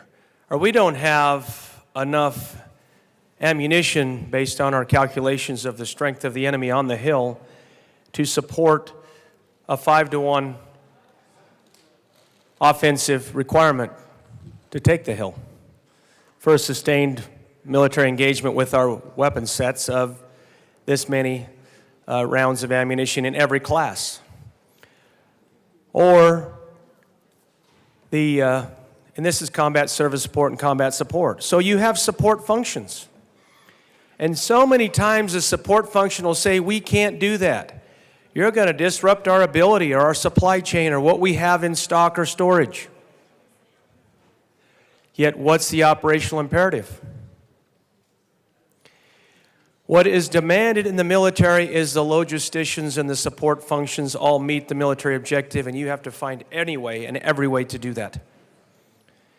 With respect to para, and I'm so frustrated as I've served half a decade in this chamber, para is a support function. Para in and of itself is not an operational imperative. Para support the requirements of teachers to teach in this state, no matter what age, no matter what situation. And para, yes, you're going to have to figure it out, and the state legislature will try to help you. And yes, we will work on paying down the BS factor, and yes, you're going to have to lose some of your capital reserves in the process. So be it. Take care of the operational imperative, which is teaching children to grow up to be productive adults. Para. I'm so tired of para lobbying and saying, we can't do this, don't do that. You're going to break the piggy bank. You know how many times we've broken the piggy bank and had to glue it back together? What is the operational imperative? To teach kids and fill those classrooms. And also with respect to this support function in education, which is administrations, supervision, teaching. We have a teacher crisis. How many of you are teachers in this chamber? I taught for the Command and General Staff College as a reserve adjunct faculty. There's one that taught for the Air Force Academy, ma'am. She taught for, I think, high school. 30 years. The operational imperative is to get our schools with the most staff members we can get and the teachers with the most teachers in the classroom. Everything else is a support function. So no, I'm not going to protect para. I'm going to say, para, we're moving forward. We're going to take that hill, and you're going to have to support that operational imperative. And that's it. And if your reserves go down to where you're scared or nervous about it, then we're going to have to figure out how we can supplement or what we can do. in that journey. But you may not be so comfortable as your actuaries and your statisticians and everybody's playing with all the money that you have in your big piggy bank. You may get a little nervous. You may have to actually go below some of those reserves that you wanted. Now, Mr. Speaker Pro Tem, I know you don't want me to hear me talk about this very much longer, so I'm going to do everybody a favor. I'm going to close with one last comment. I served on many boards in my life. I've served in many committees and many boards, and I've had, in so many cases, I've watched these entities and organizations say, we have to have this huge treasury. We have to have all this money. And they think they're measuring success by building their book and creating more money. Yes, ma'am. Thank you very much, ma'am. I will comply, ma'am. Thank you. Where's the minority leader at? Dang. Yes, ma'am. I'm going to wrap this up real fast. I have in every case, and every time I was on a board or in a leadership position, I said, you get no benefit from building this treasury. That is no measure of success. When you talk about all the money you have in your organization, your measure of success is how much money you get out to serve your customer, your constituent, or whatever you're trying to do. And if you're not comfortable with the amount of money you have, then guess what? You're in my business. It's called agriculture.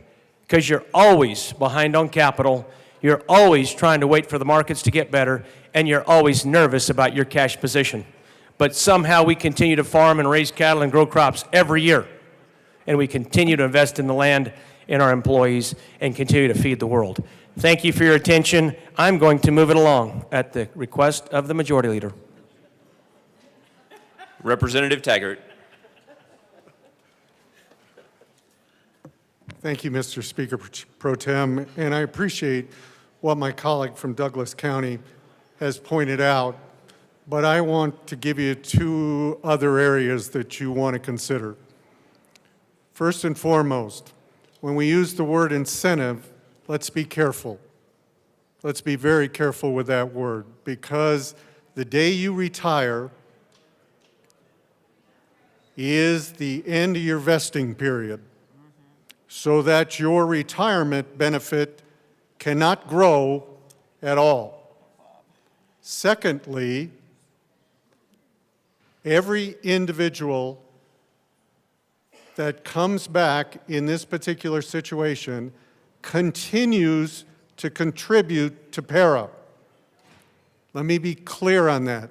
They continue to contribute to PARA, yet their benefit does not increase $1.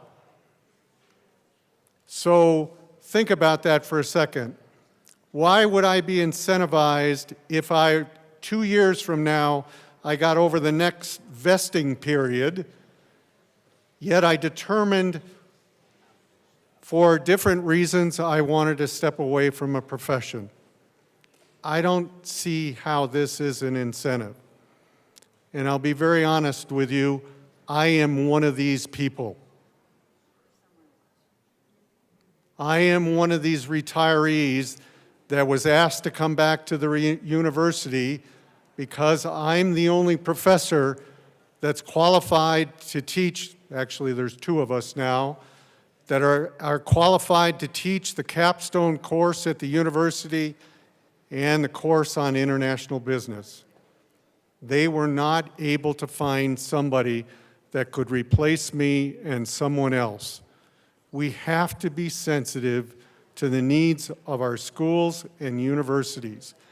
And I do not believe, I believe everybody that will consider doing this are ethical people that are not looking at this as an incentive. Thank you. Seeing no further discussion, the question before us is the passage of House Bill 1044 as amended. All those in favor, please say aye. Aye. All opposed, no. The ayes have it, and the bill is passed. Majority Leader Duran. Thank you, Mr. Speaker Pro Tem. I move to rise, report, and beg to sit again. Seeing no objection, the committee will rise, report, and ask leave to sit again.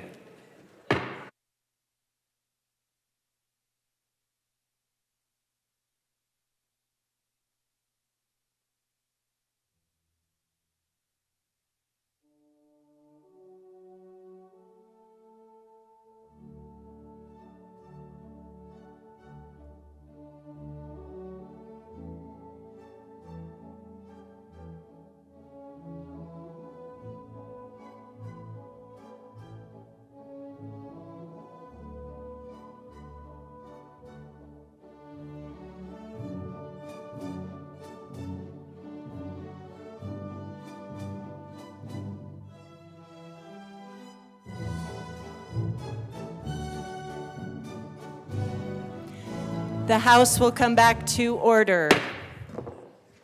Members, similar to last week, there are committees that need to meet this afternoon, and so we are formally excusing Representative Lindstedt for Capitol Building Advisory Committee and Representative Frizzell and Speaker Pro Tem DeGree Kennedy for the Property Tax Commission. They will be meeting this afternoon.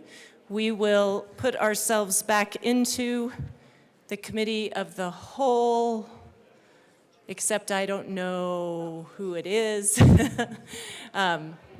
Thank you, Mr. Schiebel, for recording that attendance. Representative Weissman.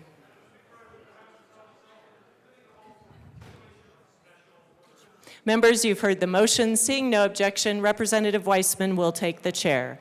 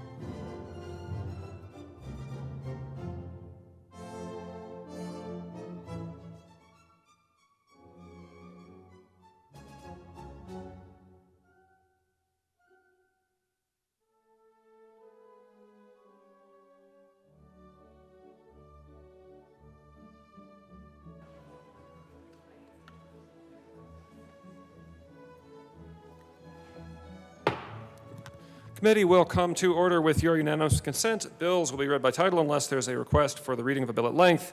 Committee reports are printed and in your bill folders. Floor amendments will be shown up here on the screen as well as on your iPads. Bills will be laid over upon motion of the Majority Leader or Assistant Majority Leader. The coat rule continues to be relaxed. Now, Mr. Schiebel, kindly read the title of House Bill 1039. House Bill 1039 by Representative Vigil, also Senator Winter F. and Marchman, concerning non-legal name changes for students in schools. Representative Titone. Thank you, Mr. Chair. I move House Bill 1039 and the Education Committee report. Thank you. To the committee report. All right, well, the committee report is the bill. So we're just going to talk about the bill in this committee report part here. And I just wanted to make a point about what's in a name, right? We've been talking about names a lot recently with the bill previously, a couple bills ago. That name is very personal to a person, and you should be able to have a name that fits you and is respected to that person. when you walk into a place and somebody calls you by the name, if you get married and you get your name changed and you have that, it's a sense of pride to have a name that fits you. That's what this bill is really about. It's about having kids, especially trans kids, who go into a school and they haven't gotten a legal name change, but they want to be called by the name that they have selected. And this bill would give them the opportunity to have that name appear in all the different places where they may be called on a roster, things like that. So that way, the name they don't want to be called anymore doesn't come up, and it doesn't cause them pain and anguish for having to hear that name. That's what this bill is in a nutshell. So it's about the respect of the student. It's about that student being called the name that they want. It's pretty simple. This bill was brought to us by the Colorado Youth Advisory Council. This was a bill that was brought by students, for students, and they brought it to us to present to you all today and to have it made into law. So that way they could help their fellow students. This is teaching students about government and teaching kids about how they can get involved in this process that we do. This is a great relationship that we have with this Youth Advisory Council. So we're going to go into some details about how the bill has changed since the committee, and it had a significant change to it. But it still has the same intention of making sure that the kids that are in the classrooms are respected for the name that they've selected for themselves, for their gender identity, and that's where I'm going to leave it there. Rep. Vigil. Thank you, Mr. Chair, and thank you, colleagues, for your attention on this bill today. As my colleague said, we did run a strike below amendment in committee, so the bill is quite new. We pared down a number of things on it, so I'll just give you some nuts and bolts things to start. So with the strike below, we kind of narrowed the bill down to like a couple of fairly simple concepts. One is that we're going to explicitly identify one's chosen name as part and parcel to their gender identity and expression, and so therefore they would be protected under non-discrimination law. And in so doing, we will compel schools to have a policy for how they achieve compliance with non-discrimination law. Nothing in this bill, there is existing federal law. If you don't know about it, it is it's a mouthful, so I have to go find it. It is the, God, why can't I find anything now? You guys are killing me. FERPA is the acronym. Nothing prevents a parent from obtaining records from kiddo's school. And if the name is on there, the name is on there. And I would encourage anyone whose child is going by a name other than what they have on their birth certificate, and it doesn't show up on those records because it's what they're called informally or just on an unofficial roster. It sounds like that might be a conversation to have at home.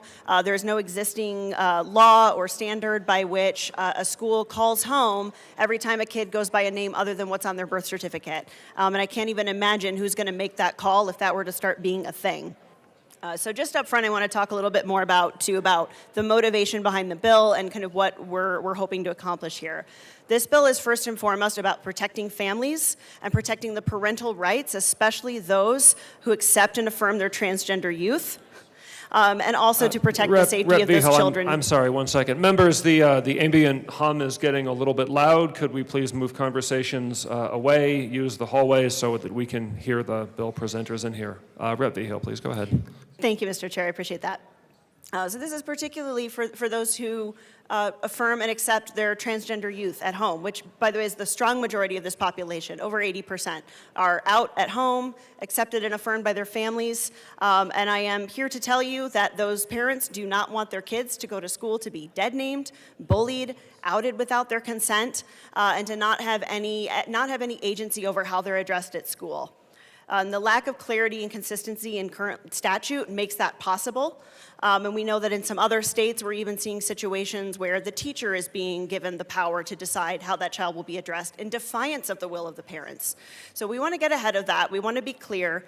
Any situation in which a student is not out at home with all of their family members, the bill does not say one way or the other whether a school is calling home about that. That is something the school needs to come up with a policy for, and they will always have to be in compliance with federal law. So I mentioned earlier that a strong majority of these kids are out to their families, and that is true. And for that remaining minority, I just want to be kind of like put some parameters around why it's important that they have some acceptance at school if they don't have it at home. For the majority of those kids who don't feel safe or comfortable coming out at home, it's a pretty safe assumption that they have a credible fear that abuse or violence awaits them if they do. That is generally what is going on. We don't always know that, but that is generally what's going on. And so I would just suggest to you all as we talk through this bill today that we kind of bear in mind that there is such a thing as a kid who's not safe with their own parents. We want to be mindful of that, and we want to approach this with all of like the nuance and complexity that it deserves. Families belong together. Certainly kids belong with their parents. That relationship is precious. But I do not accept the premise that a child is anyone's property or that their safety isn't to be prioritized, even when the person who is a danger to them is their own parent. And so I will just move on to one amendment that I have to the committee report unless my colleague has anything further to add. Rep. Tatone. Yeah, thank you, Mr. Chair. I just, excuse me, wanted to just touch on one other point before we get to the amendment. On the testimony that we heard in the committee room, and it was a bit alarming how some of the folks that were in opposition to the bill said that, you know, they gave the name to that kid and they should have it, and that should be sacred to them because they gave it to them and that's the only name that they should have, and that they alluded to kids being property to them. And, you know, from my perspective, you know, parents are there to be sure that kids have the right things in their life, that they're being given the guidance from their parents in good ways, and in no way that, you know, parents shouldn't be in their life. But to treat a child as property or allude to that is really troubling, because everybody is an individual. Everybody has an individual sense to themselves. It's part of our inalienable rights that we are afforded to us in this country. And yes, a student, a child has some rights that they don't have because of their age, but the individuality of who they are should be respected in some way. And when that is being challenged in the home, that becomes a problem. They really fear what might happen to them. And, you know, for myself, it took me a very, very long time to come out being trans to my parents. I didn't come out until I was 37, and I was afraid for the longest time what they would think about what would they do? How would they treat me after that? Would they be upset about that? I didn't know. And a lot of young people today, they don't want to upset their parents. They want to be the best for them. They want to impress them that they're doing good things for them. They want so much for their parents. And when they're not accepted, or they're told that they can't be who they are, how they feel inside, that's really devastating to them in a lot of different ways. And there's a lot of fear involved in that. So they are very reluctant to come out. And, you know, we hear a lot of stories about this. And, you know, there's a lot of nuance in parents' rights and all the different issues that I'm sure we'll cover today. But that doesn't really change the fact that there are kids in these situations right now where they are afraid to be who they are. And probably it's because they've heard their parents say some things that make them think that they would be disappointing them. And that's a really difficult position for those kids to be in. So when they are at school, if they want to use that other name and feel accepted by their friends and their teachers and have that environment, this is one place where they can be able to do that, and that is that very small subsection of students that we are talking about here. Most of them are kids who are trans and are out already, and they just want to be respected. So, thank you. Okay, Rep. Vigil. Thank you, Mr. Chair. I move Amendment L010 to House Bill 1039 and ask that it be displayed. Huh?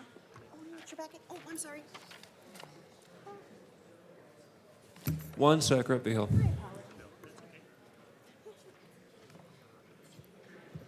Just make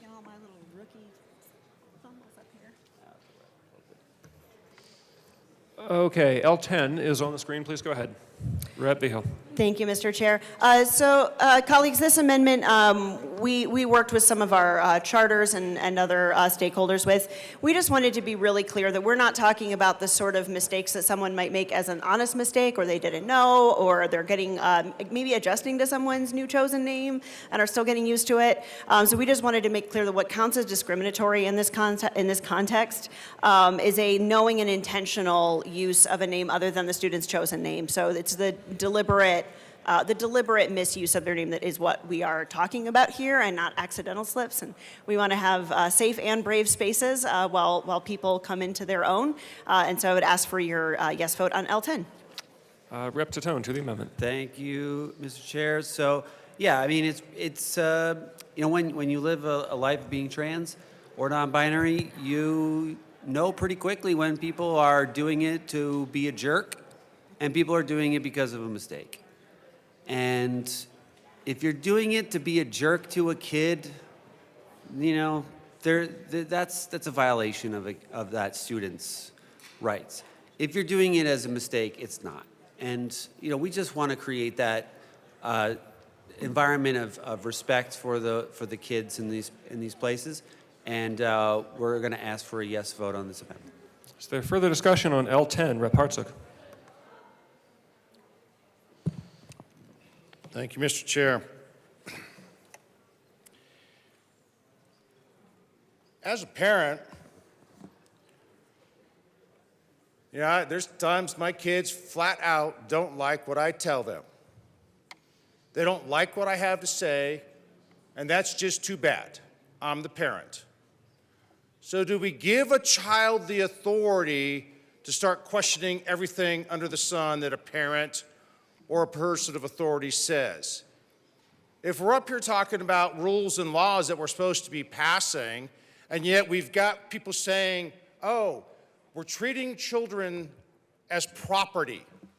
I don't know any parent that's ever said their child is a piece of property. Children are not property. Property is a chair, a car, not a human being. And I think it's absolutely disgusting that anybody would refer to a child as a property. But if there's supposed to be a discussion, and who are the parental rights for? Not the children, they're for the parents. Because the parents are the ones that are responsible for that child's upbringing, housing, food, health and welfare, safety, security. And if there's a problem, there's this thing called counselors and psychologists. We debate this all the time in various committees. And that's what those professionals are there for.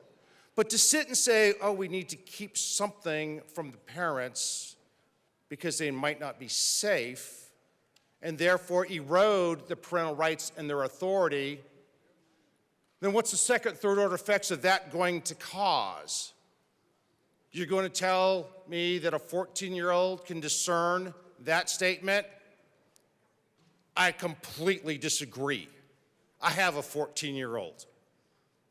I have a 19-year-old. I've seen them go through these changes.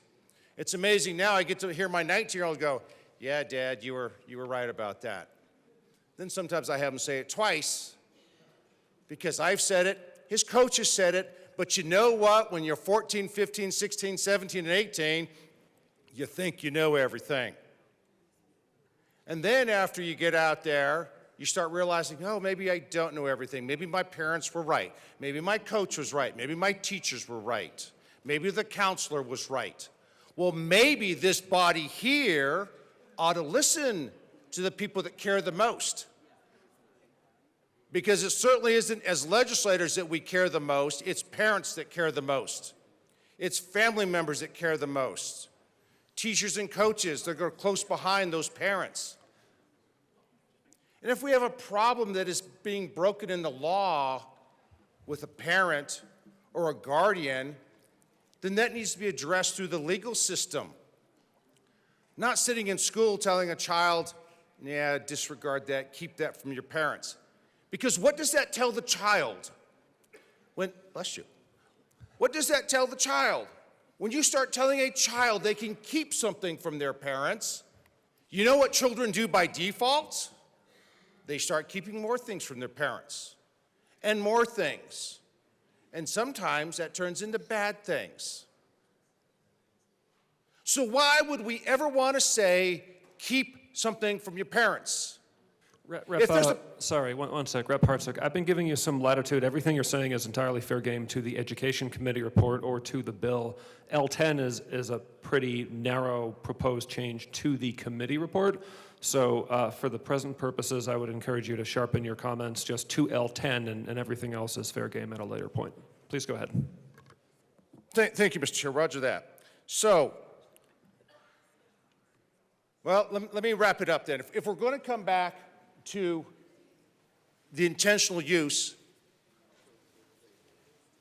and we're going to say that's discriminatory, that's intentional, who then becomes the arbitrator on that? Back to my comments, who decides? This would be subjective. Or do we define this? How is this defined? Who defines what is intentional? Who defines what is discriminatory? And how is that parent involved in that? How is that school involved in that? Who decides? What do 14-year-olds do, 16-year-olds do when they get mad and you call them something that they don't like, or you tell them to do something that they don't like? They rebel. And if we're going to say under this amendment that it's discriminatory and it's intentional because the child says it is, then where do we ever discern that? And what other roads does that start leading us down? We open up Pandora's box for discernment on what is discriminatory and what is not, what is intentional and what is not. Who starts deciding that? When and where do we start deciding that? When and where do we bring the parents into that discussion? When do we figure out what's prompted this in the first place? When do we decide that it's discriminatory because the child says, hey, I don't like that today, or they're mad at their teacher or their coach or their parent or someone else in authority? And then who decides, oh, it's discriminatory? And then what else do we decide is discriminatory? If the child starts complaining or there's a problem at home, and all of a sudden the child just starts complaining, a lot of things are discriminatory, where does it stop? Where do we bring the parents in? Where do we bring legal services in? I mean, all of this stuff is not sitting here. We're just saying if it's intentional, then it's discriminatory. And we don't have a discussion of the people that should be most involved, i.e. the parents, the coaches, the teachers, and the child, and probably professionals, which would be a counselor or a psychologist. We are seeing things that are so open-ended and ill-defined that it leads down many, many paths that we have no idea what we're going to get into. That's not the point of legislation. Legislation, as was pointed out, should be very narrowly defined, very specific, with very narrow parameters. Not so open-ended that a teenager can interpret or make accusations that are going to have multiple repercussions. That's not helpful. Having been a parent, having been in that situation on lots of occasions, I would urge a no vote. Thank you. Further discussion, Rep. Vigil. Thank you, Mr. Chair. And colleagues, I'll just say, whether you support or oppose this bill, I would strongly recommend a yes vote on Amendment L10. It makes it clear that accidental use of something other than the student's chosen name will not get you into the hot water that we're talking about. And just to answer my colleagues' concerns about this, parents are very much in this discussion very frequently. In fact, a lot of the testimony we heard in committee was from parents who have transgender youth in their home, who they support and affirm. And when they tried to talk to the school about it, it was made clear to them that teachers have no obligation to honor their parenting choices and call the kiddo what they want to be called. So I would ask for a yes vote, please, on Amendment L10. All right, we are to L10. Rep. Bradley. Thank you, Mr. Chair.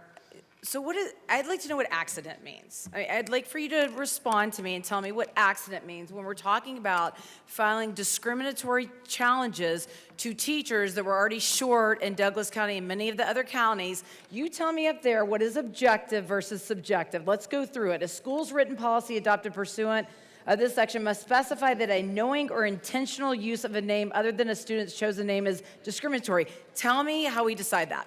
Can we dialogue, Mr. Chair? Best not to Okay. here. That's really a committee thing. Go ahead, Rip Bradley. I just wanted to answer to the question. Okay, Rip Vigil. No, I just need to be called on by the chair. Thank you, Mr. Chair. I think just like with any other anti-discrimination law, as I said, like most of the time, it's actually very clear. If you call up a school and say, hey, I sent my kiddo to school, this is his name now, he's being told, he's telling me that he doesn't get addressed by that name at school, he's been bullied for it, can you tell me what's going on?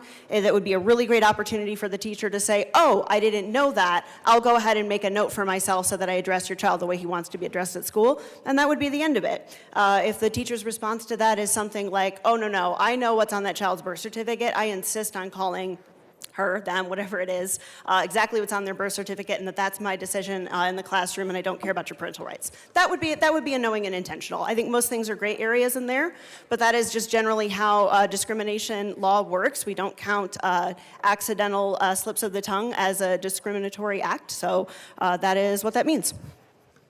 Rep Bradley.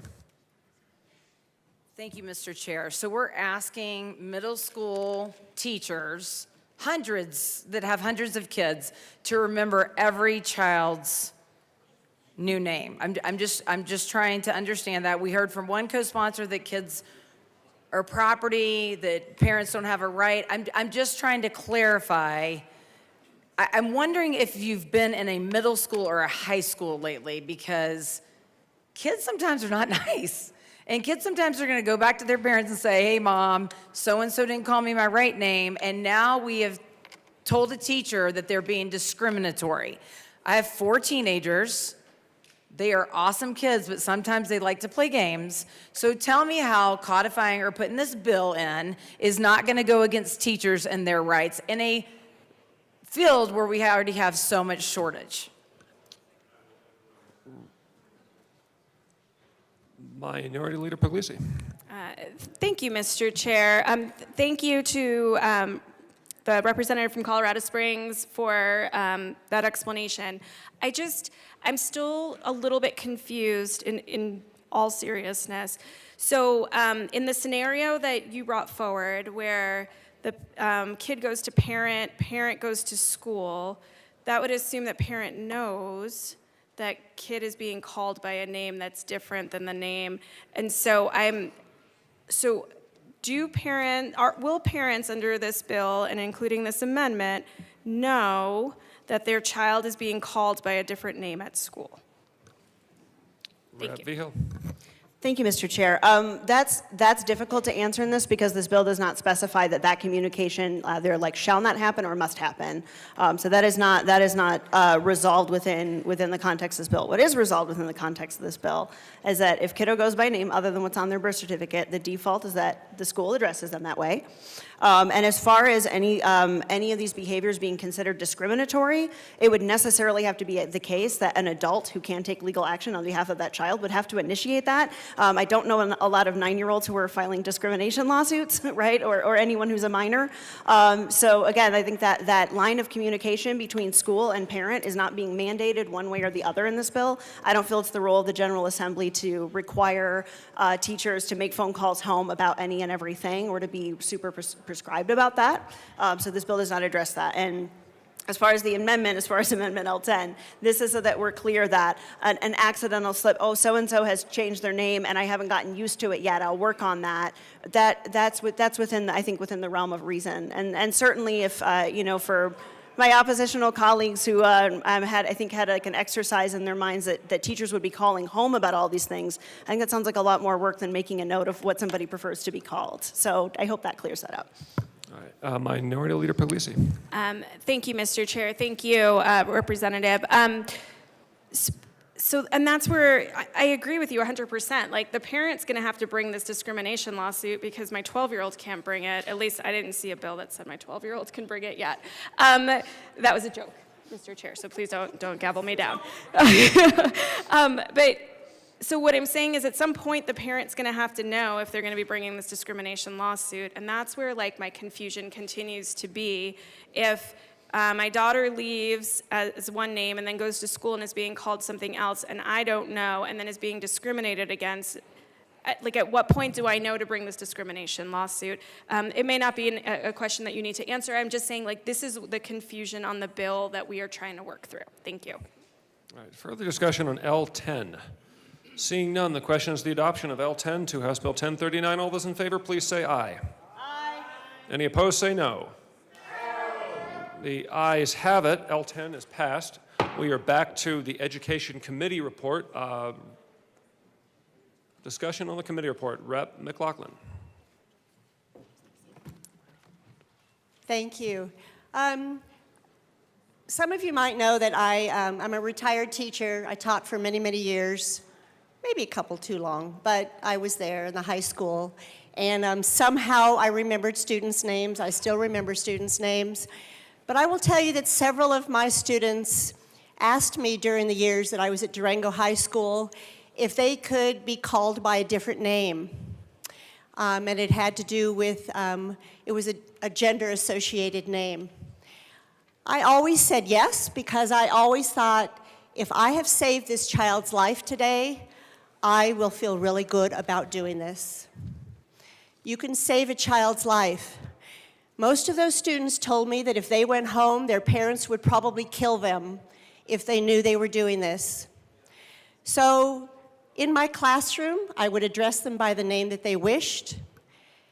And by the time they got out of high school, every one of them had told their parents, because they knew that they were safe in my classroom. They knew what it felt like to be safe. And they got the confidence to go and talk to their parents about it that they may not have had before. I strongly support this bill because I believe saving a student's life is the best thing we could possibly ever do. And I would never want to be responsible for saying, I will not call you by this name because you haven't told your parents, when they have told me very specifically that their parents might kill, hurt, ground, forever abuse them when they got home. So please vote yes on this bill. Thank you. Thank you. Further discussion on the Education Committee report. Is there discussion on the committee report? Rep. Weinberg.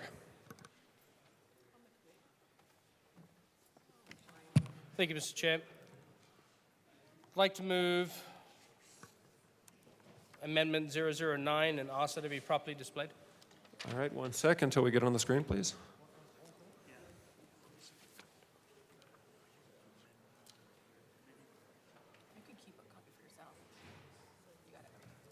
Thanks, Harry. This is a good one. Okay, L9 is displayed and in focus. Please go ahead. Thank you, Mr. Chairman. This amendment removes the portions of the bill that create a liability for educators. This is a bipartisan and written to ensure parental involvement in their child's education while also protecting districts and teachers. I truly believe that this is a very good amendment. I've worked tirelessly for hours on late nights with the bill sponsors at this point, and I would urge an aye vote from everybody in the chamber. Further discussion, Rep. Vigil. Thank you, Mr. Chair, and thank you to my colleague from Loveland for talking through this bill with me. We both found a couple of things. We felt like those couple of sections weren't really in the spirit of what we're trying to accomplish with the bill. They didn't really fit. And so I ask for your aye vote on this friendly, bipartisan, cooperative amendment. Is there further discussion on L9? Seeing none, the question is the adoption of L9 to 1039. All those in favor, please say aye. Aye. Any opposed, say no. L9 is passed. Back to the Education Committee report. Is there further discussion? Rep. Weinberg. Thank you, Mr. Chairman, and it is truly an honor to serve with you, sir. And also with you. Please go ahead. I move Amendment L011 and ask it to be properly displayed.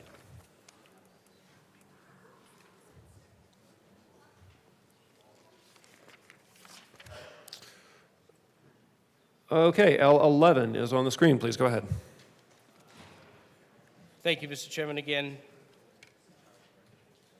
There's a certain compliance with federal law that teachers have to have, and this state has to have, with protections. And at this point in time, with what I'm reading with the bill, and in discussion with the bill sponsors, we are opening ourselves up to litigation and lawsuits in this state. I feel as representatives of the fine state of Colorado, we would protect every single taxpayer dollar and not open us up to legal and law firms that would literally look to kill us in court. I would ask that this state not become an open door invitation to lawyers trying to take the people's money in this state. I believe this is also a good amendment, and I would ask the bill sponsors to urge an aye vote. Okay, discussion on L11, Rep. Bradley.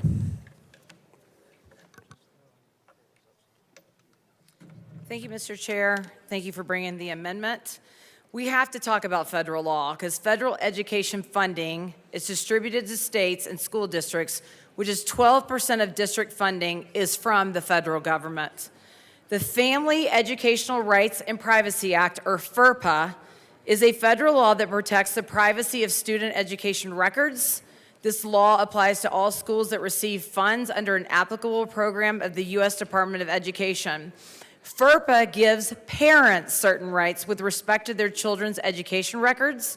These rights transfer to the student when he or she reaches the age of 18 or attends a school beyond the high school level. Students to whom the rights have transferred are eligible students. Parents or eligible students have the right to inspect and review the student's education records maintained by the school. Schools are not required to provide copies of records unless, for reasons such as great distance, it is impossible for parents of eligible students to review the records. Schools may charge a fee for copies.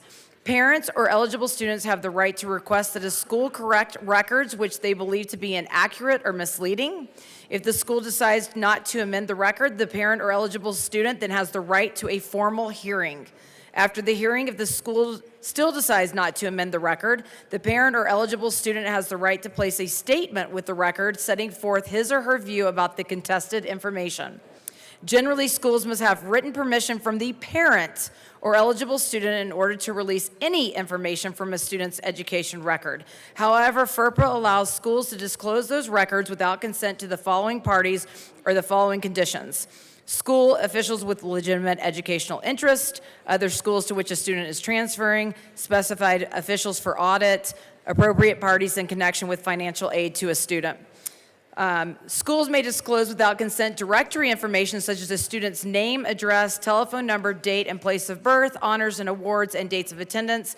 However, schools must tell parents and eligible students about directory information and allow parents and eligible students a reasonable amount of time to request that the school not disclose directory information about them. Schools must notify parents and eligible students annually of their rights under FERPA. This actual means of notification is left to the discretion of each school. This is protected under federal law. Parental rights are protected under federal law, and unless we don't want to receive 12% of funding from the federal government, let's push this forward. Further discussion on L11. Okay, Rep. Vigil. Thank you, Mr. Chair. So I just want to clarify why this, I'm going to ask for a no vote on this amendment. I respect the intent behind it. I understand that it's consistent with federal law. The entire title is consistent with federal law. Anywhere that we direct in statute for school districts to create policies to conform with law, it is included that they can't run afoul of federal law in doing so. So I consider this rather duplicative. I appreciate where my colleague from Loveland is coming from, but I'm going to ask for your no vote. Thank you. Further discussion. Minority Leader Puglisi. Thank you, Mr. Chair, and thank you to the representative for the explanation. I guess I'm really struggling. I heard this in committee, sat through all the testimony. I'm struggling to understand why we wouldn't just make it clear that federal law applies. Because the testimony we heard in committee was that parents don't need to know, and we're afraid for parents to know because something might happen. And as a mom that's got 2 kids, I have a 12 and 9-year-old, I don't want my school to know more about my kid than I do. It takes away my ability to be, at least try to be a good mom. I don't want that choice taken away from me. The federal law, we hear all the time in this building, we can't conflict with federal law. So if the federal law applies, which is not what the testimony in committee said, but if the federal law applies, I don't know why we're so scared about just saying the federal law applies. I know my school districts are concerned because it doesn't say that they can comply with this federal law. They have come to me and said, please help us to make sure that it is very clear in statute. We all know ambiguities in statute just mean that we come back next year trying to fix all the problems we didn't fix the first time. We have a very good reason to fix this. Parents have the right to know. Parents should know. I, as a parent, would like the opportunity to fail my kids or be successful to my kids, but in no way should schools or the legislature take away my right to be a parent to my child and to have all of the information so that I can help my child in whatever way that he or she needs. And so what I'm asking for is an aye vote on this to keep us in compliance with federal law. If we're going to comply with federal law, I don't know why we're afraid to say we're going to comply with federal law.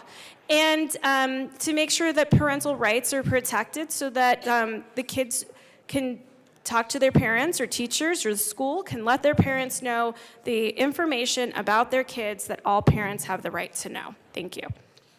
To L11, Rep. Titone.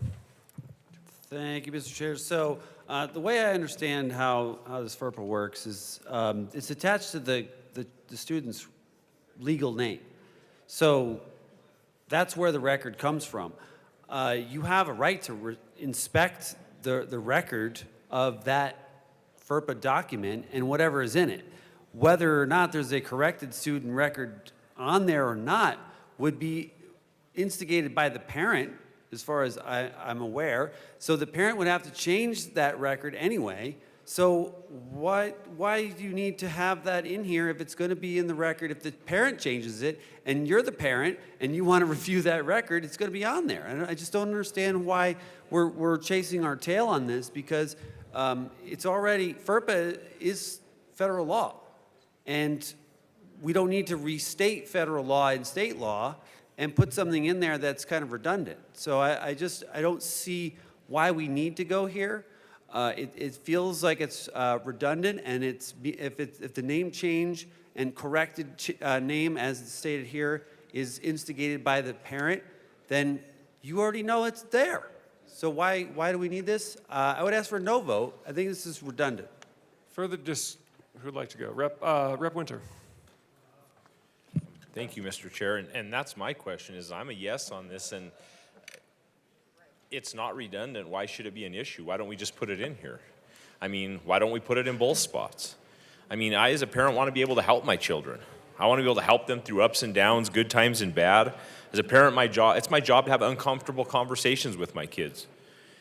As people, that's how we work things out. And we can say this is redundant, but if it's not an issue, why don't we just put it in the bill? I just don't understand. This is just reinforcing federal law. So if we're reinforcing federal law, why are we looking at it as redundant instead of this is the right thing to do, because we are backing up federal statutes? So to me, I'm a yes on this, and I don't understand why we wouldn't want to wholeheartedly codify this in state law. Why leave any question? Vote yes. Further discussion, Rep. DeGraff, to L11. Thank you, Mr. Chair. So we are saying, well, this bill has to comply with federal law, and so therefore we made the bill makes the statement that it must comply with federal law. But everything we do in this body also is supposed to comport with the Constitution, and we know that doesn't happen. But it's considered to be the case that it does until there's a lawsuit to challenge it. So you can't just say, well, this law, by nature that this body is passing it, is in keeping with federal law. That doesn't mean that at all. It means that it can still and hopefully would be challenged in federal law, by federal law. It's not my saying I'm in favor of federal law over all this stuff. I think that usurps state authority, but it's going to happen, and so we might as well address it in advance, and we can deal with it. This is protecting, because quite a lot of this is protecting parental rights, and that was deemed something appropriate to be dealt with at the federal level. And contrary to some social media posts, parents are not just an accident of birth. The spirit behind this bill is that parents are an accident of birth. And, well, we'll get into that again later, because the sponsors speaking to parents alluding to kids as property is actually maligning of their intent and their characterization. So, yes, we're going to have to comply with federal law. The federal law is there. This just makes sure. Just saying that this bill complies with federal law doesn't mean anything as far as lawsuits go. Trying to, well, we'll get into the body of the law later, but we need to comply with federal law. Just saying it doesn't solve it, we're going to have the lawsuits. Rep. Tatone. Thank you, Mr. Chair. So, all right, I mean, maybe I didn't explain this last time in the right way. So, if you have a record, a FERPA record, and that FERPA record has to be changed to include an alternative name in that record by the parent, and you're concerned that you should have the right to review and inspect the record that you corrected, what's the problem there, first of all? And I'm not an attorney. Are you an attorney? You an attorney? You're not? No, I don't think. I asked the attorney who wrote this bill, and I said, are we in compliance with federal law as the bill is written without this amendment? And she said yes. So my interpretation as a non-attorney, getting the advice from an attorney, this does not make us comply with the law. We already are. And if the parent changes the correct name on the record, then why do you need to review the record? You already know that it was changed. And if you didn't change it, then it's not changed. And it just has the legal name on it the way that it was. So I just don't understand why you need to review a record that you know hasn't changed anyway. That's why I'm asking for a no vote on this amendment. Rep. Weinberg.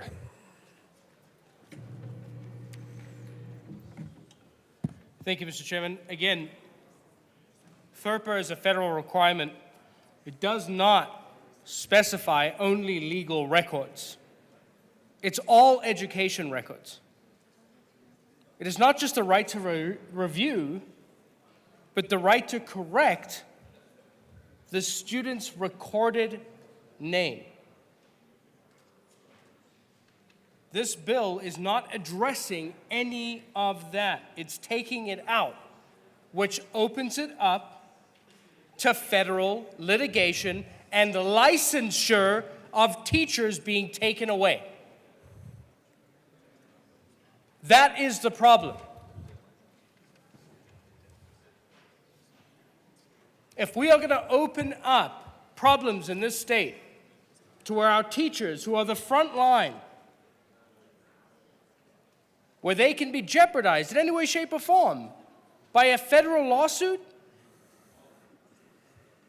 we are doing a disservice to the state. All right, we are to L11. Rep. Bacon. Thank you, Mr. Chair. And I just wanted to add this note about the scope of, I'm sorry? Okay.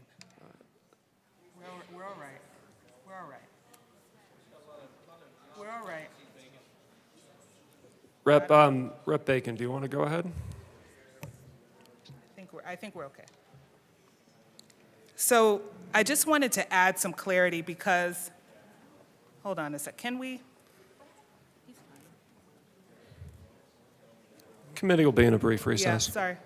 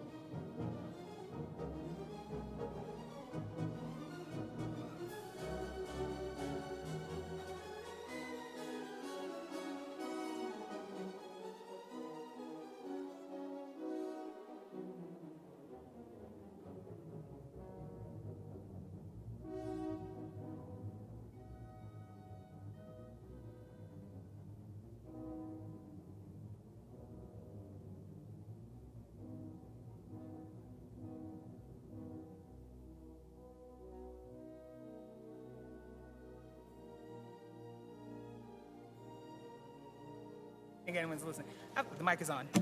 Let me see. Committee will come back to order. We were discussing L11 to House Bill 1039. Rep Bacon. Thank you. And I wanted to explain a little bit of the connections of some of the things that we're talking about here within the confines of the amendment in the bill. And so while we've been talking about FERPA, I think we've all established that, we do operate under a supremacy clause in this country and that federal statute always has to be abided by. The issue of where this differs just a little bit from what FERPA says is the last 2.5 sentences there about requesting a correction to the student's record. I just want to point out that this bill is not about legal name changes. This bill is about what constitutes discrimination. And so for what it's worth, FERPA records are still tied to a legal name, and that's the point we were making. And that on the one hand, a parent can always request a FERPA record. There is not necessarily always a duty to disclose everything that happens under FERPA. However, a parent can always request it. And then the record is tied to the legal name. What this bill does is say, if a student says, based off of their need to express their gender, that they would like to be recognized under another name, that not doing so would be considered discrimination. Now, when it comes to lawsuits and licensure and whatnot, and I mentioned this in committee, we did actually pass a bill last year in regards to what is considered discrimination and harassment in schools, and also what processes are associated with any perceived discipline, which includes due process. And so for what it's worth, a license is not on the line simply by saying, XYZ or forgetting or whatnot. Someone still has to go through due process as a matter of violating discrimination law. So licenses aren't by default on the line. Again, this bill is about constituting a name and constituting calling someone by which they do not want to be named, and in the bill it says tied to their expression, not to their feeling of the day, because we had people say, I want to be called Batman. That is not the same. And there is process to determine if it applies to the expression, as well as process to determine if discrimination, which includes intent, happens, and that's where the questions of why, and that is why we're saying licenses are not on the line. So again, I hope that, I thank you for a little bit of grace beyond the amendment, but again, the purpose of the bill is constituting what is discrimination, not legal name changes, to which we are now talking about a student record, and that's why we're saying it is technically kind of irrelevant, and also particularly for those last 2.5 sentences. Thank you. All right, thank you, members. Further discussion on L11. Rep Weinberg. Thank you, Mr. Chair. I'd like to run a substitute amendment, L008, and I ask that it properly be displayed. For formality's sake, can we just get you to move it? I move L008 and ask that it properly be displayed.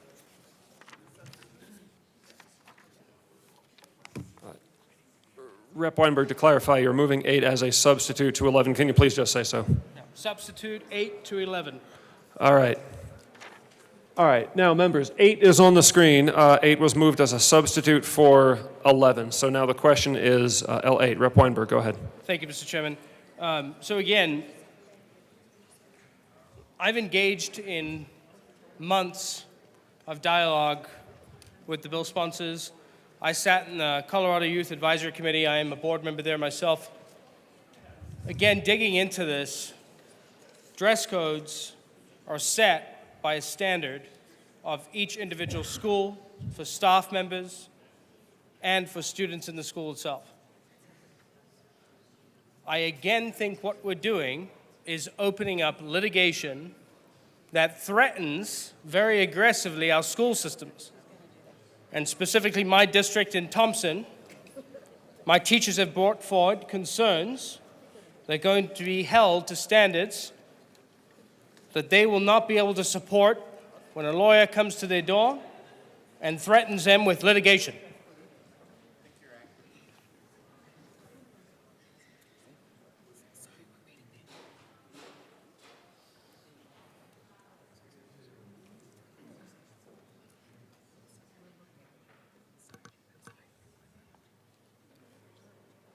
When we have an already failed school district that are losing members, specifically students and teachers, because of what we decide to pass in this House,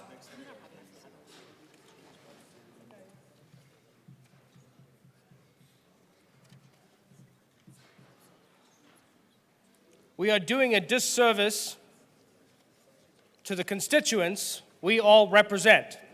And may I remind everybody in this chamber, that is 77,000 people per district. That is not your Democrats, your Republicans, your unaffiliates. That is every single one. Regardless whether you're in support of charter schools or in support of public schools, we have seen a major failure. And adding litigation onto this sort of thing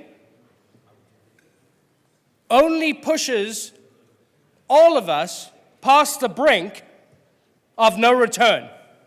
We are here to support our teachers, and adding additional policies that is not going to get them to do the one job that they need to do, which is educate our students.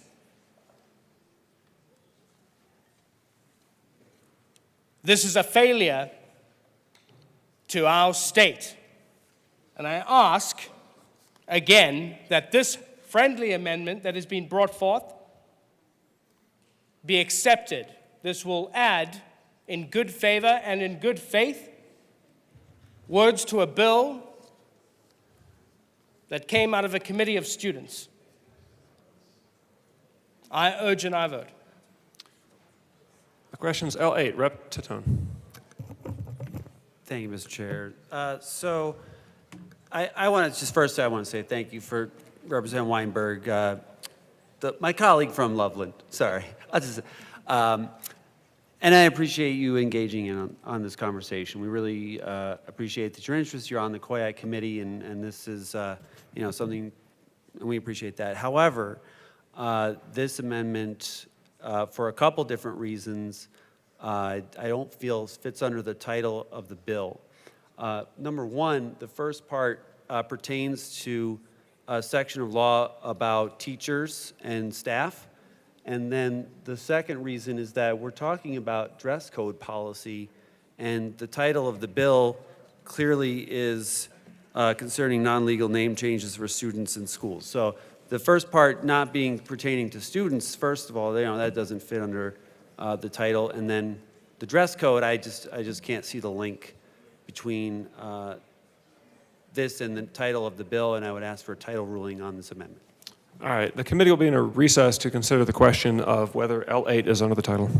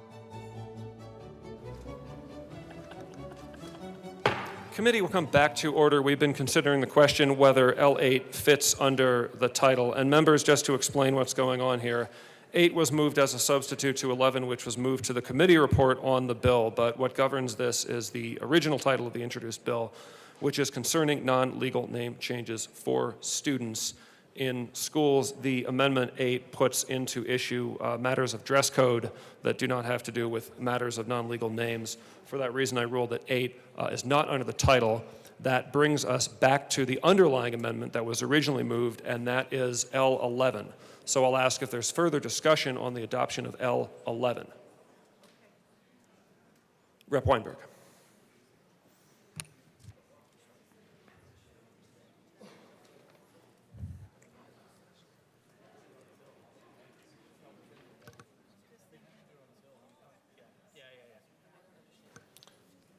Rep. Weinberg, to L11. Thank you, Mr. Chair. I will withdraw L008 as an amendment.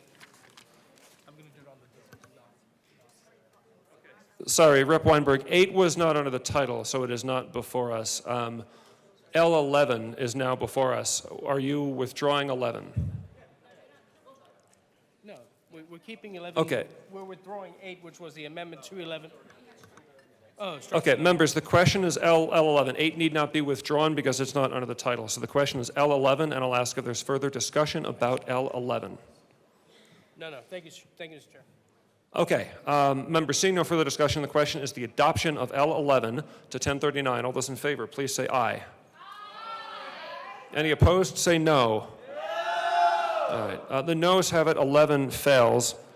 We are back to the committee report from Education. Is there further discussion on the Education Committee report? Seeing none, the question is the adoption of the Education Committee report. All those in favor, please.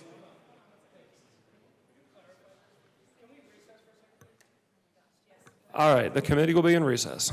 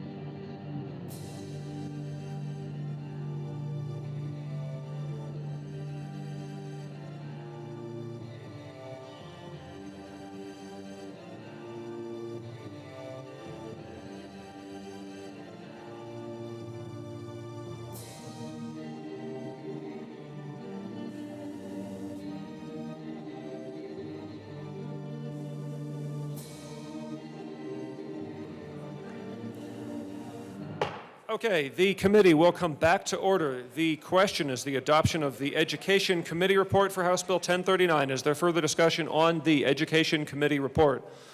Seeing none, the question is the adoption of the committee report to 1039. All those in favor, please say aye. Aye. Any opposed, say no. The ayes have it. The committee report is adopted. To the bill, is there further discussion on House Bill 1039? We're to the bill. The question is House Bill 1039. Are you going to speak? Representative Herod. Thank you, Thank you, Mr. Chair. Members, I just rise in support of this bill. I want to thank the bill sponsors for bringing this forward. I want to thank the advocates for all the work that they've done. You know, there has been a lot of conversation about names and pronouns. And quite frankly, I think it's disingenuous, and it confuses me why it's so hard to call someone by their chosen name. As I think about when we allow name changes or people to be called by their chosen name, I have to look no further than the name tags of those in this body. Quite frankly, I don't find it difficult to call a Timothy Tim. I don't find it difficult to call a Ronald Ron.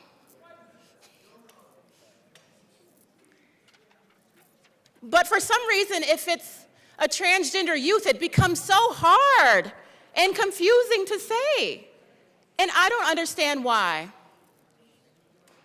When I think about the impact of a name, I am recently reminded of the name Next Benedict. Next was recently murdered by their classmates and relentlessly bullied. And now we're holding memorials and using hashtags to honor this child who was murdered in their school, who people got so confused by their name, they couldn't say 3 letters accurately. I think about my friend Jen. She likes to be called Jen affectionately. I have no problems not calling her Jennifer if she wants to be called Jen. If Jen decides to change her gender identity and becomes James, we'll be able to do that too. Members, it's not hard to give someone the respect they deserve by saying their name correct. I don't care if their name is an ethnic name. I don't care if it relates to their gender expression or their nickname. It's not hard. When I was in school, I went through a year where I didn't want to be called Leslie. I wanted to be called Nicole by my middle name. And guess what? No one said a word about it. It wasn't hard.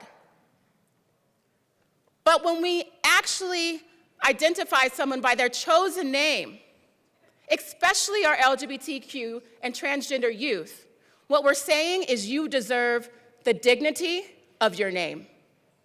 When I think about migrant children, I think, you know what, stop shortening their names if that's not what they want to be called. They deserve the dignity of their names.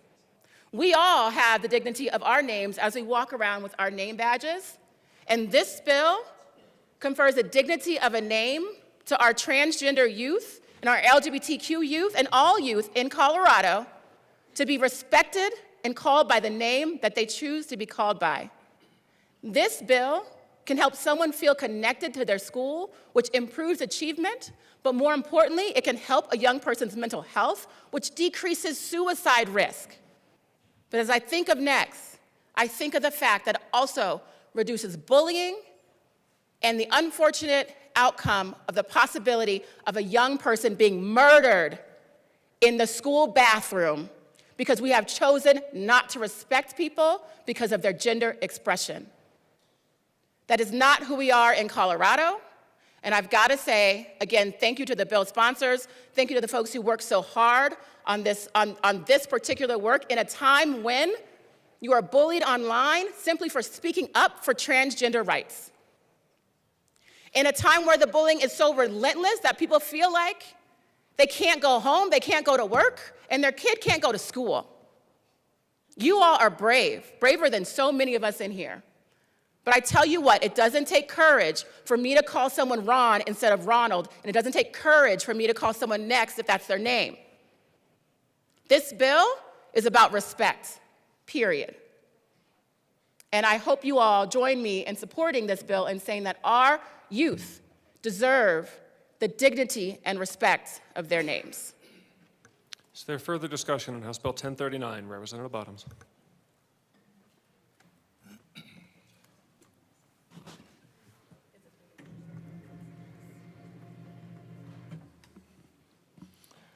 Let me give you thank you, Chair. Let me give you a different perspective that seems to get lost in this quite a bit. The idea of First Amendment, we're discussing whether or not somebody has the right to be called something, right? We're also talking about the rights of the parents throughout this bill and where they fall into this line. And I think something that's missing also is the rights of the teachers, principals, counselors, all the people that work with these students. Let me help you understand this from my perspective. I'm going to give you my worldview on this because this addresses directly the heart of this bill, in my opinion. I think this bill will coerce and force speech that is unhealthy for a lot of people. Let me explain it this way. This is the foundation of why I'm doing this. I'm a pastor. I've got two scriptures I'm going to read here. In Romans chapter 1, verse 24. So God abandoned them to do whatever shameful things their hearts desired. As a result, they did vile and degrading things with each other's bodies. They traded the truth about God for a lie. So they worshiped and served the things God created instead of the Creator himself, who is worthy of eternal praise. 2 Thessalonians chapter 2.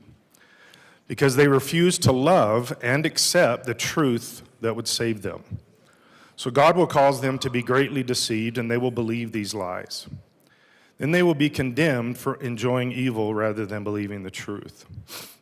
This is part of my foundational understanding. This is why I stand so strongly against this bill, because I think it goes into an arena that is not constitutional. In fact, I think it's actually directly attacking the constitutional rights of the individual. Booker T. Washington said, "A lie doesn't become truth, wrong doesn't become right, and evil doesn't become good just because it is accepted by a majority." I think it is the right of every person in this room to believe whatever they want to believe. They can believe anything about sexuality of an individual. They have that right. They can say what they believe about those kind of things. But I also have those same rights, and I can say what I believe about those things. What this bill does is it actually stops that from happening, but then makes it punitive if somebody actually says something that they believe is an absolute truth. We've discussed earlier, some people believe in many genders. That's their right. They can believe whatever they want to believe. I don't believe that. I don't even believe, I think the word gender is a made-up word that means nothing. Well, that's my foundational belief. You can believe whatever you want, but I also get that belief. And I believe that there is only two sexes, male and female. You can believe anything you want to believe here. But I believe that the Bible says God created male and female. And so that's my worldview, that's my foundation. And everything I do is going to be based and built upon that. And so if you want to verbalize a many gender ideology, you have the right to do that. But here's where this bill comes in, is no one, not the state, not any individual in this room, can force somebody else to say that. You cannot force somebody to say, I believe in multiple genders if they don't believe in multiple genders. You cannot force people to buy into an ideology that they do not believe. Not only do I not believe this, it goes against my core spiritual values. So when we use words that you're welcome to use, I don't get up here and attack anybody for using any of these words. But if you use words like dead naming and misgendering, those are your choice of words, and I do not agree with them. In fact, I think they are wrong and immoral. And so if you attack me on that, you're stifling my free speech. If you coerce, force, or make a school teacher, a principal, a counselor to embrace the ideology that is coupled with the language, you are not only stopping free speech, you are forcing speech. And the state has no constitutional right to do that to any human ever. I do not live by the state's rules. I do not live by the state's definitions. I believe that they are wrong, and I believe that they are immoral. And I live by statements that come from the Bible. I believe that the Bible is the place of truth, and I'm going to live by that valued truth that I personally adopt. If you do not believe in the Bible, that is totally your decision. But you cannot tell me that I have to say things that go against my Bible. That is against my religion, that is against my free speech, and that is morally wrong and unconstitutional. And when you're forcing teachers to do this, when you're forcing teachers to keep information from children, I know we had some people that have opinions about parenting. You're allowed to have those opinions. You can have children and have opinions. You cannot have children and have opinions. But you cannot say to me that my children do not belong to me. They do. They have been given to me by God, and I don't care if anyone likes that. They were given to me by God, and I'm going to be accountable to God, not people in this room, not the state. The state cannot tell me what I can do with my children. And if I find out a teacher has been keeping secrets from me about sexuality of my student, of my child that is their student, I will do everything I can to make sure they lose their job. That is against the law, it's against federal law, and you are not allowed to do that. Keeping secrets from parents is against the law. We can try to change it with this kind of stuff, but this is wrong. This is coerced speech. This is forced speech, and it is not okay. You can believe anything you want, but you cannot force me to believe anything you want. I believe that most of this stuff we are dealing with is not only illegal and unconstitutional, it's immoral. Those are my children. And if I want my child to not have a nickname, I get to choose that. Teacher doesn't. And the child only gets to choose his nickname or her nickname if I decide that's okay as the parent. I had these discussions. Now, my children are grown now, but I had these discussions with teachers. I had these discussions with principals, and I made it very clear to them, I am the boss of my children, you're not. You will not ever be the boss of my children. I am. God did not give them to you, He gave them to me. I do not have to accept any of the gender stuff that we discuss. I don't have to. And I refuse to, because it's wrong.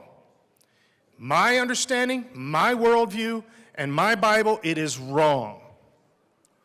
So this bill is forcing, to the point where they can lose their job, forcing parents to deceive, forcing teachers to deceive parents and to say things that they believe to be wrong. If a teacher thinks this is okay, they have every right to do what they believe is their right within the context of this law. But if you have a teacher that believes this is morally wrong, like I do, and there are many out there, They can lose their job because they are standing for their First Amendment right, they are standing for their religious right to freedom, and they are standing for their moral right to make their own decisions. This is coerced speech, and this is not what America is built upon. Other countries maybe, but not America. We have the First Amendment and we have freedoms. And we are attacking these freedoms. We are attacking our religious sensibilities. We are attacking our moral codes, all because we think we know better and these children don't belong to us. Well, you're wrong. These children do belong to us. And when my children were living in my household, I was the boss of them. They made decisions upon my approval. And it doesn't matter to me whether anybody likes that. That is the way it was. And so you do not have the right to do this. You cannot force these things on us. And if these kind of laws, if these kind of bills become laws, we will immediately walk it into court. Because this is the First Amendment. You cannot do this. You do not have the constitutional right. You do not have the religious right. And you do not have the moral right to do this. So vote how you decide. All right. Rep. Herod. Thank you, Mr. Chair. I think that some members may have a lack of understanding of what discrimination and hate speech is. The First Amendment does not protect hate speech. Gender expression is protected in the Colorado Constitution as a protected class. Your First Amendment right does not give you the right to call me the N-word, does it? It does not give the right for a teacher who believes that it's okay to call a student the N-word, does it? Would anyone like to argue that? It is to the bill. It is to the bill. And quite frankly, y'all can go over there and talk all you want, and I'm happy to talk over you. All right. But I would just ask you, if it's your moral conviction to be able to discriminate against a transgender youth, does your First Amendment right also give you the right to discriminate against a black woman and call me the N-word? Excuse me. We're going to take a brief recess. My pronouns are she, her, and hers.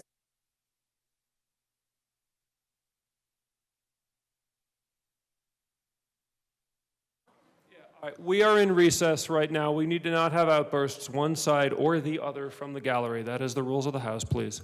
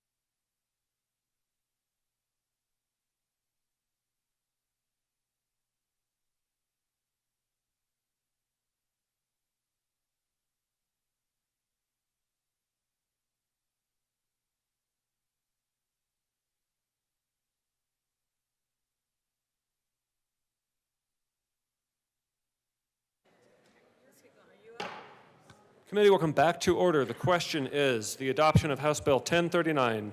Is there further discussion? Representative Bacon. Thank you, members, and thank you to all of our colleagues who are sharing. You know, I was compelled to say something in committee, and I want to say it here too, because not too many people, get a chance to tune into committee, and I do want to actually respond to what we're talking about by way of the Constitution. And so for what it's worth, the thing that I brought up in committee is that I have been hearing the bills. In fact, the bill before this I also heard. I've been sitting in committees as we're talking about the First Amendment. And the people who have also brought to us conversations about the First Amendment and the Constitution, I question back and forth of, do we actually understand the full scope of it? To be very clear, the government itself does not have a First Amendment right. The First Amendment is put out there to protect people from the government limiting speech. However, if you are a public employee, that means you are an agent of the government, and the government cannot, by the same Constitution, including the same First Amendment, violate the Establishment Clause. And so if we believe in the Constitution, you have to believe in all of it. The bill does not require one to change their faith. The bill says if you are going to work for the government, you can't push it onto other people. And that has been law since 1776. So if we are going to talk about the Constitution, you got to take all of it. And for what it's worth, this bill does not move outside what we have already said is within the confines of speech. Speech is not unfettered. You cannot defame people, slander, libel. You cannot harass. In fact, harassment is a crime. You cannot criminally harass people with words. You also cannot use your words as an employee to tell someone what to believe. And so even though people may disagree with this bill, the bill does not say what families have to call their children. It says what the government has to do. But to make an argument that we should do so because of a religion is also in violation of the United States Constitution. We will not put forth rules that establishes a religion. The First Amendment that everybody agreed on through the founding and all the conferences is a separation of church and state.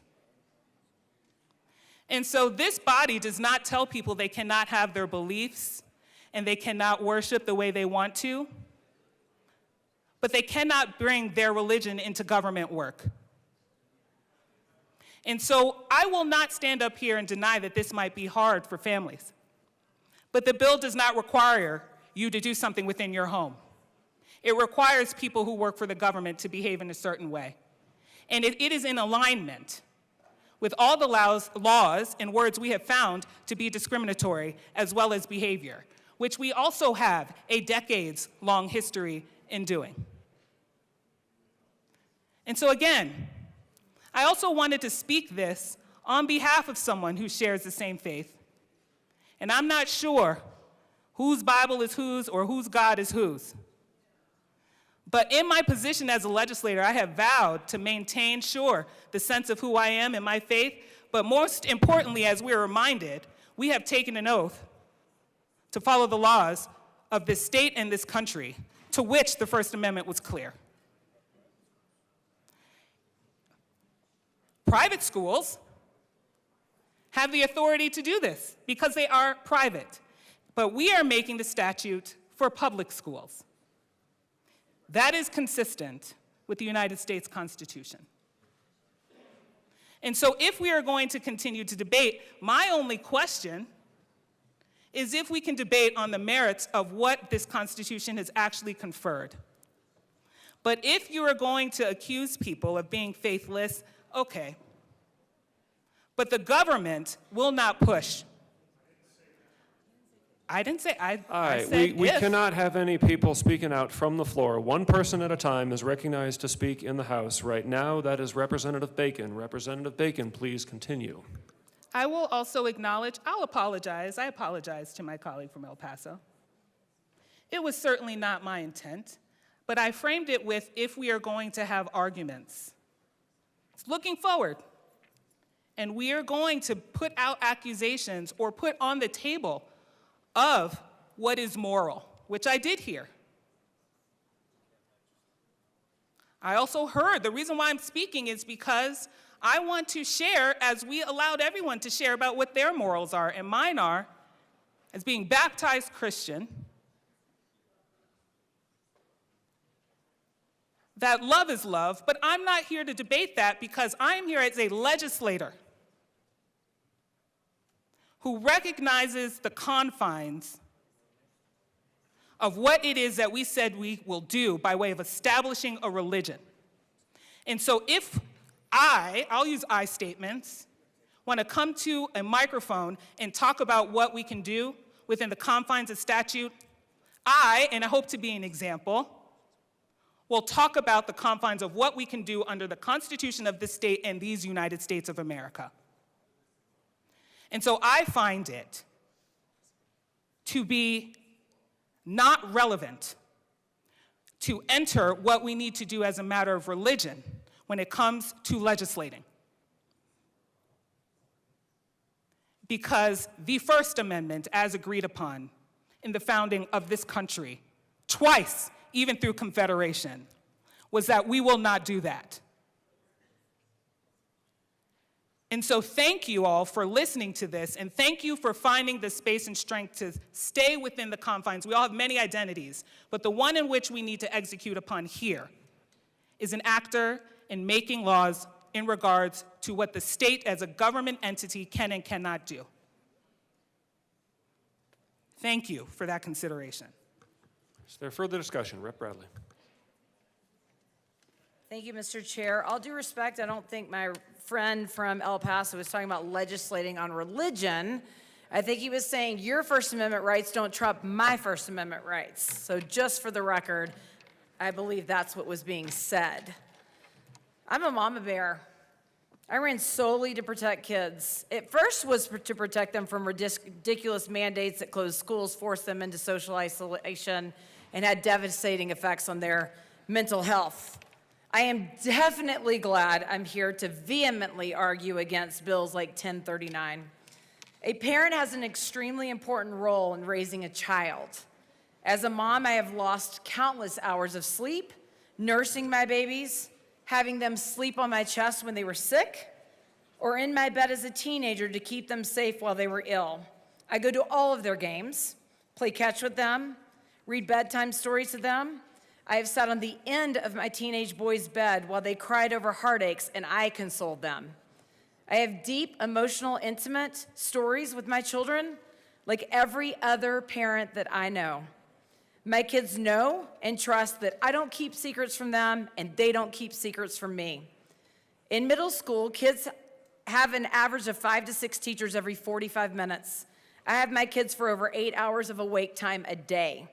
So you're telling me that a teacher knows better than their mom? One of the bill sponsors called the nuclear family a social construct. What is a non-legal name change? Gender dysphoria. Could we call that a social construct as well? Is gender dysphoria a mental condition or not? It is according to the DSM. Why would we hide this from parents? Why would we hide an eating disorder from parents? Would we tell kids go to school? We don't care if you eat or not. If that is what you choose and that helps your mental state, then just don't eat. And we're not going to tell your parents that either. Would we hide other mental illnesses from parents? They go to the counselor and say I have anxiety, but my parents are scared. I'm scared to talk to them. We hide that from them as well. Are children able to self-diagnose and propose their own treatments, including social transition intervention without guidance from their parents? Since social transition among adolescents is a new phenomenon, and there is no long-term data on the effectiveness of this intervention, Why would we proceed with facilitating an unproven intervention?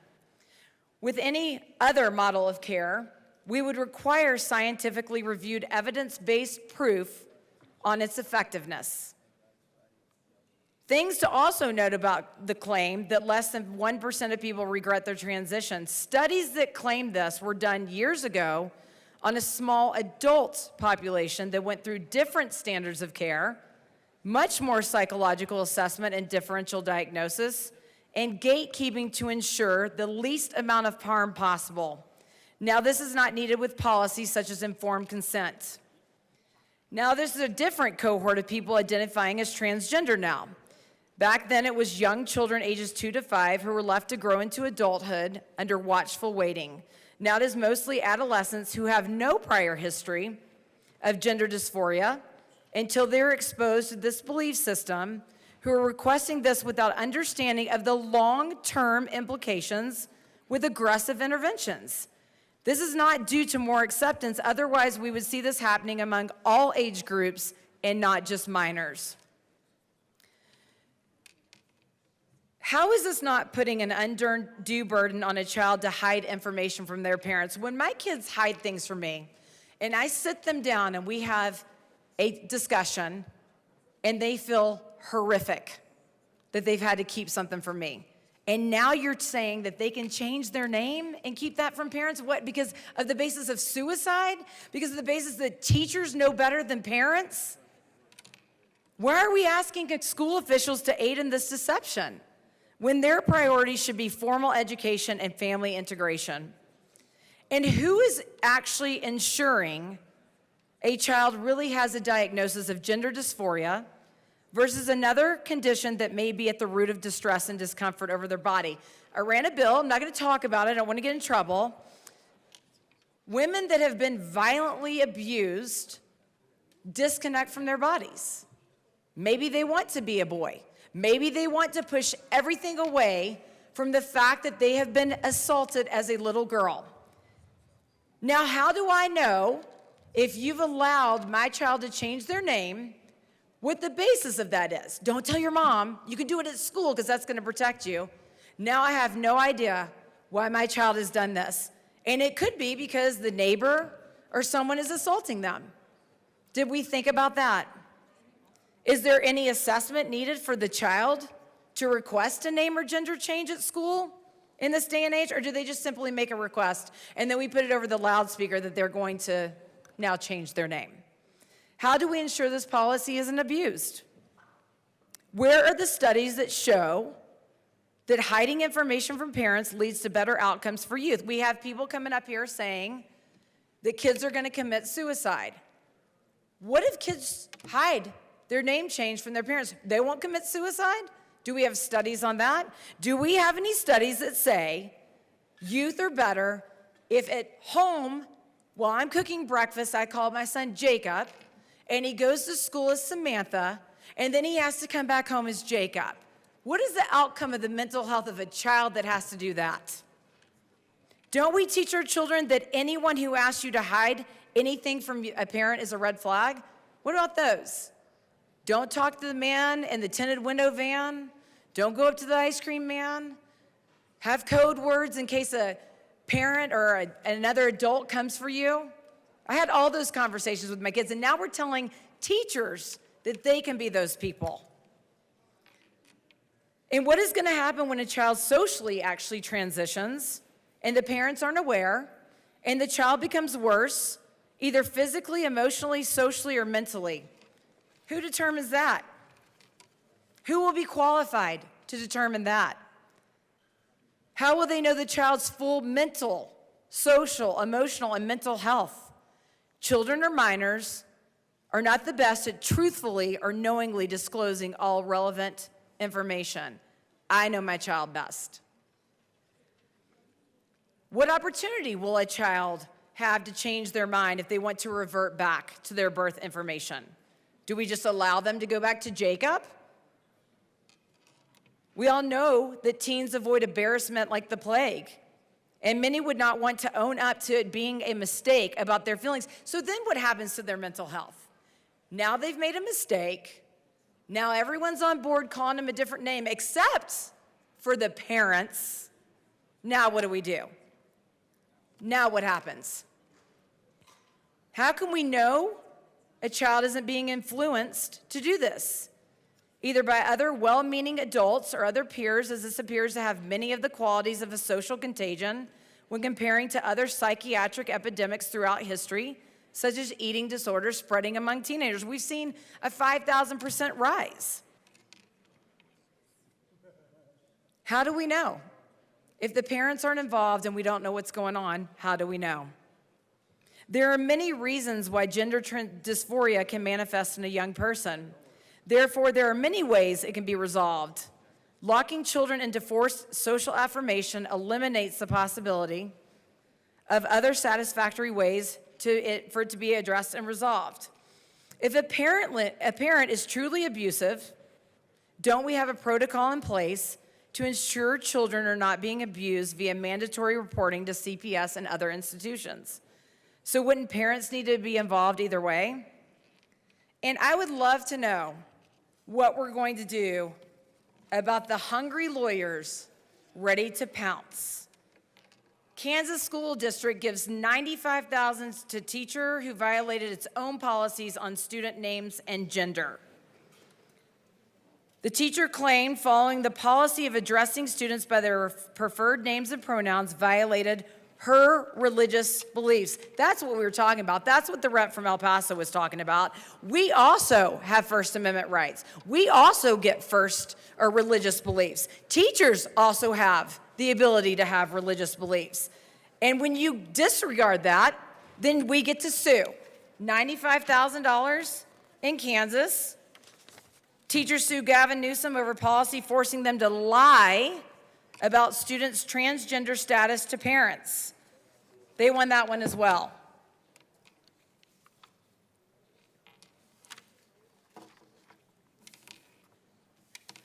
My children are my responsibility, and I will not let anyone in the government come after my children. That's why I'm here. This bill will only cause dissent between teachers, parents, and students. Public schools, wake up, Colorado. Do you see how many kids are leaving public schools? They're terrified of people like us. They're terrified about bills like this. They're running. Why do you think the private schools are bursting at the seams and homeschool is bursting at the seams? And I promise you, I will continue to urge parents to pull their kids if legislation like this continues. Douglas County has many new private schools. Over 3. They started K through 6, and now they're going all the way through high school because of stuff like this. We cannot continue to make laws that strip away parental rights, that continue to harm kids. Telling kids to keep secrets from parents is a very dangerous path. And as long as legislators continue to do this, parents will continue to fight this horrific legislation, and we will continue to pull our kids from public schools, and we will continue to sue. And I guarantee you, if you try this on my children, first up with a lawyer. Stop legislation that continues to harm our kids. They are off limits. Stop.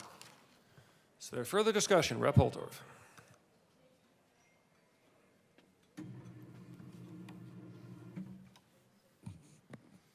Thank you, Mr. Chair. You have heard from many members of my caucus speak vehemently against this bill for many, many good reasons that I agree with. Almost every reason I agree with. This particular bill will go to the courts. There will be legal action taken. That has already started before today. But as we present this bill, the case is being built. Now, what legislators should strongly consider are the bills that actually violate constitutional rights. and arguably they should not pursue those. That legislation should not be pursued. Despite the activists' desires or tendencies, despite those that are clamoring for change, because unconstitutional change is unconstitutional change. Yes, people fall under many civil liberties under our Constitution. But to force free-thinking, free people to do things that are against their beliefs is going to have very detrimental consequences. Now, the good representative from Douglas County brought up a very good point. You see, Colorado, with this type of legislation, your school funding is going to get a lot easier because people are going to run from the public school system. Maybe that's something that people or activists or whatever want. I don't know. But it's very dangerous to put this advisory council together that's going to promulgate, I believe, the rules that are going to come forth that force what the bill title says. And the most egregious part of this bill and many others that have come before is that it conceals from the parents what is going on in the school.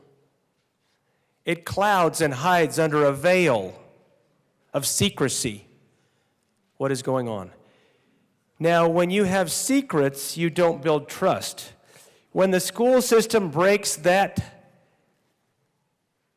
trust with parents because of this type of radical, unconstitutional legislation, the parents don't want to be partners in that system unless they have no choice. And private schools and non-charter schools and homeschools will proliferate. Is that what Colorado wants? In a time when we're clamoring as public schools are losing funding because of their student enrollment rates. I know the teachers union doesn't want that. So those that are bill proponents and those that are sponsoring this, who are so aligned with the teachers union, might want to have caution. Holtorf, let's be careful there. Thank you for your leadership, sir. I will. I'll withdraw that last comment. Thank you for your leadership.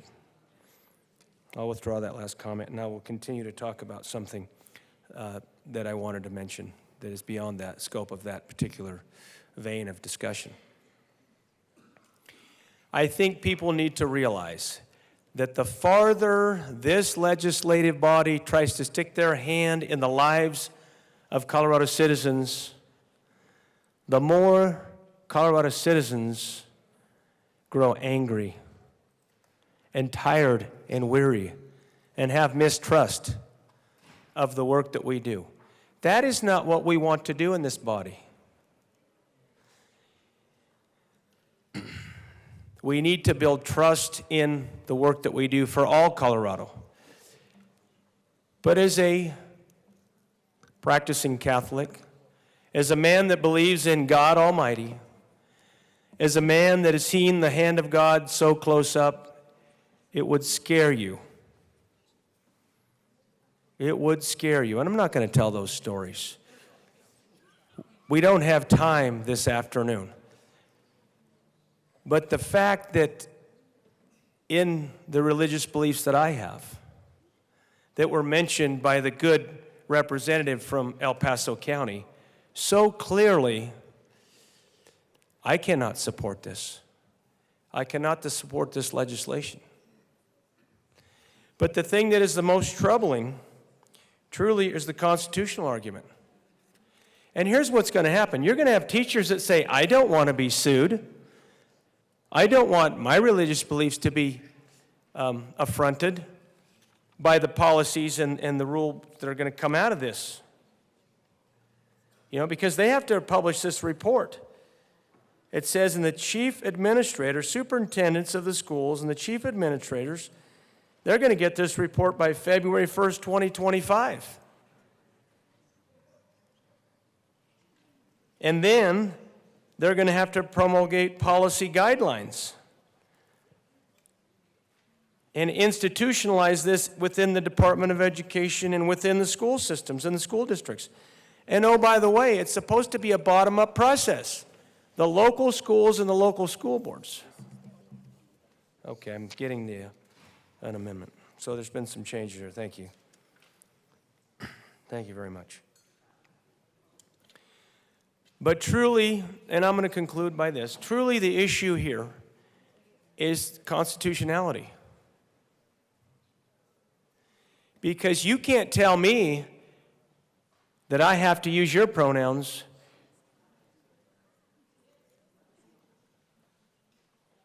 I can't tell you what to say to me. You can't, I can't tell you that. But in this type of legislation, you're telling me what to say to you. So now my basic freedoms, my basic freedom of speech at the basic level under the First Amendment is now violated. If I don't believe in this transgenderism social construct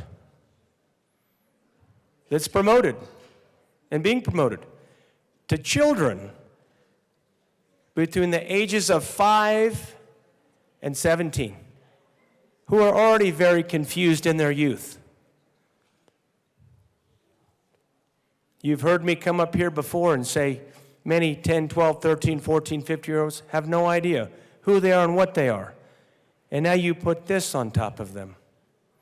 You've heard me before tell you that I had one of my daughters in school who had 3 classmates in their high school class that swore they were lesbians. Yet later on in life, they grow, they marry, and they have children. This isn't about any one person. This is larger than that. If you personalize this, I would say, please don't. This is a larger issue. And the beauty of this country is you can live how you want to live. You can love who you want to love. You can dress how you want to dress. You can act how you want to act. But what you can't do is tell other people what to say and how to act and what to do and violate their First Amendment rights. Thank you for your attention. I'll be a hard no on this bill and any other bill like this that violates their constitutional rights. Rep. Armagost. Thank you, Mr. Chair. I stand up here today for the same reasons that my colleagues have come up here and spoken, but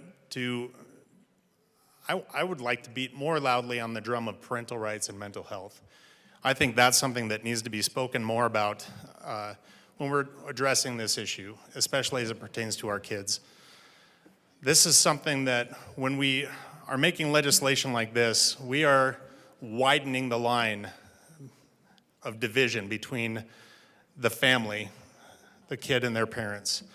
As a parent, for those of us that are parents, we know how detrimental that can be. When you're kept out of the loop on something, you have the right as a parent to know and be informed of your child's welfare when your child is out of your care.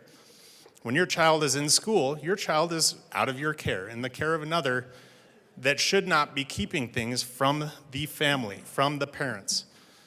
In widening that line and dividing the family even further, you're also widening that line for the ability of mental illness and mental health issues to worsen. When we're talking about our kids going through hormonal changes or not, and the things that they're going through emotionally, physically, and everything, possibly wondering about identity issues, wondering where they fit in among their peers.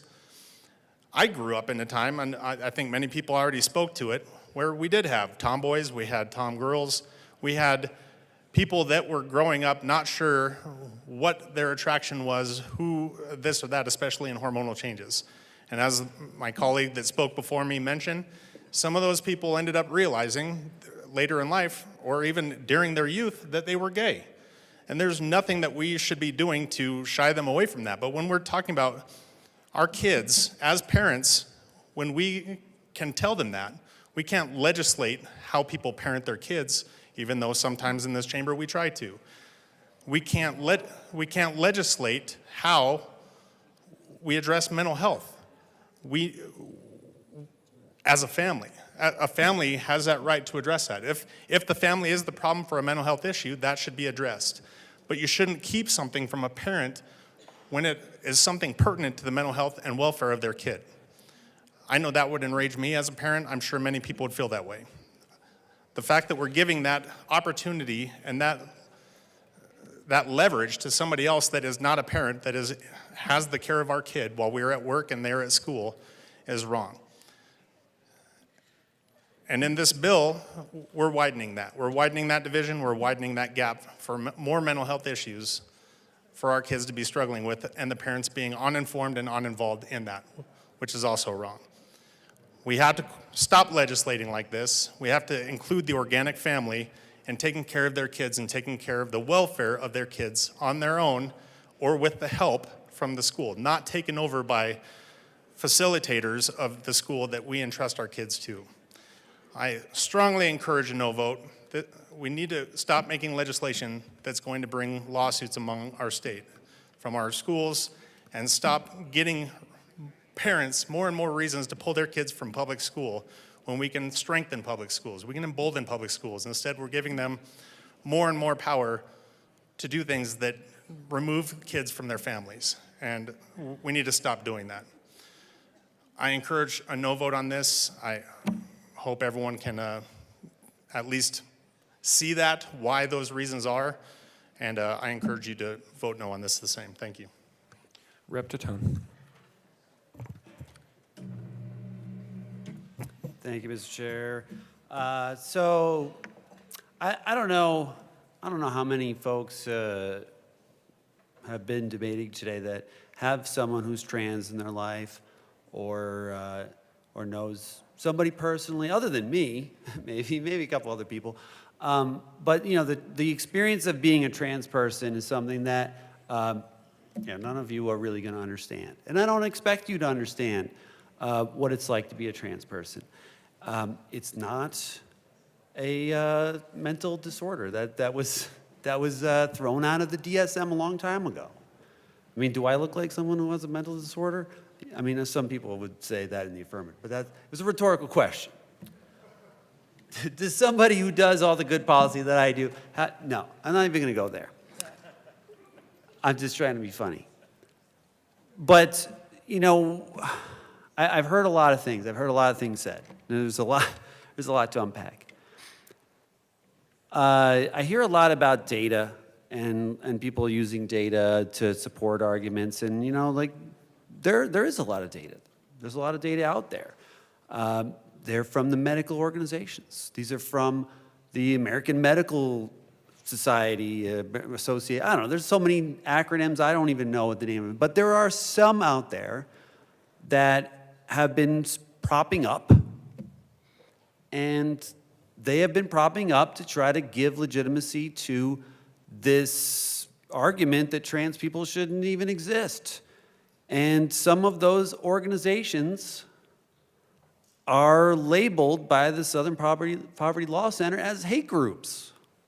So if you're getting your data from those places, I would suggest you find another place to get that, because that's not convincing after all the 40 other medical organizations have things to say in the affirmative that gender-affirming care, and this is gender-affirming care in a way, giving someone the name that they choose, that it is good for those people who need it.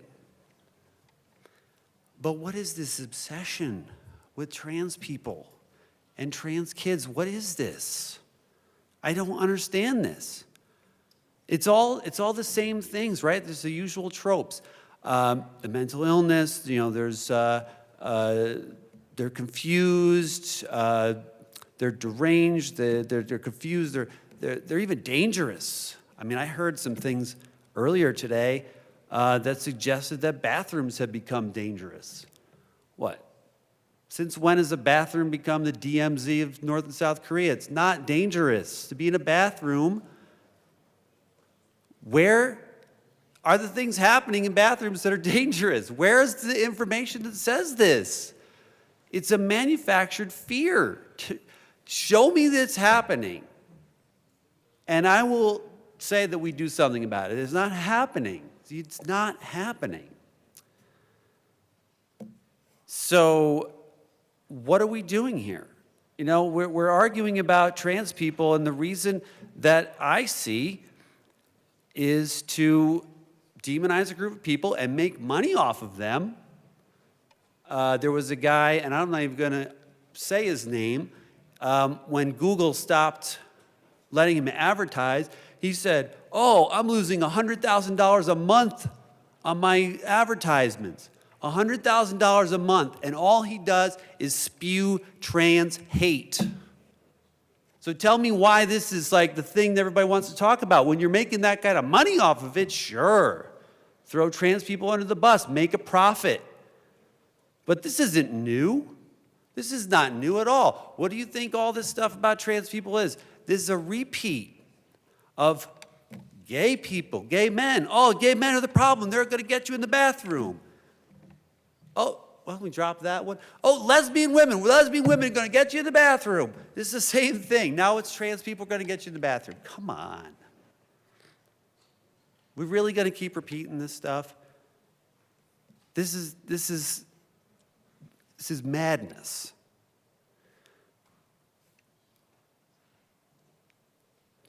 You know, it's funny, and I'm going to steal maybe somebody's thunder. Somebody said over here, people are going to run away from our schools. And I hope I get this right, but that was something that was said against the integration of schools when that conversation was happening. So again, we're repeating a lot of the same things over and over again to demonize a group of people, to put fear about a group of people who are just trying to exist, just trying to be who they are, and do whatever they want to do in life just like everybody else. But we are going after a small group of people who a lot of people don't understand in the first place, and it's an easy target. I will extend the offer if anybody, wants to have lunch with me, and you think, my colleague from Larimer County, we had lunch together. He actually had asked me to go to lunch, and I appreciated that. And a lot of people have. But learn about this stuff. Don't just repeat the things that keep being said.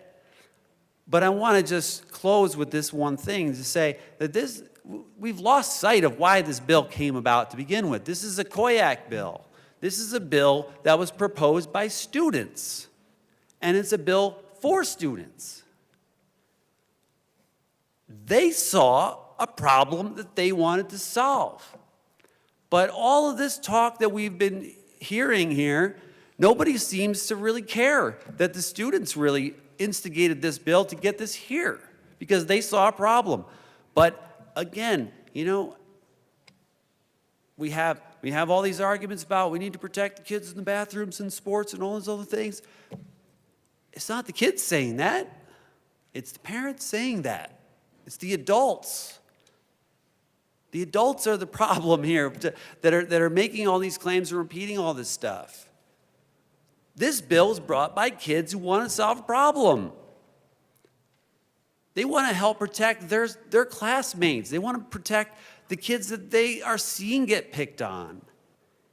And we're losing all of that aspect of what this bill is about because we're here arguing about a whole bunch of other things that don't have anything to do with this.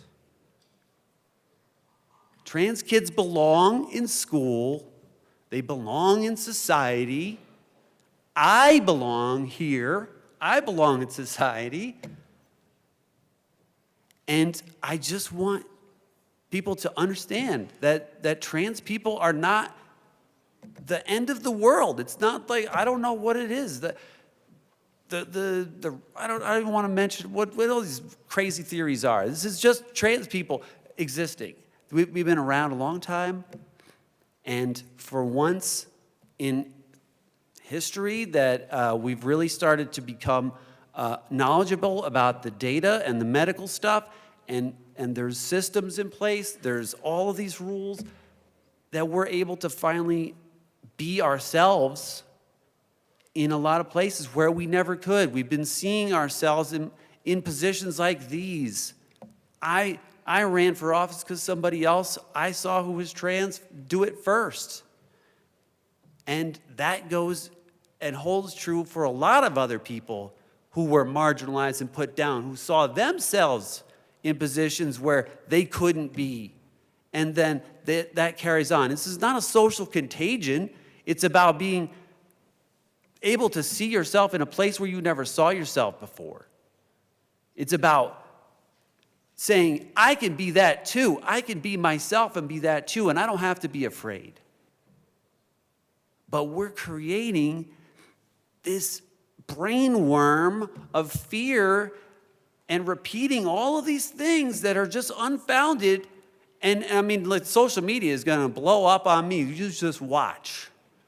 When they start repeating the things that I'm going to be saying right here, right now. Because it will happen. Because I'm defending myself and people like me. Well, you're damn right I'm going to defend myself and people like me. I have a right to exist too. And my existence doesn't have anything to do with your existence. Nobody's trying to make your kids do stuff they don't want to do. But let the kids who are comfortable with who they are be the kids they want to be. And that's what this bill's about. It's about a bill that was made by students for their student colleagues in their classrooms. So I'm going to ask you for a yes vote on this bill because students are sticking up for students, and we're going to deliver that for them. Because they deserve that. And COIAC is a great group. They're not trying to come up with stuff that doesn't make sense for the schools, and they're working with us to make sure that we work within the boundaries of the Constitution and the First Amendment and all the other stuff to try to produce a better environment for them. The kids want a good environment to go to school in. And this bill accomplishes that. So I ask for a yes vote on the bill. Rep. Weinberg.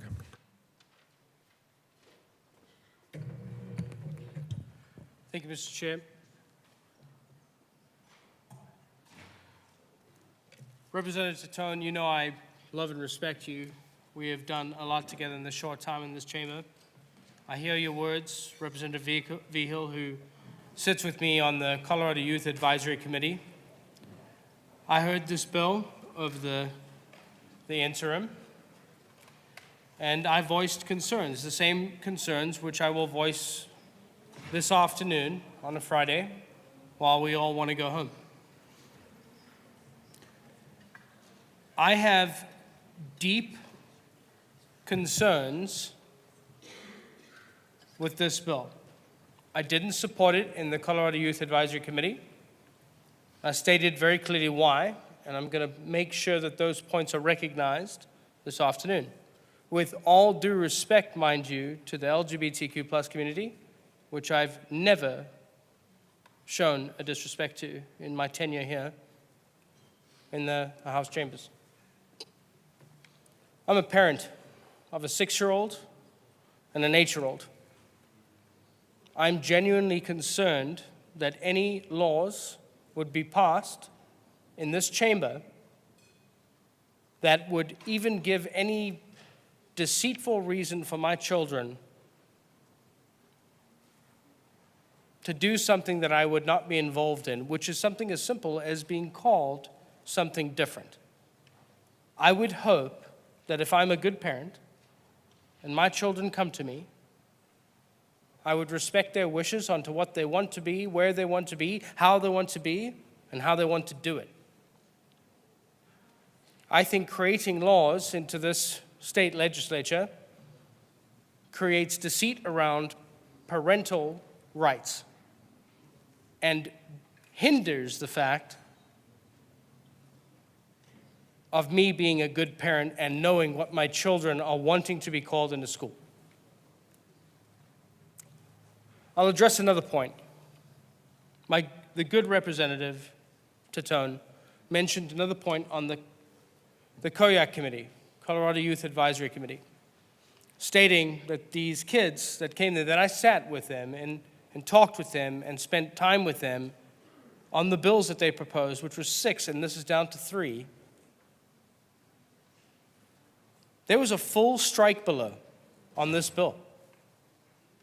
I actually don't think the children that were on the committee, at least I was never invited to a conversation after the committee, when a full strike below, and for those that don't know what a full strike below is that the original bill and the original intent of the bill from children that was brought to me was scrapped. The whole bill was striked. So I actually don't think, at least again by my knowledge, and with all due respect, my knowledge, because I was never invited to a conversation of a bill being scrapped and redone. And if the argument is going to be presented in this well, with all due respect to every colleague in this chamber, then we need to have solid truths.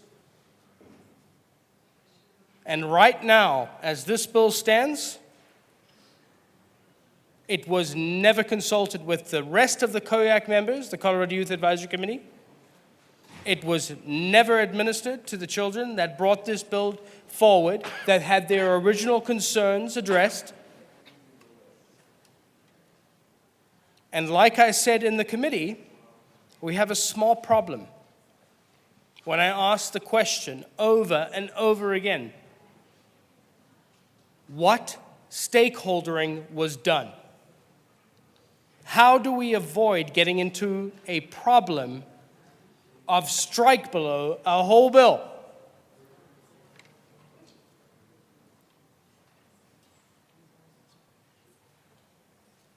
These issues, in my opinion, should have the parents at the forefront of the conversation. Anytime you empower children under the age of 18 to do things without parental consent or guidance or knowledge, we have a problem. I'm truly trying to wrap my head around everything that's being done on a regular basis in these chambers and during this legislative session. But again, in a bill that I've sat with in an interim committee, we've scrapped it and we've done something new and we're rushing through to help something that I didn't think was the original intent, which is why I believe truly there will be some legality problems with everything that's going to transpire with this bill. I digress for a moment to actually be responsible and thank the bill sponsors. They have been so engaged and in tune with what my concerns are. They are very understanding of my disagreements and my urging for every colleague to vote no in this chamber on this bill, but they have been receptive. They've accepted an amendment. We have been dialoguing hours on end, for Pete's sake, at late night hours, and I wish to truly say thank you for that. And the best part about coming down into this chamber, into the well, and speaking quite bluntly and quite swiftly is there's a big problem with this bill. And I've made that my concern in committee and now to all of you.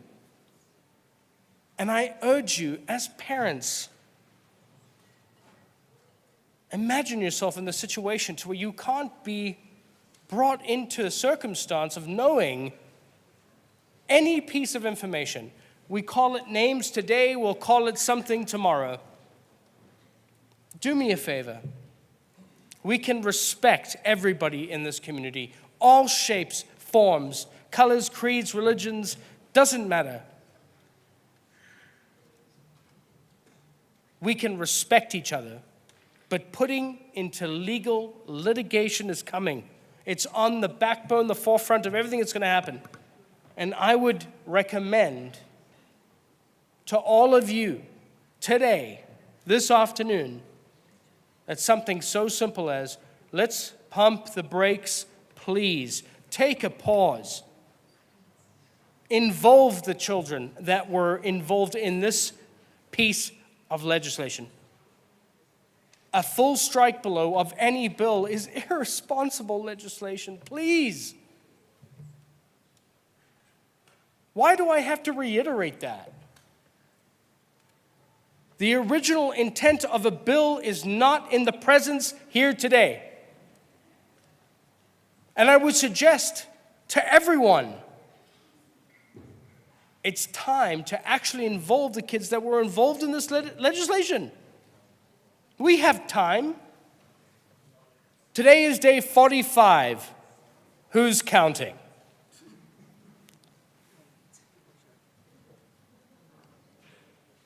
We have 75 days left. Who's counting? We have 75 days left to do this. Stop rushing this here. Postpone. Convene Colorado Youth Advisory Committee. Put us back on and let's hear what the children have to say. That is the responsible thing to do as legislators. There is no need to rush anything down here. There's no point to rush anything down here. When we do that, we truly turn our backs on the constituents we represent in this state. I would ask us to please, for this one specifically, take a pause. Involve the original children that were engaged and brought this bill forward to us. The original intent is not there. And I think it's time we prove to the children that are part of Colorado Youth Advisory Committee that their voices do matter, their opinions are heard, and let's bring it back for them to consider. I truly ask you to hear again my words today, which is this is not the original intent as it was, and by that logical standard, I would request a no vote today. All right, is there further discussion? Who'd like to go first? Rep. Bradley. Thank you, Mr. Chair. Just wanted to go on the record. No one is obsessed with trans kids, but our constituents feel like you're obsessed with ours. This bill isn't about letting people exist. It is about forcing people to use language they don't agree with.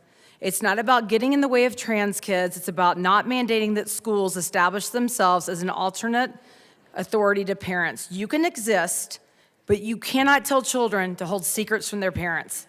That's not okay. Is there further discussion on 1039? Rep. Hartzog.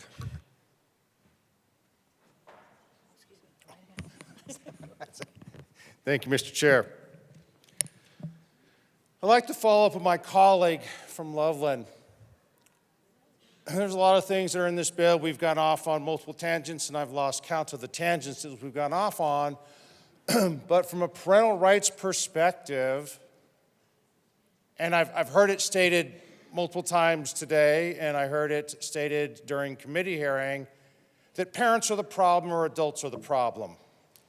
Well, I vehemently disagree with that. A, adult, B, I'm a parent. Are there people that are problems in the world? Absolutely. That's why we have crimes. That's why we have prisons. Because there are bad people in the world. To make a category and say that adults or parents are the problem is wrong. Because as this parent, and I'm willing to assume that every parent in this room cares and loves their children. We want the best for them. And if there's a problem, and we are unable to figure it out, and it's amazing, most times the parents can do that, but if they can't, then there's resources out there. There's school counselors, school coaches, school psychologists. There's a lot of resources in this community that parents can reach out to. This bill takes away and excludes parents. We are telling kids, children, teenagers, that do not have the legal right or responsibility and the repercussions that come along with that to make certain decisions. If they want to have a discussion about how they feel and what they think, great, have that discussion. Have that discussion with your parents, and if you think you need, have that discussion with your school counselors, your school psychologists, your coaches, whomever you want to bring in, doesn't matter. Have the discussion. Discussions are not exclusionary. You don't get to exclude parents who are the single most responsible person for their children, legally, morally, every single way you want to look at it.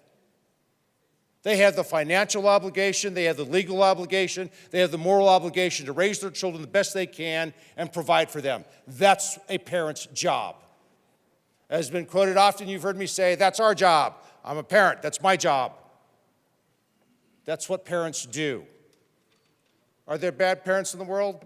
Absolutely. Are there bad people in the world? Absolutely. But do we pass legislation that excludes the parents from the discussion? I think that's ludicrous. When parents are the single biggest factor in that child's life. And that's where we should be looking at. Having that discussion, encouraging that discussion between parents, children, and any other people that are necessary, versus getting them out of the area, getting them out of the discussion.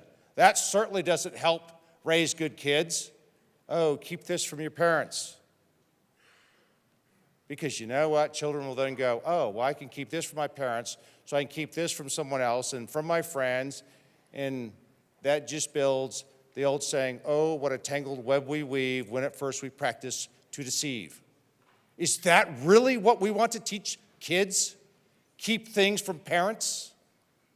I mean, half the time they're on their cell phones doing social media, that's a whole different realm, but there's things they keep from the parents there. And yet I monitor what my kids do. I ask them, we sit down, we have a discussion. They have cell phones. They have certain aspects of social media to work with the schools, the sports teams, their coaches, to communicate. But I forbid them, and I make sure that they can't get to the outside world, or worse yet, the outside world get to them. Because you know what? He's 14 years old, and there are bad people out there that will target him. And he doesn't quite understand who those bad people are. Well, I've seen them. I've dealt with them. And I'm the parent that is the firewall between someone that would harm my child and them living a good life. But back to the bill and the schools. Have that discussion. If your child wishes to be called something else or believe something else, so be it. Have the discussion. But that discussion must include the parents. They are first and foremost in that sequence. They are the ones that are important to the welfare of that child and their upbringing. Not the state, not the school, not a piece of legislation, but that's their responsibility. And we should not be passing legislation that infringes upon that right of a parent. And I absolutely agree with my colleague from Loveland that this will be challenged in court because we're infringing on parental rights. Parents have that inherent right. It's spelled out in multiple laws. I can't even begin to quote. But that's what parents do. That's how we were raised. And just because you were raised by bad parents doesn't mean that you grow up to make bad decisions. What it means is when you become adult, you're responsible. And if you can't get a good education with your parents for a variety of reasons, that doesn't mean you exclude them or keep things from them. It means you seek out additional resources. You don't exclude people, you bring more people in, more people to the discussion, versus saying that adults or parents are the problem. That's not the problem. The problem is we're not having the discussion. Too many people want to ignore it. And that doesn't help anyone, especially the children. I urge a no vote on this. Thank you. Is there further discussion? Rep. DeGraff.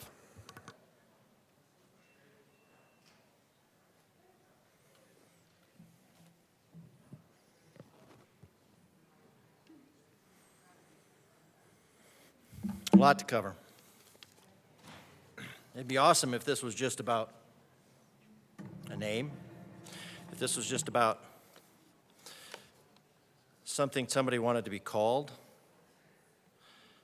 but there's a lot more to it. I do appreciate the constitutional aspect. I wanted to read a couple parts before we get started.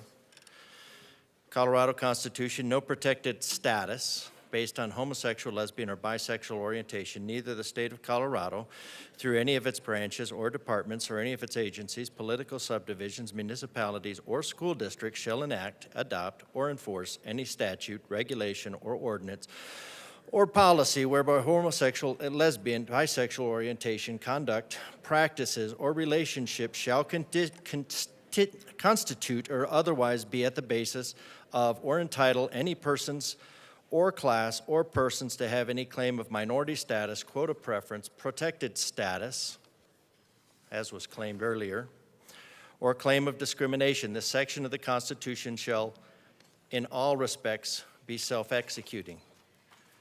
Now, I think that, I don't know when that was added. I don't think it was necessary to add it because what the Constitution is about, what our Declaration is about, Declaration of Independence, is about the individual. Now, as far as the First Amendment, Congress shall make no law respecting an establishment of religion or the prohibiting the free exercise thereof, or abridging the freedom of speech or the press, or the right of the people to peaceably assemble, and to the petition of government for a redress of grievances. Now, if you look at the actual writings of the founding fathers, the founders, I wouldn't say they're just fathers, but the founders, that the nation, the principles that we adhere to, that we have in our Constitution, that took us from what I would say is a nascent backwater to a global superpower in less than 2 centuries, is the power of the individual. The diversity of the individual, not the diversity of groups, but of individual. This is about separating people into groups. Now, when we talk about the parents, one of the things I think that gets lost when we're talking about the self-evident truths and certain unalienable rights and the government's responsibility to secure these rights, something that we took in the military, whether we liked it or not, we took an oath to support and defend, not usurp and upend. The laws of nature and nature's God, and we see. And so the Constitution, the Declaration of Independence on which the Constitution is founded on the laws of nature and nature's God. And you have in there, that what that's really saying is that you have the natural law, which is the manifestation of the physical manifestation of the moral law. And what we see in nature is we see that parents protect their offspring and are responsible for their offspring up until a certain point. Now, we get those, we talk about that in terms of parental rights, but that's also parental responsibilities that we're supposed to, that a parent, and then we've made the age of consent somewhere around age 18, where a child up until the age 18 is precluded from making life-altering decisions outside of the parental authority. And the parental authority is in place in accordance with the laws of nature and nature's God in order to guide those children to a point where they can function on themselves. We don't just turn children loose into the world and say good luck. And we don't just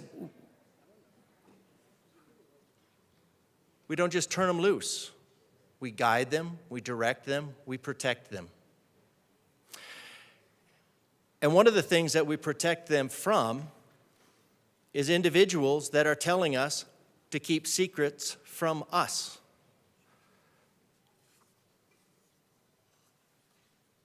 Most of you will probably have had the brief discussion of stranger danger. And that usually revolves around somebody who's telling you, a child, to keep a secret from their parents.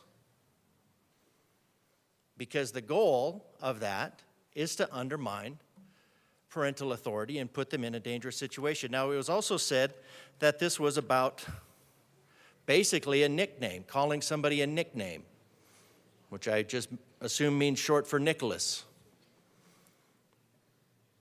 Chosen name means any name that an individual requests to be known as other than an individual's legal name.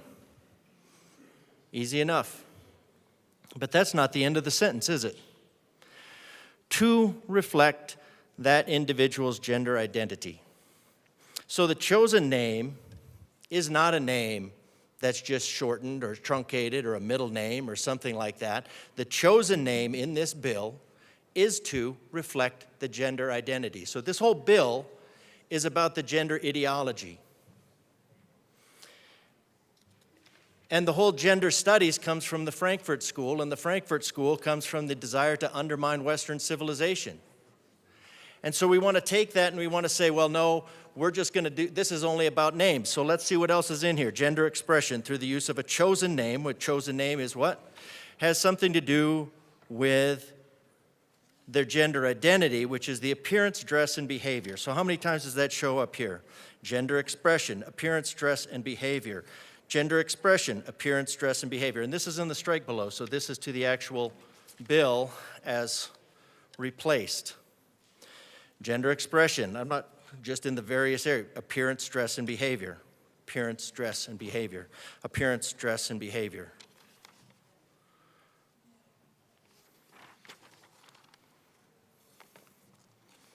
So why is that important?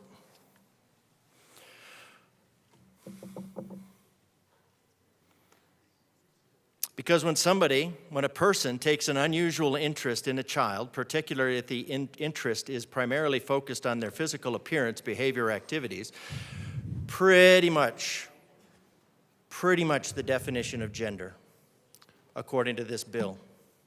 I'd say functionally identical. A person who tries to communicate with the child online, person in secret outside the knowledge of the child's parents or guardians. A person who attempts to isolate a child from their friends or family, or discourages a child from spending time with others, or a person who asks the child to keep secrets, or who makes the child feel like they're special or important in a way that is inappropriate. That describes a manipulative behavior used by abusers to gain access to potential victim, coerce them to agree to the abuse, and reduce the likelihood or risk of being caught. The language is in the bill. Those aren't definitions that I made up. Those are definitions that you can look up.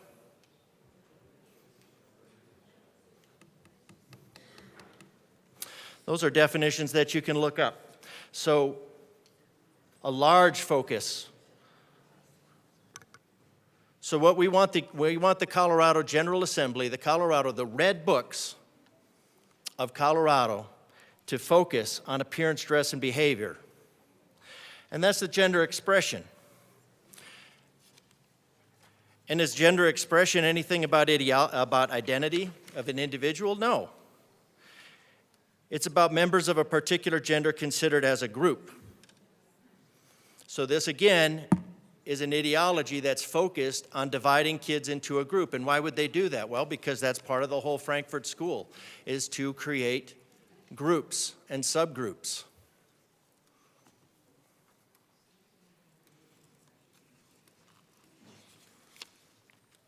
Now, does this have anything to do with the Marxist agenda of separating kids from their parents? All right, Rep. DeGraff, I've been giving members of both parties a lot of latitude for 2.5 hours now, but let's try to keep our remarks somewhat related to the title of the bill, which is non-legal name changes for students, please. Thank you, Mr. Chair. We were told what the bill was about. I have my questions.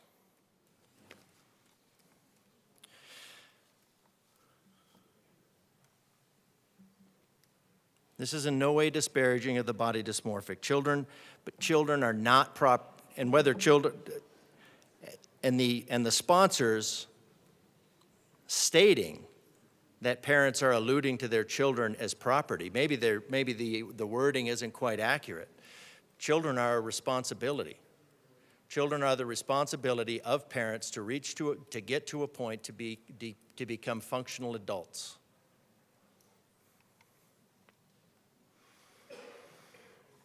The adults are the problem, is what we heard from the adults are the problem.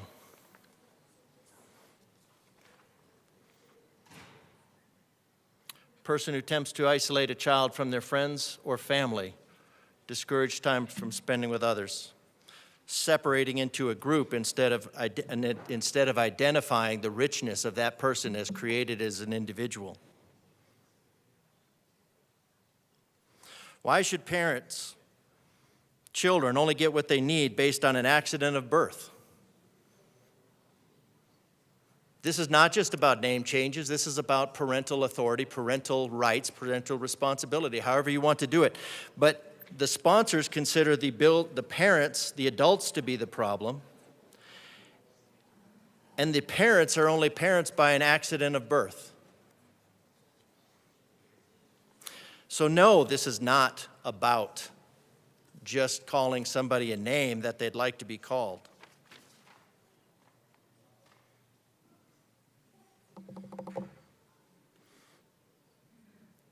And it's probably not as inclusive as the sponsors would like to think.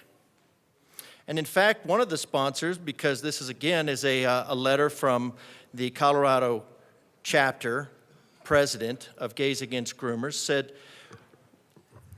when he approached the sponsor, I gave her my card for Gays Against Groomers, which she promptly handed back and said, was not interested in your organization or your position, and walked away. As an elected official of the people of Colorado, she is not interested in the position. Representative, let's not get into characterizing things that happened outside of today. You are free to speak about your opinions and perspectives on this legislation. Let's please keep it to that. Okay, my opinions are that this was not fully stakeholdered. The opinion of the writer was that this bill is only interested in advancing an agenda that is set forth by the radical TQ+ establishment. The agenda is homophobic and misogynistic and dangerous to children. It seeks to erase biological sex. It seeks to create children who are sexless automatons owned by the state.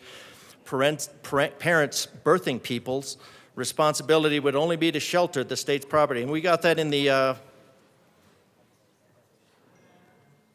bill about foster children. The objective by erasing sex also means the erasure of sex-based rights for women, homosexual and bisexual individuals. It should be cause for great alarm that these homophobic attacks are now coming from those who claim to be part of the LGBTQ community and their allies. When those who claim to represent and seek to an agenda that is built on the foundation of the erasure of the LGBT people, we must arise and fight back. We must engage in a manner like the community has never seen before. This is an attack from within. These people do not speak for us we speak for ourselves. We will not be erased. The sponsor is not going to do her job and represent all voices of the LGBT community and the voices of all Coloradans. We need to make sure she isn't representing any. The writer is a self-identified homosexual man who lives in Denver, and he goes on to describe the offense at the word queer. So gender is a group. So there's a lot more here. And there's a lot more to gender.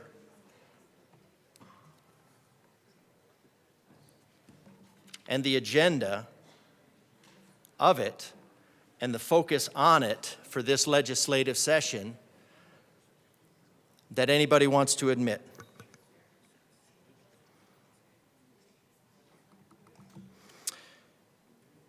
And he sent me the article just so everybody knows where everything is. That describes, and I'm quoting, the pedophilic roots of the trans movement. Now this... Representative DeGraff. This All is right, an we're going to be in a article- recess.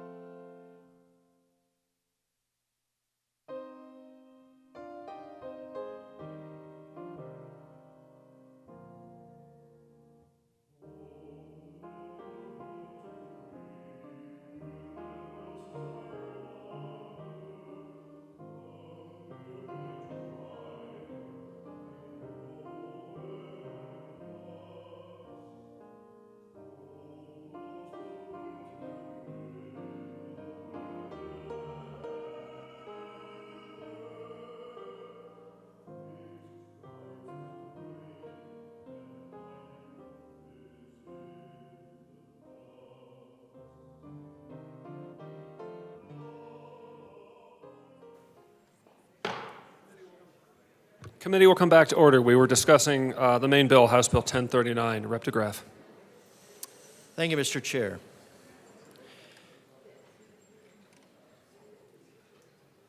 The movement, my point was that there are a lot of things that are going on besides this bill, besides a simple name preference.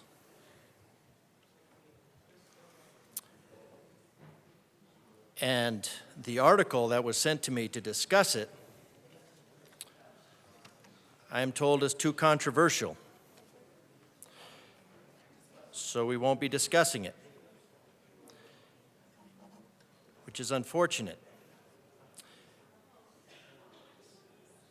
Because this is supposed to be a deliberative body. This is supposed to be a place that we can discuss difficult things. If you're going to introduce a difficult concept, if you're going to introduce a difficult bill, you're going to get difficult concepts in return, because they all have to be discussed. But I recognize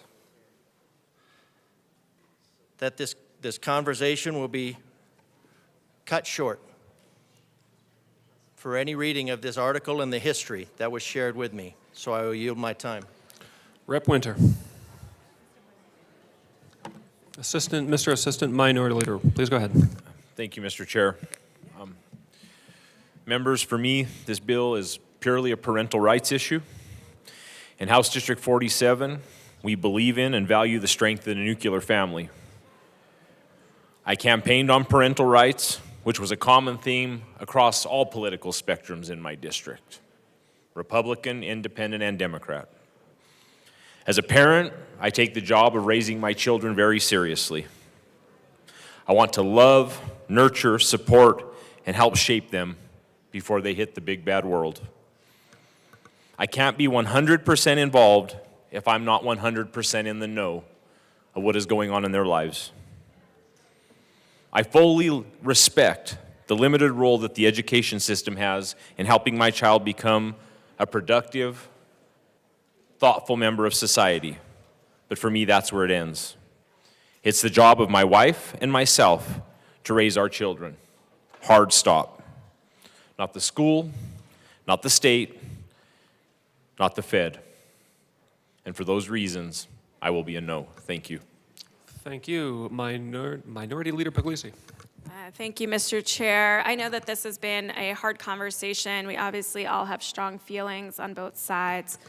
I just want to be clear that for us, the conversations have really been around parental rights. And I know I heard in committee this is not a parental rights bill, but anytime a school or a teacher does not need to tell me what's going on with my kids, it's a parental rights issue. It is for me. Nobody knows my kids better than me. And I want the chance to be a mom. I want a chance to be a good mom. And if I don't have all the information about my child, I feel like I can't be a good mom. And I'm asking that this body give us a chance to be there for our children and not take that right away. And so for those reasons, I know there was a lot of discussion as to what this bill is about, but for us, it was just that we wanted to know, and we wanted the acknowledgement that we had the right to know. And I'm sorry we couldn't get there, but I think that's the reason we are so opposed to this bill. So thank you for the great debates today. And with that, I urge a no vote. Thank you. Brett Behill.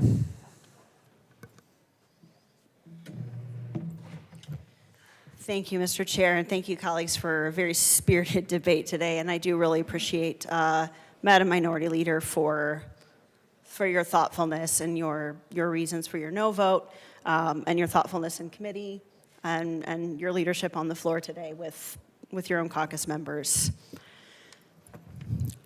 So I want to tread a little bit carefully on this, colleagues, because I think a lot of you know that much of what motivated me to come into this office is from my own background, from my own survivorship, And so I've always had a rule for myself that even if I'm going to share big things, I'm not going to come down into this well and trauma dump on anyone. If I can't stay collected, if I can't stay cool, then I won't get into it. I'll save it for another day or let someone else share their story. But there was a lot that came up today about the nature of childhood abuse. And we had mentioned, because I felt like this was important, that children aren't anyone's property. We did talk about that a bit. They don't belong to anyone. They belong to themselves because children are people. They come into this world through their parents. When people become adults, they may or may not continue to associate with those parents. I do believe the parent-child relationship is precious. It is very valuable. We should be extremely slow to get involved in it in any way. And all of that being said, on occasion, and again, I hope that it is as rare as we all believe it is. I hope that it is as rare as we say that it is, that a child is not safe with their own parent.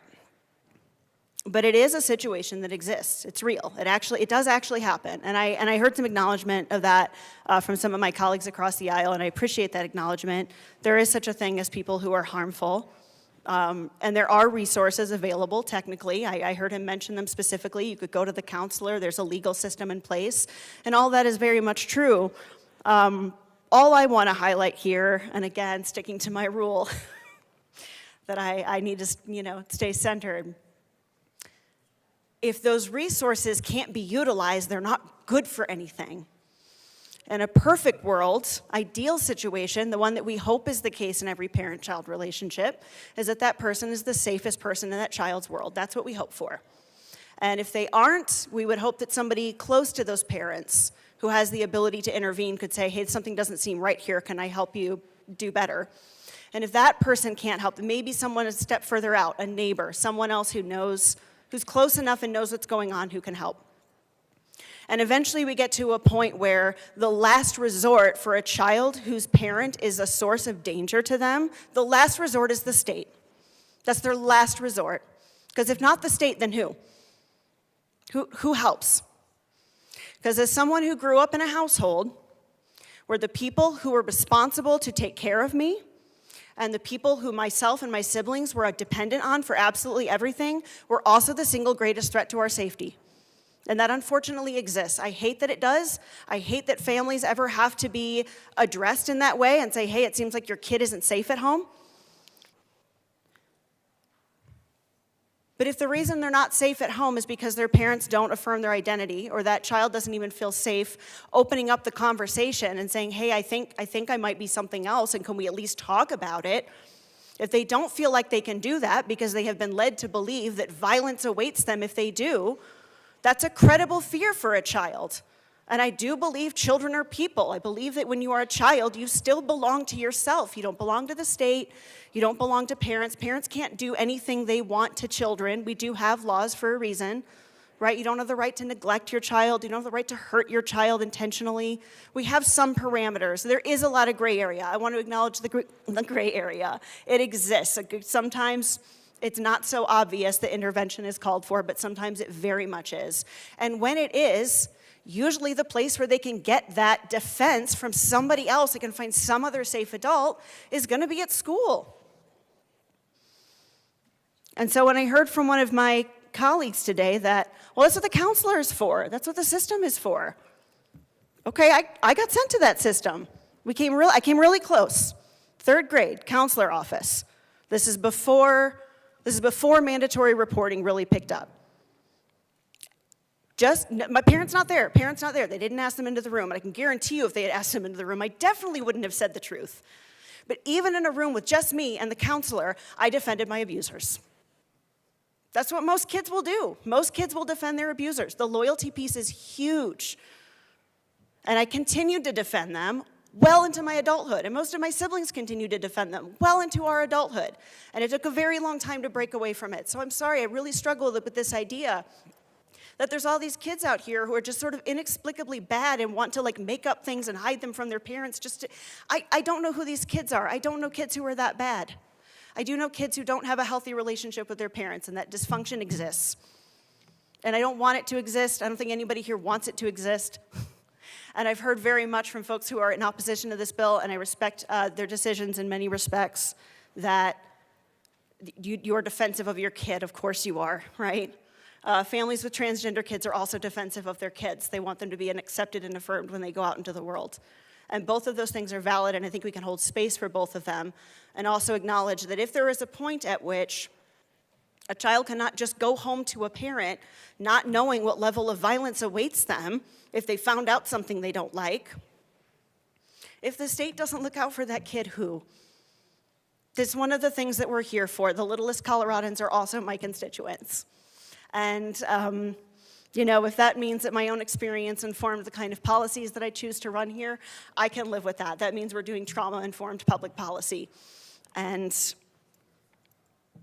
that's all I have to say about that. And I thank you, everyone, for hanging in with us as long as we have. It's been about a 3-hour debate, and I ask for your yes vote on House Bill 1039. Thank you. Is there further discussion on House Bill 1039? Seeing none, the question is the adoption of House Bill 1039. All those in favor, please say aye. Any opposed, say no. No! The ayes have it. 1039 is passed. Madam Majority Leader.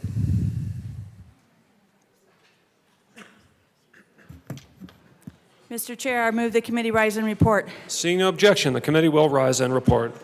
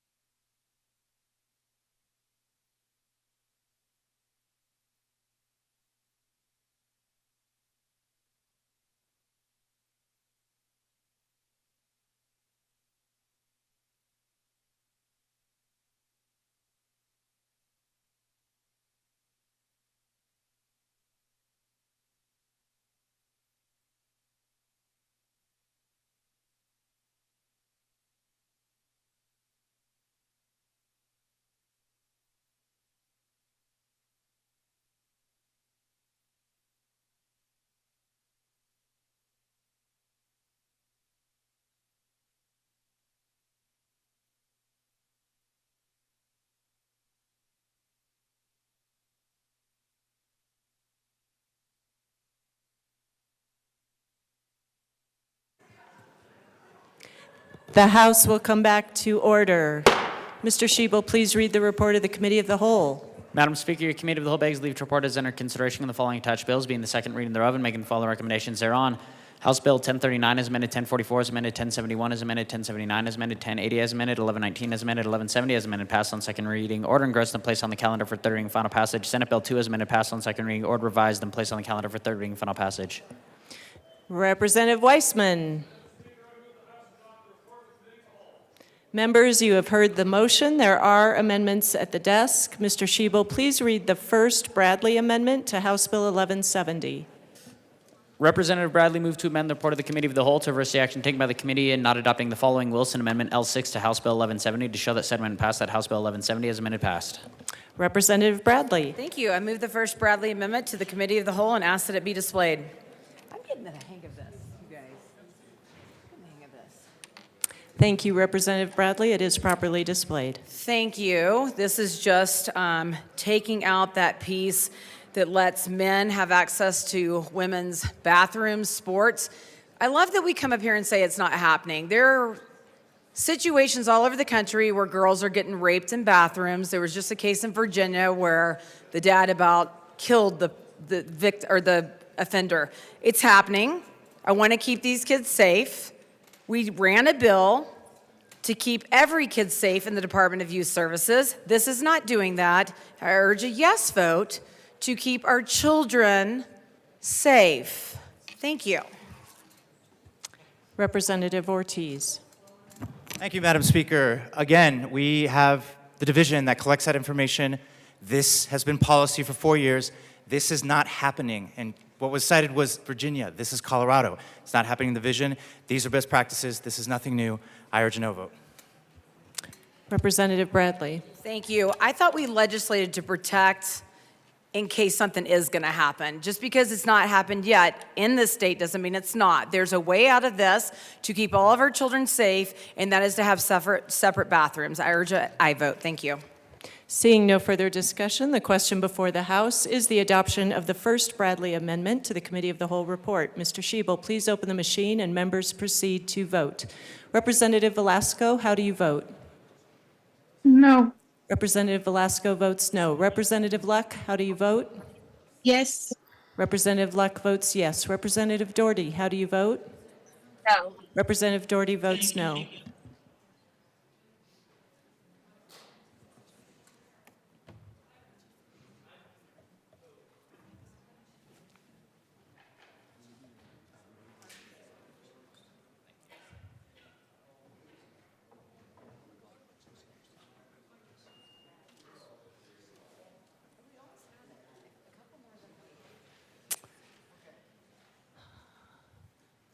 Please close the machine.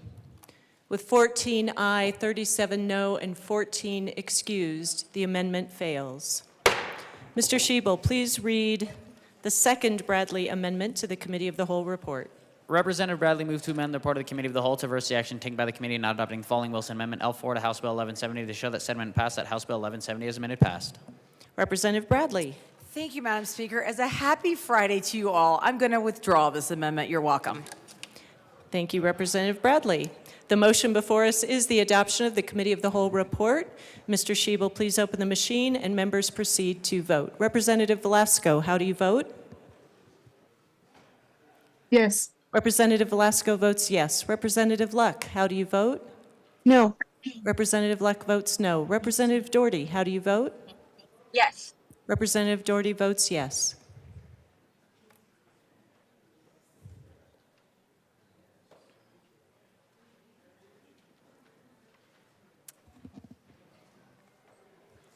Please close the machine. With 36 aye, 16 no, and 13 excused, the report of the Committee of the Whole is adopted.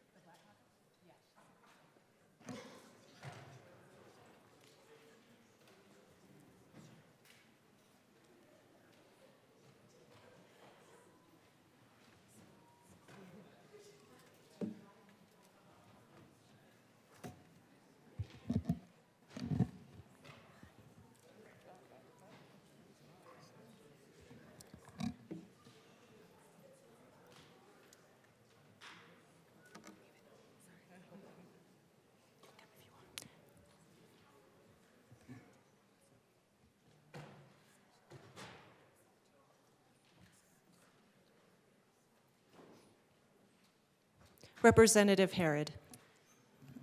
Thank you, Madam Speaker. I request a moment of personal privilege. So granted. Thank you, Madam Speaker. Members, I know we've had a long day, but I wanted to quickly bring your attention to something that recently happened within my district. As some of you all may know, in the heart of District 8 at City Park lies a statue for Dr. Martin Luther King. The statue is one where we kick off the parade every year. Countless events have happened, and it's one that's really important to our community, to Denver and to Colorado. Just a few days ago, the statue was vandalized.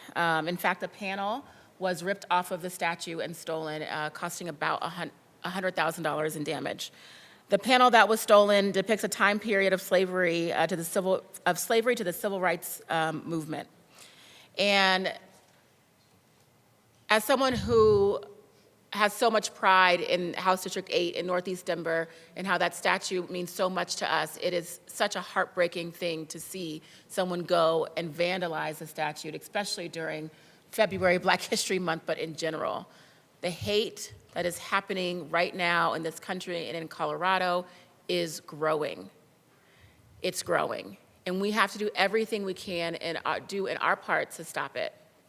I hope that members will come together and support the efforts around raising funds to restore the statue back to its original design. Thankfully, the sculptor is still with us and has the ability to fix it, but it was heartbreaking for him to go with his family to see the devastation that happened to the statue.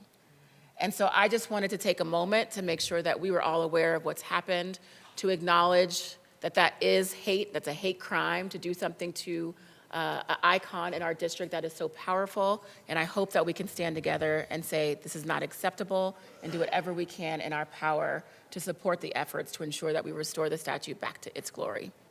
Thank you. Thanks for your time. Thank you.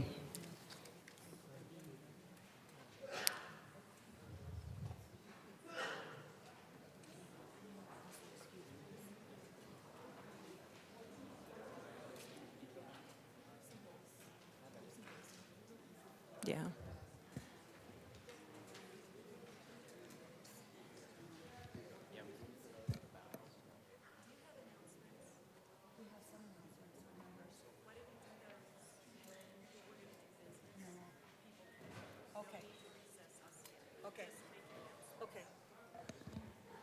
Members, the majority leader has a few announcements, and then you will be free to go. We have some business to tend to this afternoon. You don't need to stay here for that. But first, Representative Lindsay. Thank you, Madam Speaker. Before we head off on the weekend, I want to call down the Capitol Choir. I know we have 3 birthdays to celebrate that are happening this Sunday. So if you'd like to sing happy birthday to Representative Leader, Representative Story, or Representative Hernandez, please come down. Let's embarrass them before we head out. Lovely. Thank you, Representative Lindsay. Okay, have at it. Karaoke caucus members, please come to the front. Where is Rep Story? She's not here. Oh, where's, okay. Are the two birthday kids that are here, Representative Hernandez, Representative Leader, their birthdays are on Sunday. Let's sing happy birthday. What's the third one? Representative Story, but she is not here at the moment. Celebrating her birthday already. Yeah, so kick us off, Kathy. Happy birthday to you. Happy birthday to you. Happy birthday, dear Sheila. Happy birthday to you.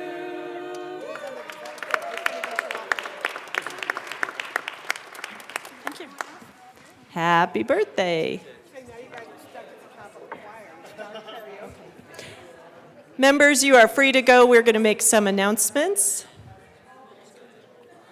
Sorry, we have some work to do. Mr. Schiebel? Reports of committees of reference. Committee on State, Civic, Military, and Veterans Affairs, after consideration on the merits, the committee recommends the following. House Bills 1022 and 1059 as amended be referred to the Committee on Appropriations with favorable recommendation. House Bill 1128 be postponed indefinitely. Printing report. The chief clerk Printing reports the report will following. be printed in the journal. Signing of bills, resolutions, and memorials. The speaker has signed Senate Bill 29. Signing of bills, resolutions, memorials will be printed in the journal. Message from the Senate. Madam Speaker, the Senate Message has from the adopted Senate will be printed in the journal. Introduction of bills. House Bill 1334 by Representative Basenecker concerning the authorization of a broadband provider's installation of necessary broadband infrastructure in multi-unit buildings and in connection therewith, specifying legal obligations and rights relating to the installation of broadband infrastructure in such buildings. House Bill 1334 will be assigned to the Committee on Transportation, Housing, and Local Government. House Bill 1335 by Representative Soper and Tatone, also Senators Roberts and Gardner, concerning the continuation of the regulation of persons related to the final disposition of deceased human bodies and in connection therewith, implement recommendations in the 2023 Sunset Report by the Department of Regulatory Agencies. House Bill 1335 will be assigned to the Committee on Business Affairs and Labor. House Bill 1336 by Representative Parenti, also Senator Rodriguez, concerning the deployment of broadband through grants administered by the Colorado Broadband Office. House Bill 1336 will be assigned to the Committee on Transportation, Housing, and Local Government. Senate Bill 103 by Senators Pelton B. and Janal, also Representative McLaughlin, concerning technical changes to Colorado Department of Labor and Employment statutes. Senate Bill 103 will be assigned to the Committee on Business Affairs and Labor. Senate Bill 128 by Senator Henriksen and Pelton B., also Representative Bradley and McLaughlin, concerning the repeal of an obsolete provision that required the Department of Transportation to make recommendations to the General Assembly by 2011. Senate Bill 128 will be assigned to the Committee on Transportation, Housing, and Local Government. Introduction of resolution. House Joint Resolution 1018 by Representative McCluskey, also Senator Roberts, concerning the water clarity of Grand Lake, Colorado's largest and deepest natural lake. House Joint Resolution 1018 will be laid over one day under House rules. Representative Hernandez, you have an announcement. Hello. Hello, members. I just have the announcement that I've received permission from the Majority Leader to be excused on Monday, February 26th. So excused and approved. Madam Majority Leader. Thank you, Madam Speaker. I move to lay over the balance of the calendar to Monday, February 26th, 2024. The balance of the calendar will be laid over until Monday, February 26, 2024. Madam Majority Leader. I move that the House stand in recess. Madam Speaker, I move the House stand in adjournment until Monday, February 26th at 10 a.m. The House is adjourned until Monday, February 26th at 10 a.m.